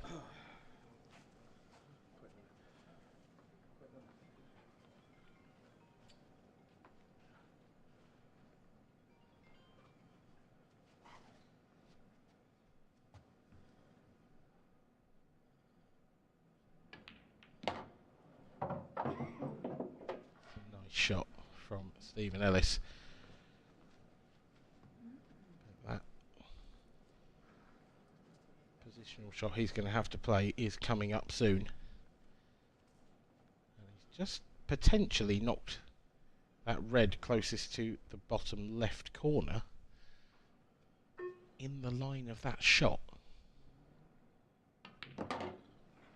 Oh, she's screwed all the way across. That yellow still goes, but Stephen is very straight on it, and you can see from that camera angle, if he screws out of this, he's going very, very close to the corner pocket, centre pocket rather. If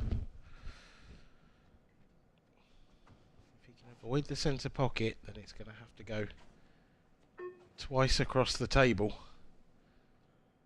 Big shot here, loading the cue ball up. This is excellent, is it? What a shot this looks. Oh my word. That's absolutely phenomenal.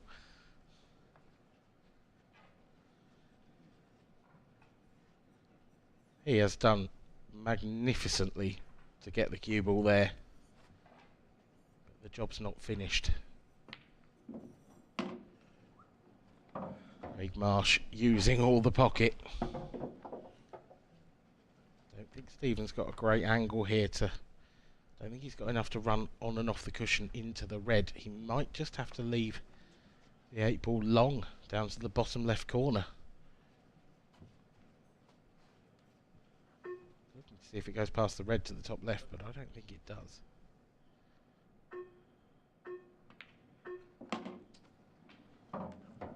He's left it long to the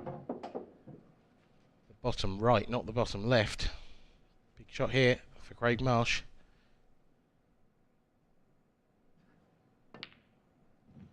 Oh, he's missed it. Has he fluked it? He hasn't. A little grunt of disapproval from Marshy escapes. Boyle and Gio Edgar have a lifeline in this second frame.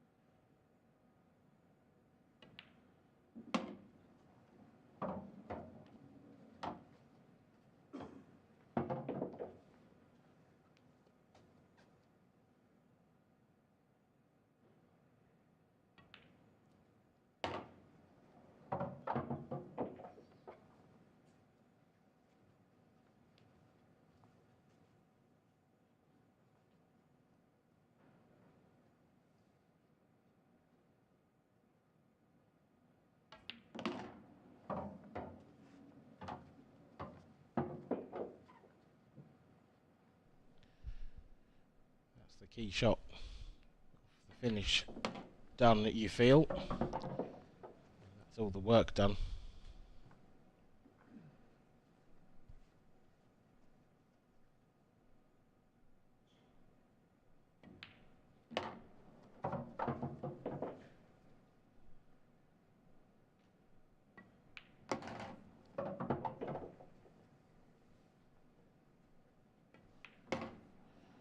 We have it 1 each.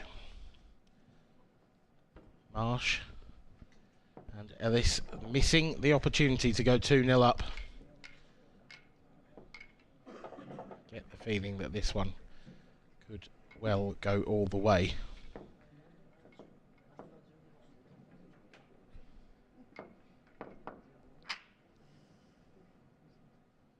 Four fantastic players contesting this IPA World Championship doubles final. Frame 3. Scores tied 1 frame all. Marsh and Ellis to break. Time running.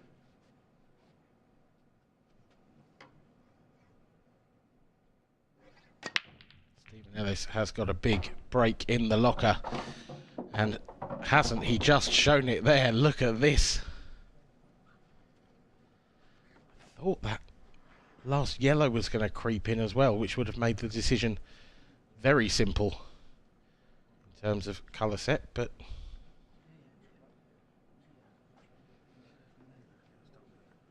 with that said, the yellow covering the red over the bottom right corner means that yellows might be preferred, so actually possibly a good thing that that stayed out. Marshy's screwed that one in beautifully. That could well be frame winning shot. Again, there's not a huge amount of work to do here. Even though this is straight enough on the one down the rail now that he could probably screw that back ever so slightly and still be on the yellow next to the 8 ball.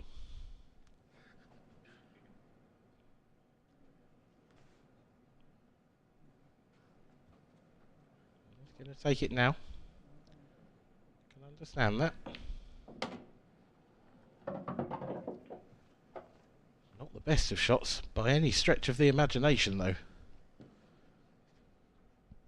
Craig Marsh has got a really delicate little one now.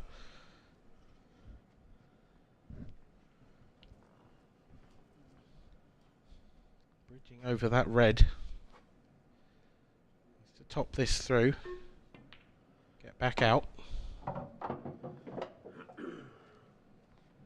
pretty good. Which way does Stephen go about this? Does he come round off 2 cushions and avoid the reds, or does he play this with tons of check side and try and go back up the other side of the 8 ball? Round the angles it is. That cue ball needs to slow down. It's heading towards the centre pocket and it's going to find it.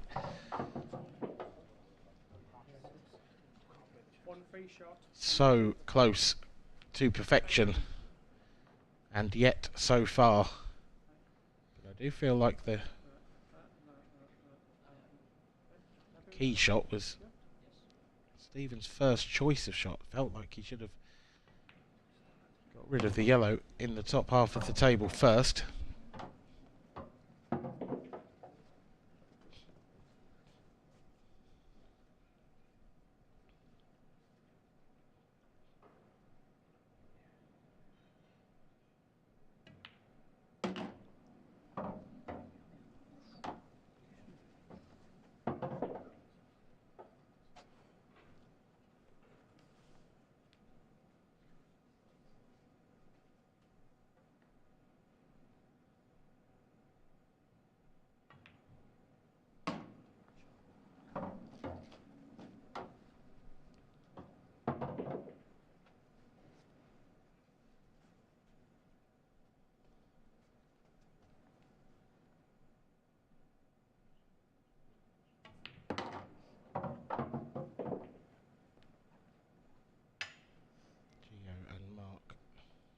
Light work of this simple finish that they were left.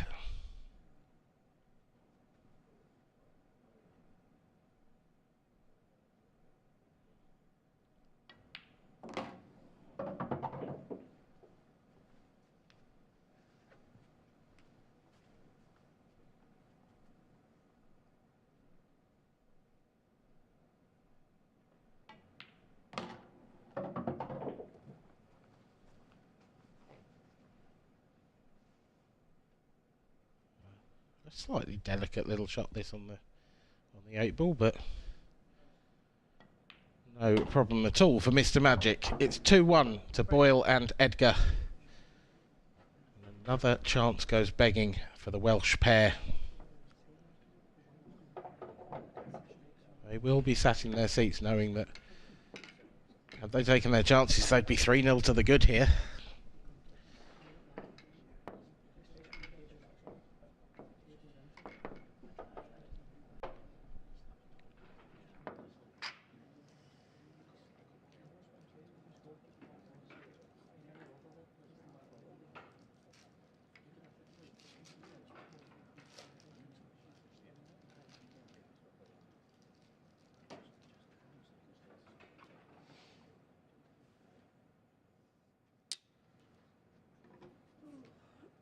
Frame 4, Boyle and Edgar break, leading 2 frames to 1. You right? Time running. Mark trying to sit on Craig's lap there. Not Christmas yet. Though he has given you a couple of presents in these first couple of frames. Mark Boyle makes a ball off the break. Does he make the cue ball? It's just held up. But this is an awkward looking table. One good opening shot though on the yellows. Quite sure what angle he's got, whether he could just run into the 8-ball there, Gio, or whether he's going to have to push past it to leave a shot next up for Mark. Into the 8-ball it is. That's a terrific pot. There's work to be done.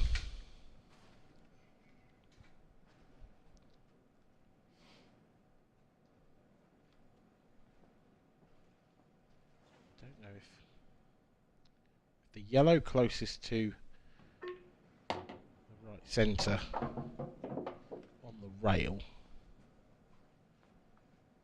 will drop into that pocket, then this is actually quite easy, but it does look very close to the rail and it does look like it's too far down it, so I feel like they may have to play that one long as their last shot.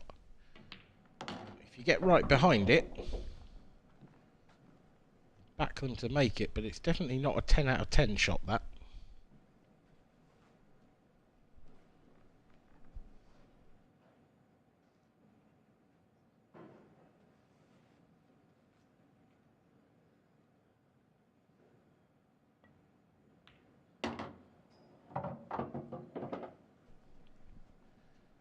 We're about to find out. I mean, there's... He could screw into it here, Gio. He could just screw into the yellow, but it would be risky. It might push it safer. Yep, just trusting in Mark Boyle. And he's left him absolutely perfect, you've got to say. And if there's a man that you were going to trust anything to, well, this is the man for the job.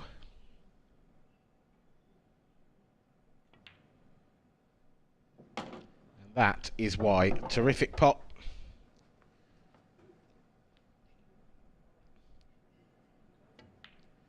Terrific finish. It's 3-1. Boyle and Edgar. They have found their groove really rather quickly in this match.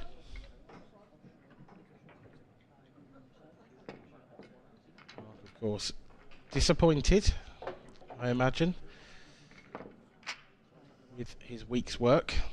Another last 16 exit in the Worlds, but he is the World Seniors Champion, and he may well go home the World Doubles Champion as well. So it's not a bad week's work from him. Frame 5. By any stretch of the imagination. 3 frames to 1. Time running.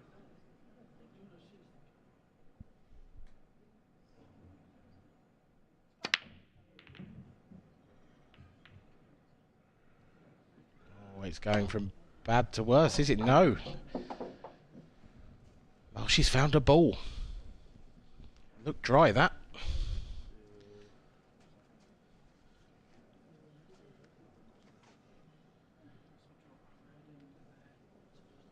What do these pair have to open us up? I think the yellow that they're closest to passes to this bottom left corner, and if you're on that now, it gets rid of really the only marginally tricky yellow on the table, I'd suggest.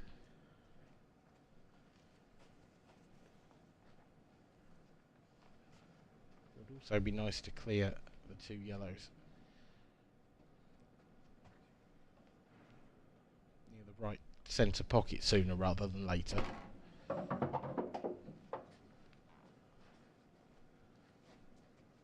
Because the 8-ball doesn't go to the bottom left corner, so I don't think it does anyway. Looks tight.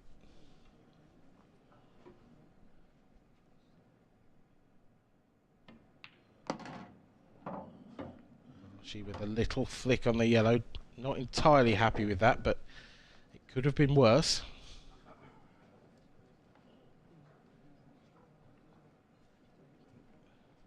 I think those 2 yellows that I mentioned may have to be the last couple of balls now for this pair. Stephen's just going to drift cue ball across to the left-hand side here. It's okay, bit further would have been nice. Big pot coming up for Craig. And with the angle he's got, I think he's going to have to play it with a touch of pace.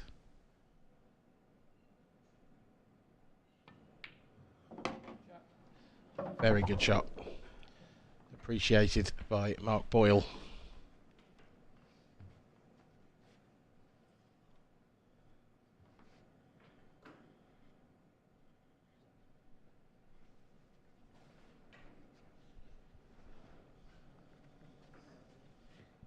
The big shot then. Coming up shortly.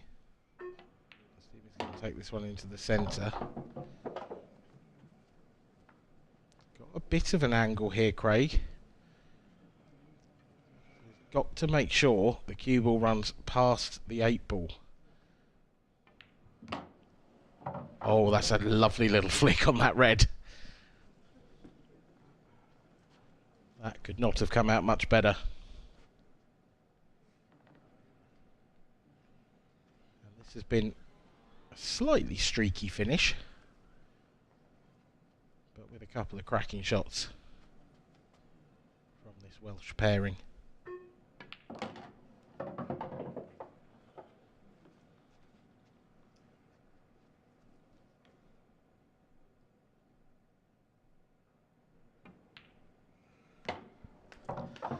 In goes the 8 ball, 3-2. On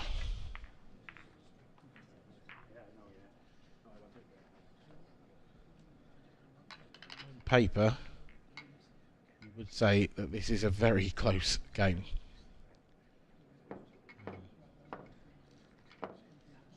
All 4 of these players play at a professional standard. Mark Boyle, obviously, the player of 2023.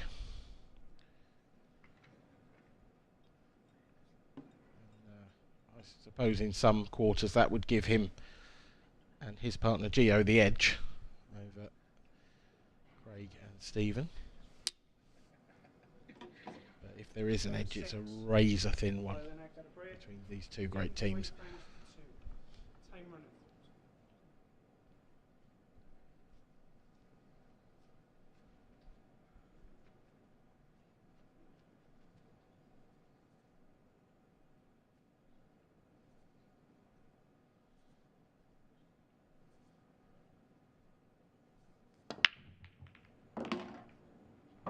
Another good cut break from Gio Edgar. The cue ball's a little tied up, but there's a yellow to start. Not a huge number of problems on the table once you get going.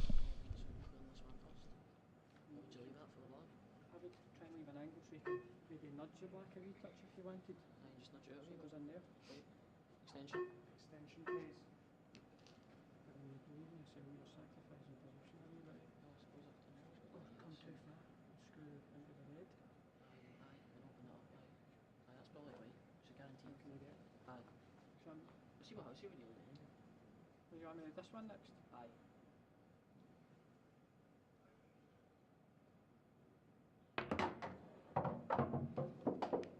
Maybe no then. That one. Too many eat a bit. Did say earlier that I felt like there was going to be a bit of banter between the two teams in this one. A few laughs and jokes and smiles shared around the table. Glad to see it's being played in such a good spirit. Make no mistake though, both of these pairings are desperate to take home the trophy.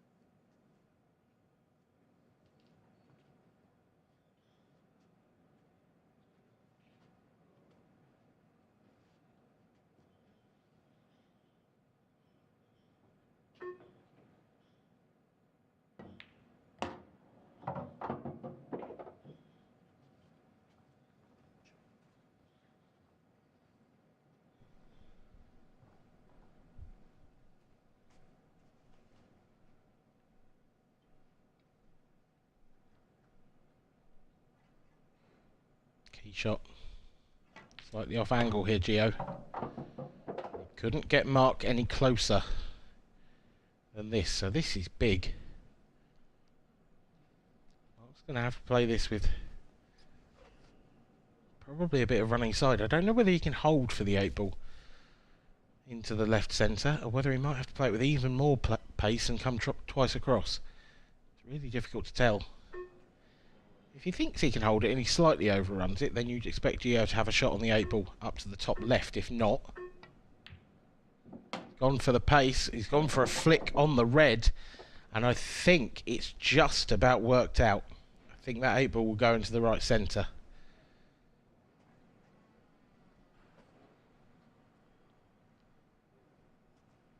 Such fine margins in this game.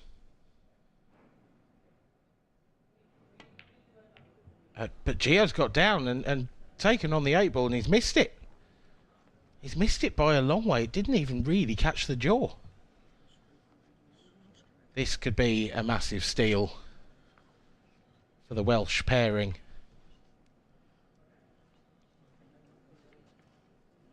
This will make them feel so much better. Delicate one from Marshy first up. 2 more good shots to play, you would think. Stephen's got the red he's closest to. He's got to screw back down the cushion. He wants to leave Craig as nicely as possible on the red to the bottom left. That's pretty good. Doesn't need to do anything with this cue ball. He could just drop it in. He'd probably run it through because he doesn't tend to play softer shots, but he has done this time, and that's perfect.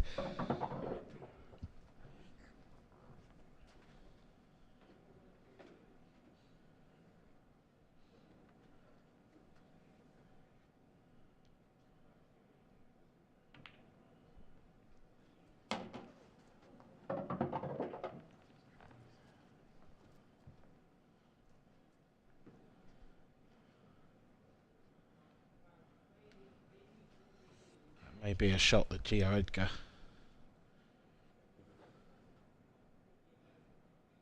can't get out of his mind for a little while. A lot, of course, will depend how the next few frames go. And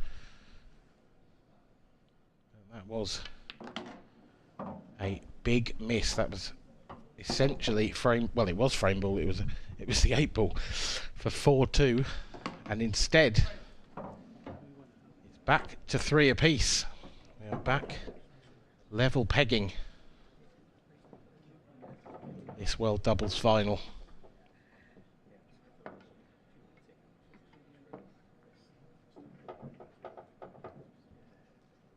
Archie and Stephen looking pretty cool, calm and collected just there.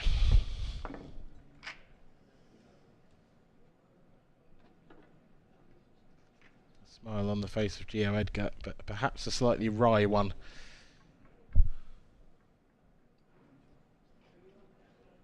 We'll be hoping for an opportunity to put that to the back of his mind immediately. But Stephen Ellis has the opportunity just to prolong that particular slice of agony.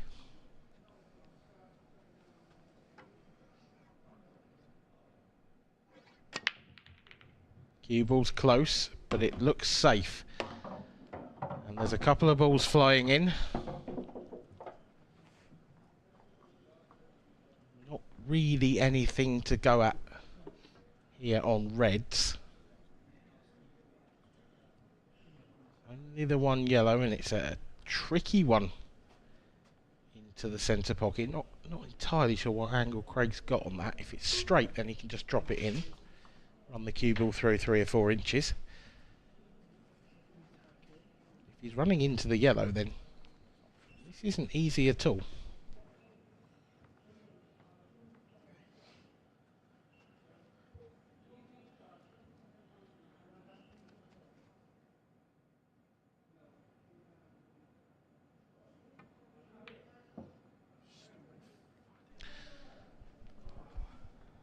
And And I said it was a difficult opening pot. And so it proves to be. Gio Edgar and Mark Boyle straight out of their seats.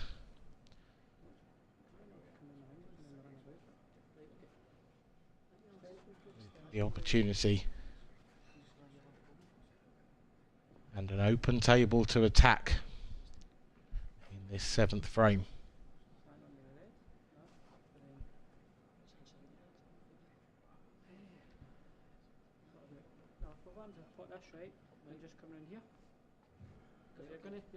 Interesting dynamic on the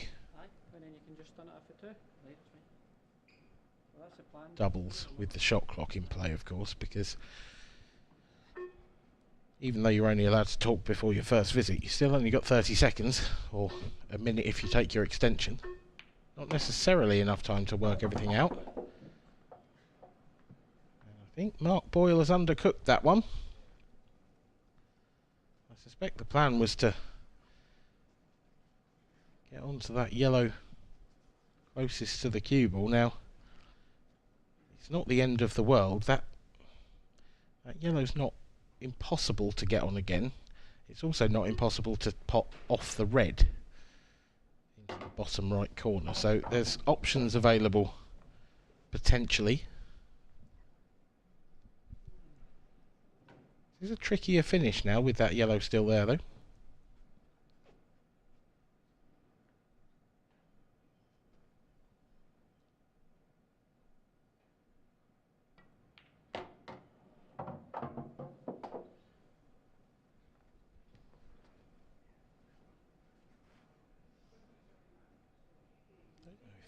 Goes clean, I don't think it does. Very tight.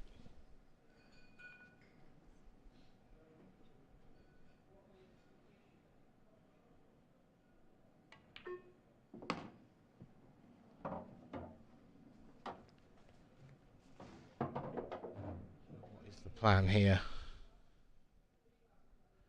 for Mark? Doesn't look like he's got a full pocket to aim at. The right centre. So you would imagine he's just going to drop this in and leave Gio.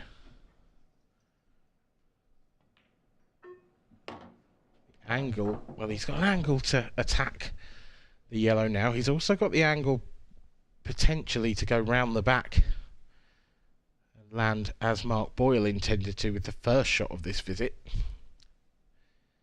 he goes into it, it can go wrong. Big shot. Does it have the pace? This looks perfect. Great shot, Gio Edgar. Well played.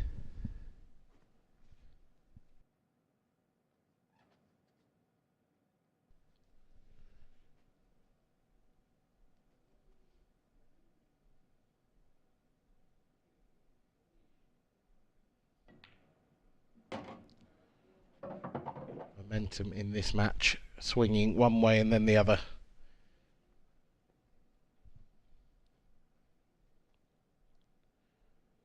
There appears to be very little to separate these two teams. But that 8-ball from Gio Edgar means that the Scottish pair moves into the lead. They lead by 4 frames to 3. This is a race to 7, don't forget.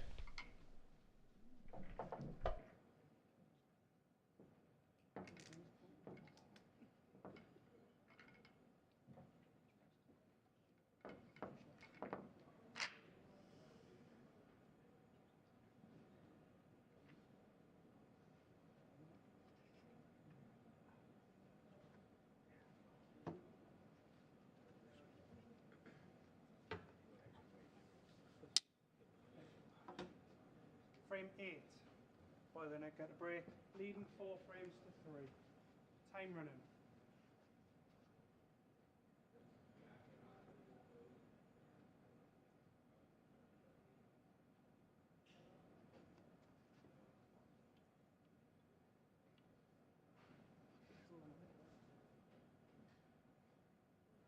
Extension.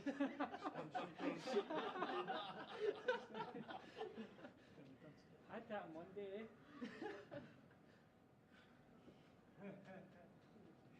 That way.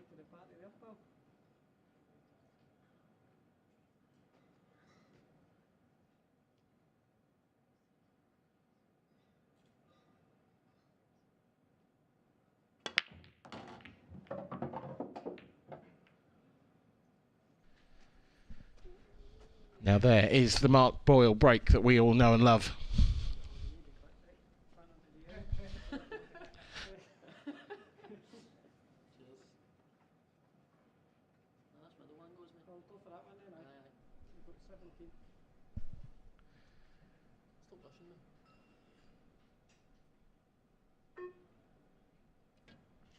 Apologies for the break in transmission between frames.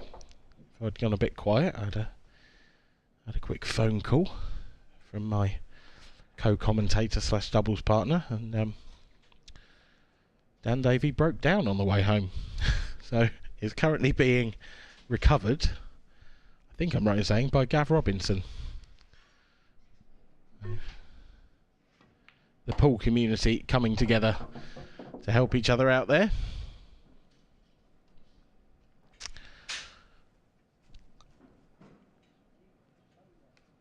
Mark Boyle and Gio Edgar aren't looking to be quite so friendly in this match.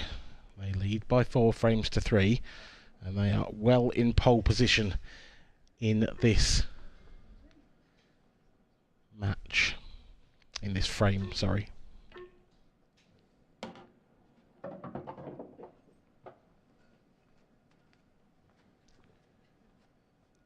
Potentially a tricky little shot here for Mark. He's got to thread the needle somewhat. Needs to bounce this off the cushion. Is he going to go off the red and play it down? He is. This could go wrong. This could go wrong. Has he left Gio on the yellow to the top right? Stephen Ellis's face suggests that he has. This does look awkward. Oh no, he's nailed it. Very, very close to what could have been a fatal error in the frame, but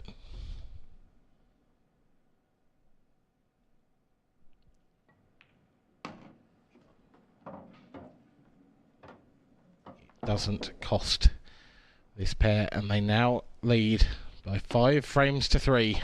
Boyle and Edgar are just 2 frames away from a world doubles title. Craig Marsh and Stephen Ellis.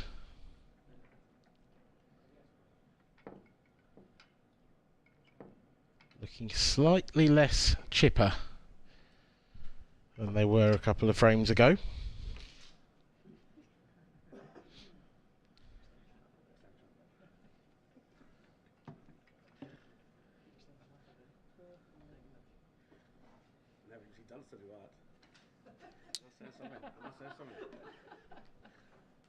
Frame 9, Marsh and Ellis to break, trailing 5 frames to 3. Time running.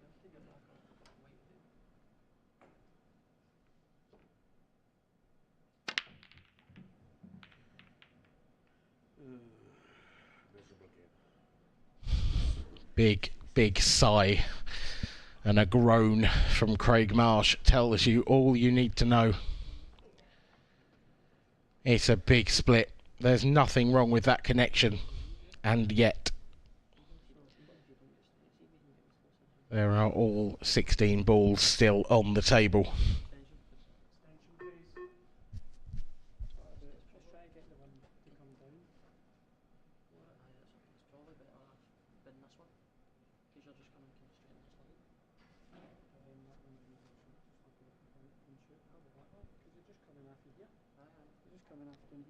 Don't forget, of course, if this goes to 6-all, it is a blackball shootout, so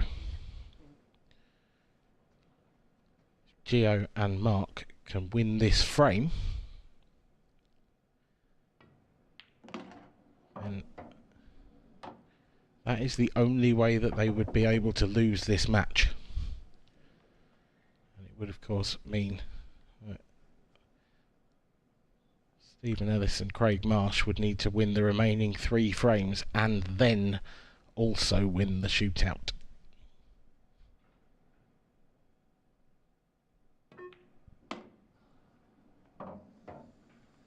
Not the greatest of shots there from Gio.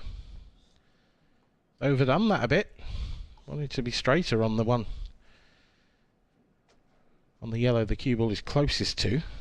This is now a thin little cut for Mark Boyle, and the cue ball is potentially running away from him. Probably running into the reds, but this can go wrong. Well, he has recovered that so well. So well. Terrific shot.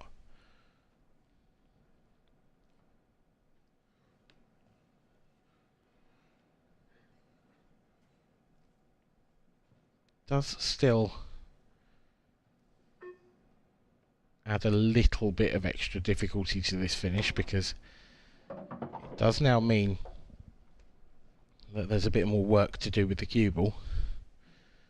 Obviously, if they could have cleared the 2 yellows in baulk before coming down this end of the table, then it would pretty much be frame over, but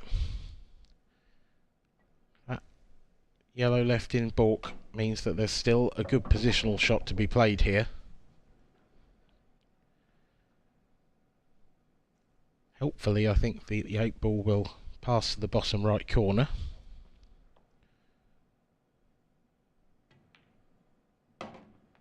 Oh, Gio Edgar, what have you done there? Just got into the cue ball that little bit too much.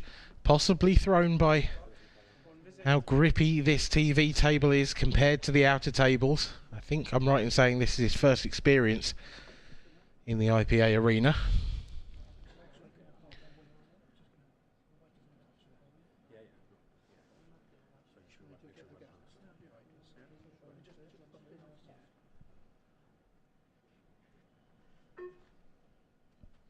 This is a huge moment now for Stephen Ellis and Craig Marsh. It's another frame that they will feel they can steal. They'll feel like they've thrown a couple away. This will feel like it's been thrown away by the Scottish pairing.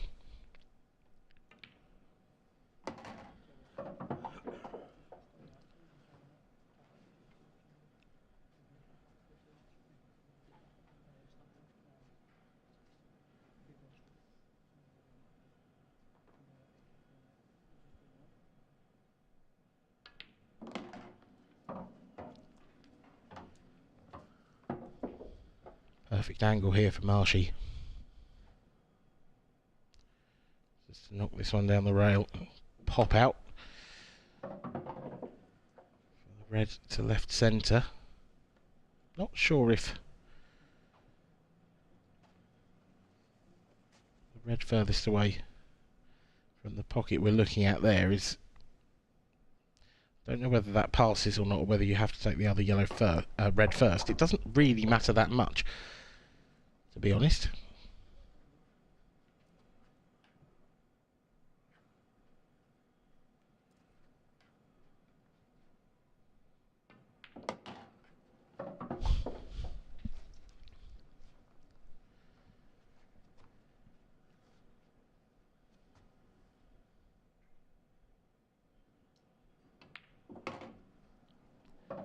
Getting tight out there. It is getting tense. It's a slightly different atmosphere on the Sunday here at the Worlds compared to the Saturday. The Saturday is still a little bit boisterous. There's still a big crowd in. On the Sunday it's a little bit more sparse, it has to be said, but you can hear a pin drop out there, and it just... Pool players aren't used to that. They're not used to that deathly silence. They like a bit of motion, I think, and a little bit of noise, a lot of them.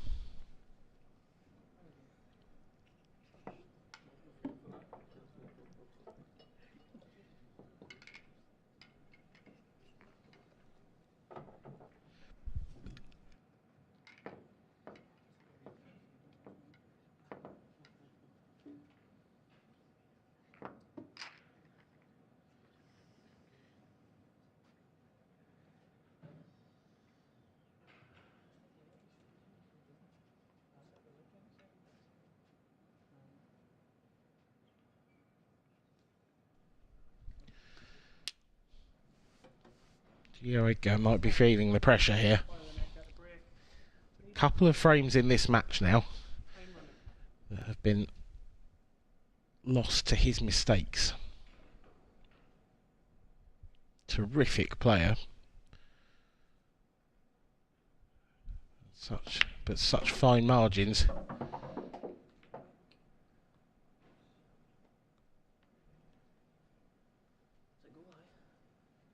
Tap of the table from Mark Boyle. It's a great break.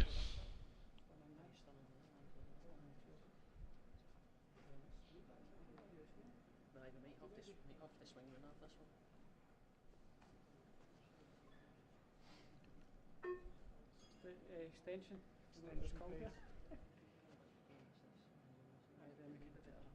They're in the crowd and they can see it on the screen as well.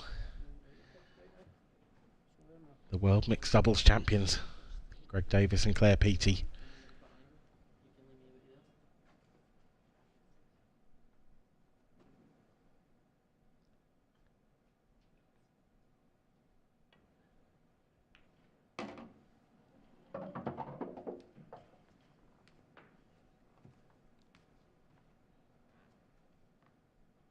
Scottish pair of chosen reds. It's a good looking table, this.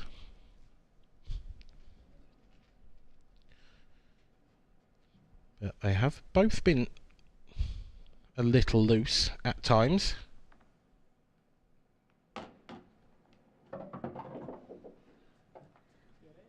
In this match, I would argue that Mark Boyle, he's had a couple of loose shots, but he's sort of got away with them, whereas Gio hasn't.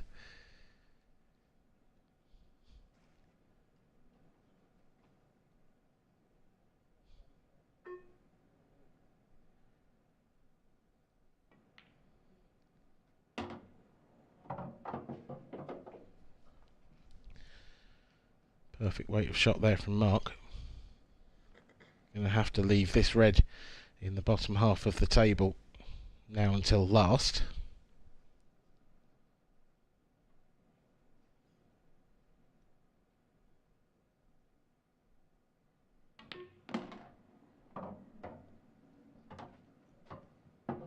Or perhaps not.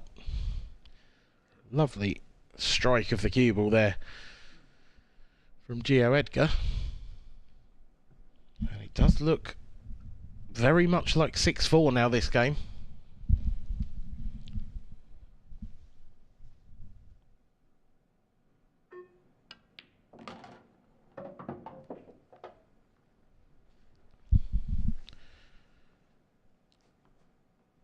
Now, you would think Gio will be coming round the angles here.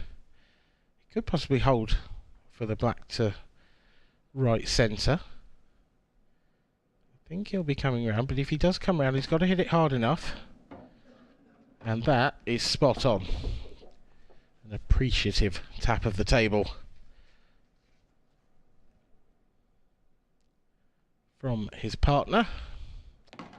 And it's 6-4, Boyle and Edgar. They are one away.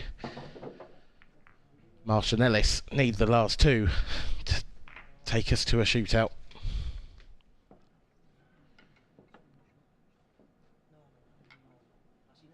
There have been very few one-sided games in this year's doubles. If you look through Cuescore, so many of them seem to be 7-4, 7-5.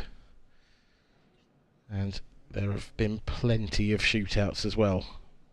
Do we have one more on the way? Will Craig Marsh and Stephen Ellis get two more chances in this match? That's up for debate. Frame 11. Marsh and Ellis to break. Trailing 6 frames to 4. Time running.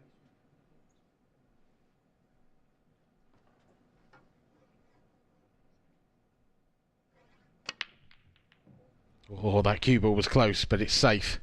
However, the good news ends there. Stephen Ellis has gone dry, and it's left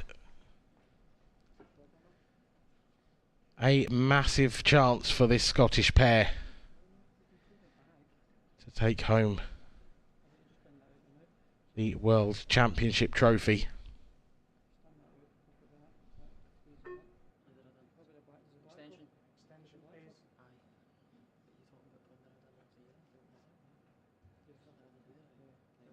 back will go in the middle, so I can get over here. Right, okay. So I'm going to go. Aye, you just nudge that out and we'll just get down here. Right. Aye. Right. This will be my backup. Does the black go? Mm-hmm.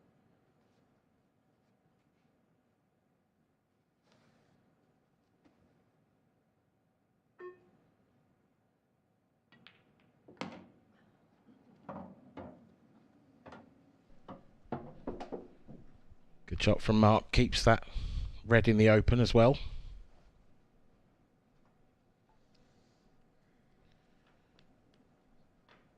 What issues are there here? It's not a straightforward table, this. The red that Gio's queuing over there, I don't think that goes to either corner. There is also the red on the right hand side rail, which is a bit isolated, so you're probably going to have to play that with some pace to get back out for something else.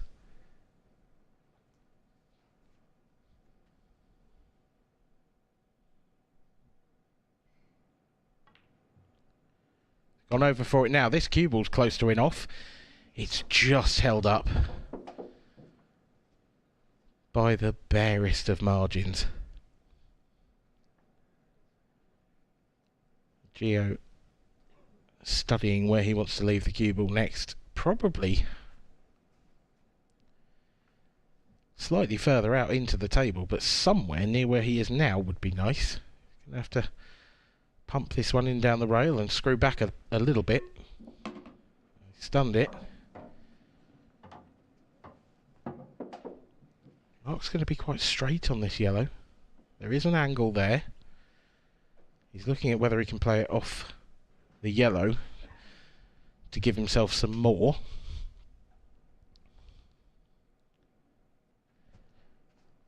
It's not over yet, this match. You can see there the side he played with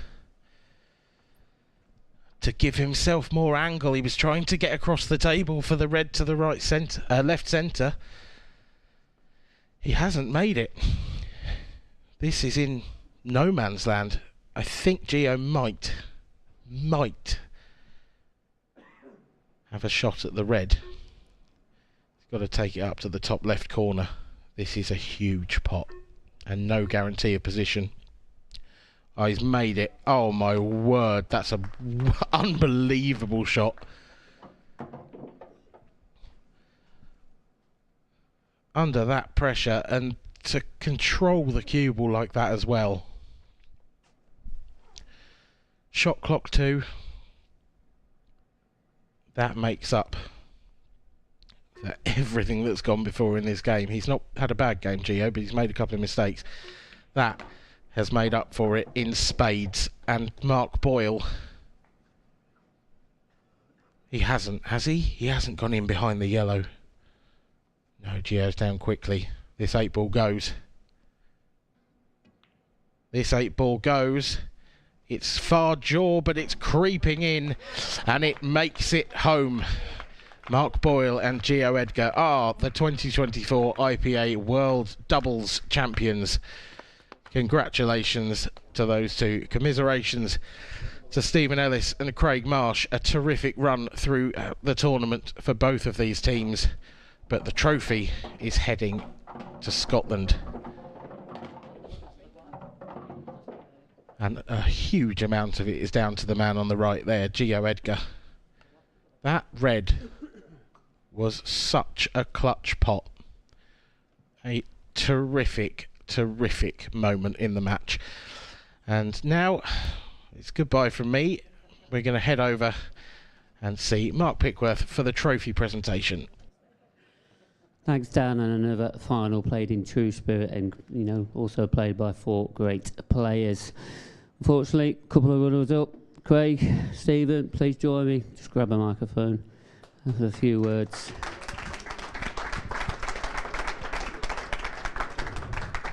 Craig, obviously not the ending you wanted, but you've had a fantastic run, surely. Yeah, it was good. He's been a pleasure to play with all week. His partner is unbelievable. honestly. I never had to worry about anything, put him anywhere. It was just, I just know the ball was going to go in. Except the shootout. Except the shootout, yeah. But no, listen, we've had a good week. It's been a long week, but you know, they're probably the favourites for the tournament for the start. If they put a book down, they'd probably be the favourites for it anyway. So, yeah, shame really, but they played better than us in the final. They missed too many balls at the start. We did. And Stephen, obviously you're going to be a professional player next season. Is this a good start? You know, obviously getting used to this TV arena, etc. Yeah, I feel really comfortable up here. Played a few times now, and I think my best stuff comes out up here. I didn't think they'd get to 5, to be honest, against me and Marsh the way we're playing, but hats off, you were brilliant in the final, boys. You deserved it. So yeah, I feel really comfortable. I can't wait to get in the pro events now in April and show what I can do amongst the best. So looking forward to that. Craig, one more thing. Obviously, there's a Scotland versus Wales clash, and did that have a little bit more edge about it? I'm just sick of Boyle, to be honest. He gets on my nerves. I want enough of him. I'll be glad when he retires. Oh, I'd retire. But no, listen, I mean, the pair of them are class, and at the end they showed it there at the end as well. It was a great finish to win a match for him. So yeah, brilliant finish, brilliant. Well, really pleased that you've had a fantastic week, and unfortunately, it's not your win today, but I'm sure you'll be back at some point. Obviously, not next year because you're both professionals. Yeah. So, Craig, once again, we'll have to find another partner. Another partner, yeah. Okay, but well done anyway, and cheers, well done. guys. Craig Marsh and Stephen Ellis, by the way.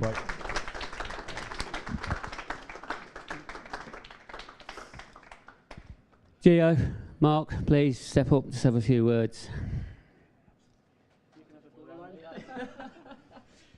Start with you, Mark. Obviously, it's been a bit of a fantastic week for you. Obviously, not the full treble that you wanted, but 2, surely you've got to be incredibly proud. Yeah, to win 1's amazing, you know, but to win 2 is, you couldn't imagine it, but I wanted the treble, so I'm gutted.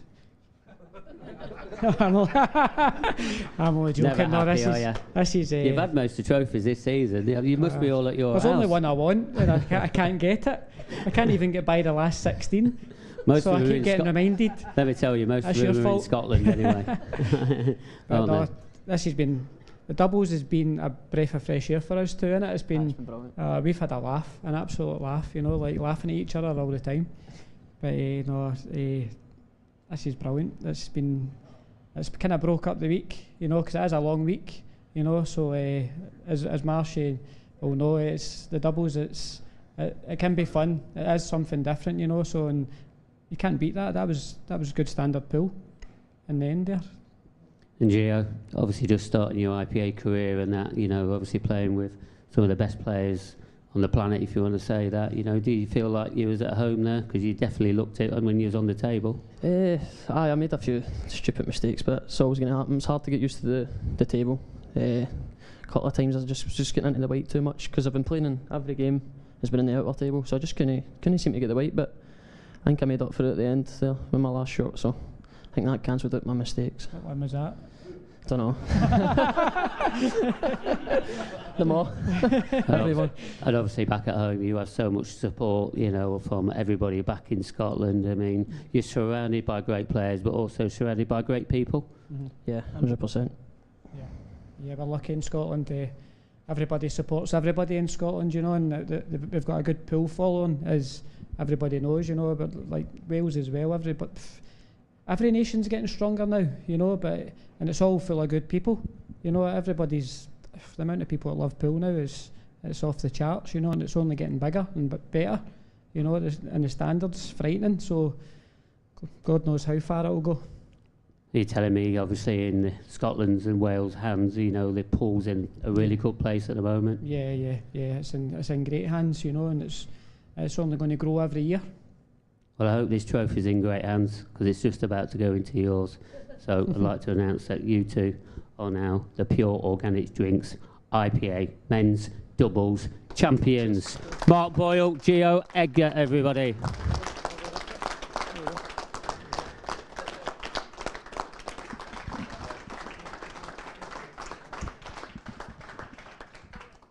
Wow, what a fantastic week. Let's thank everybody that's been part of it. High Vis team, the referee team that's been led by Darren, the hotel team that's been led by Dan, everybody else that's helped behind the scenes, all the IPA team. Bron has created, hour after hours, like amount of work that she's put into it.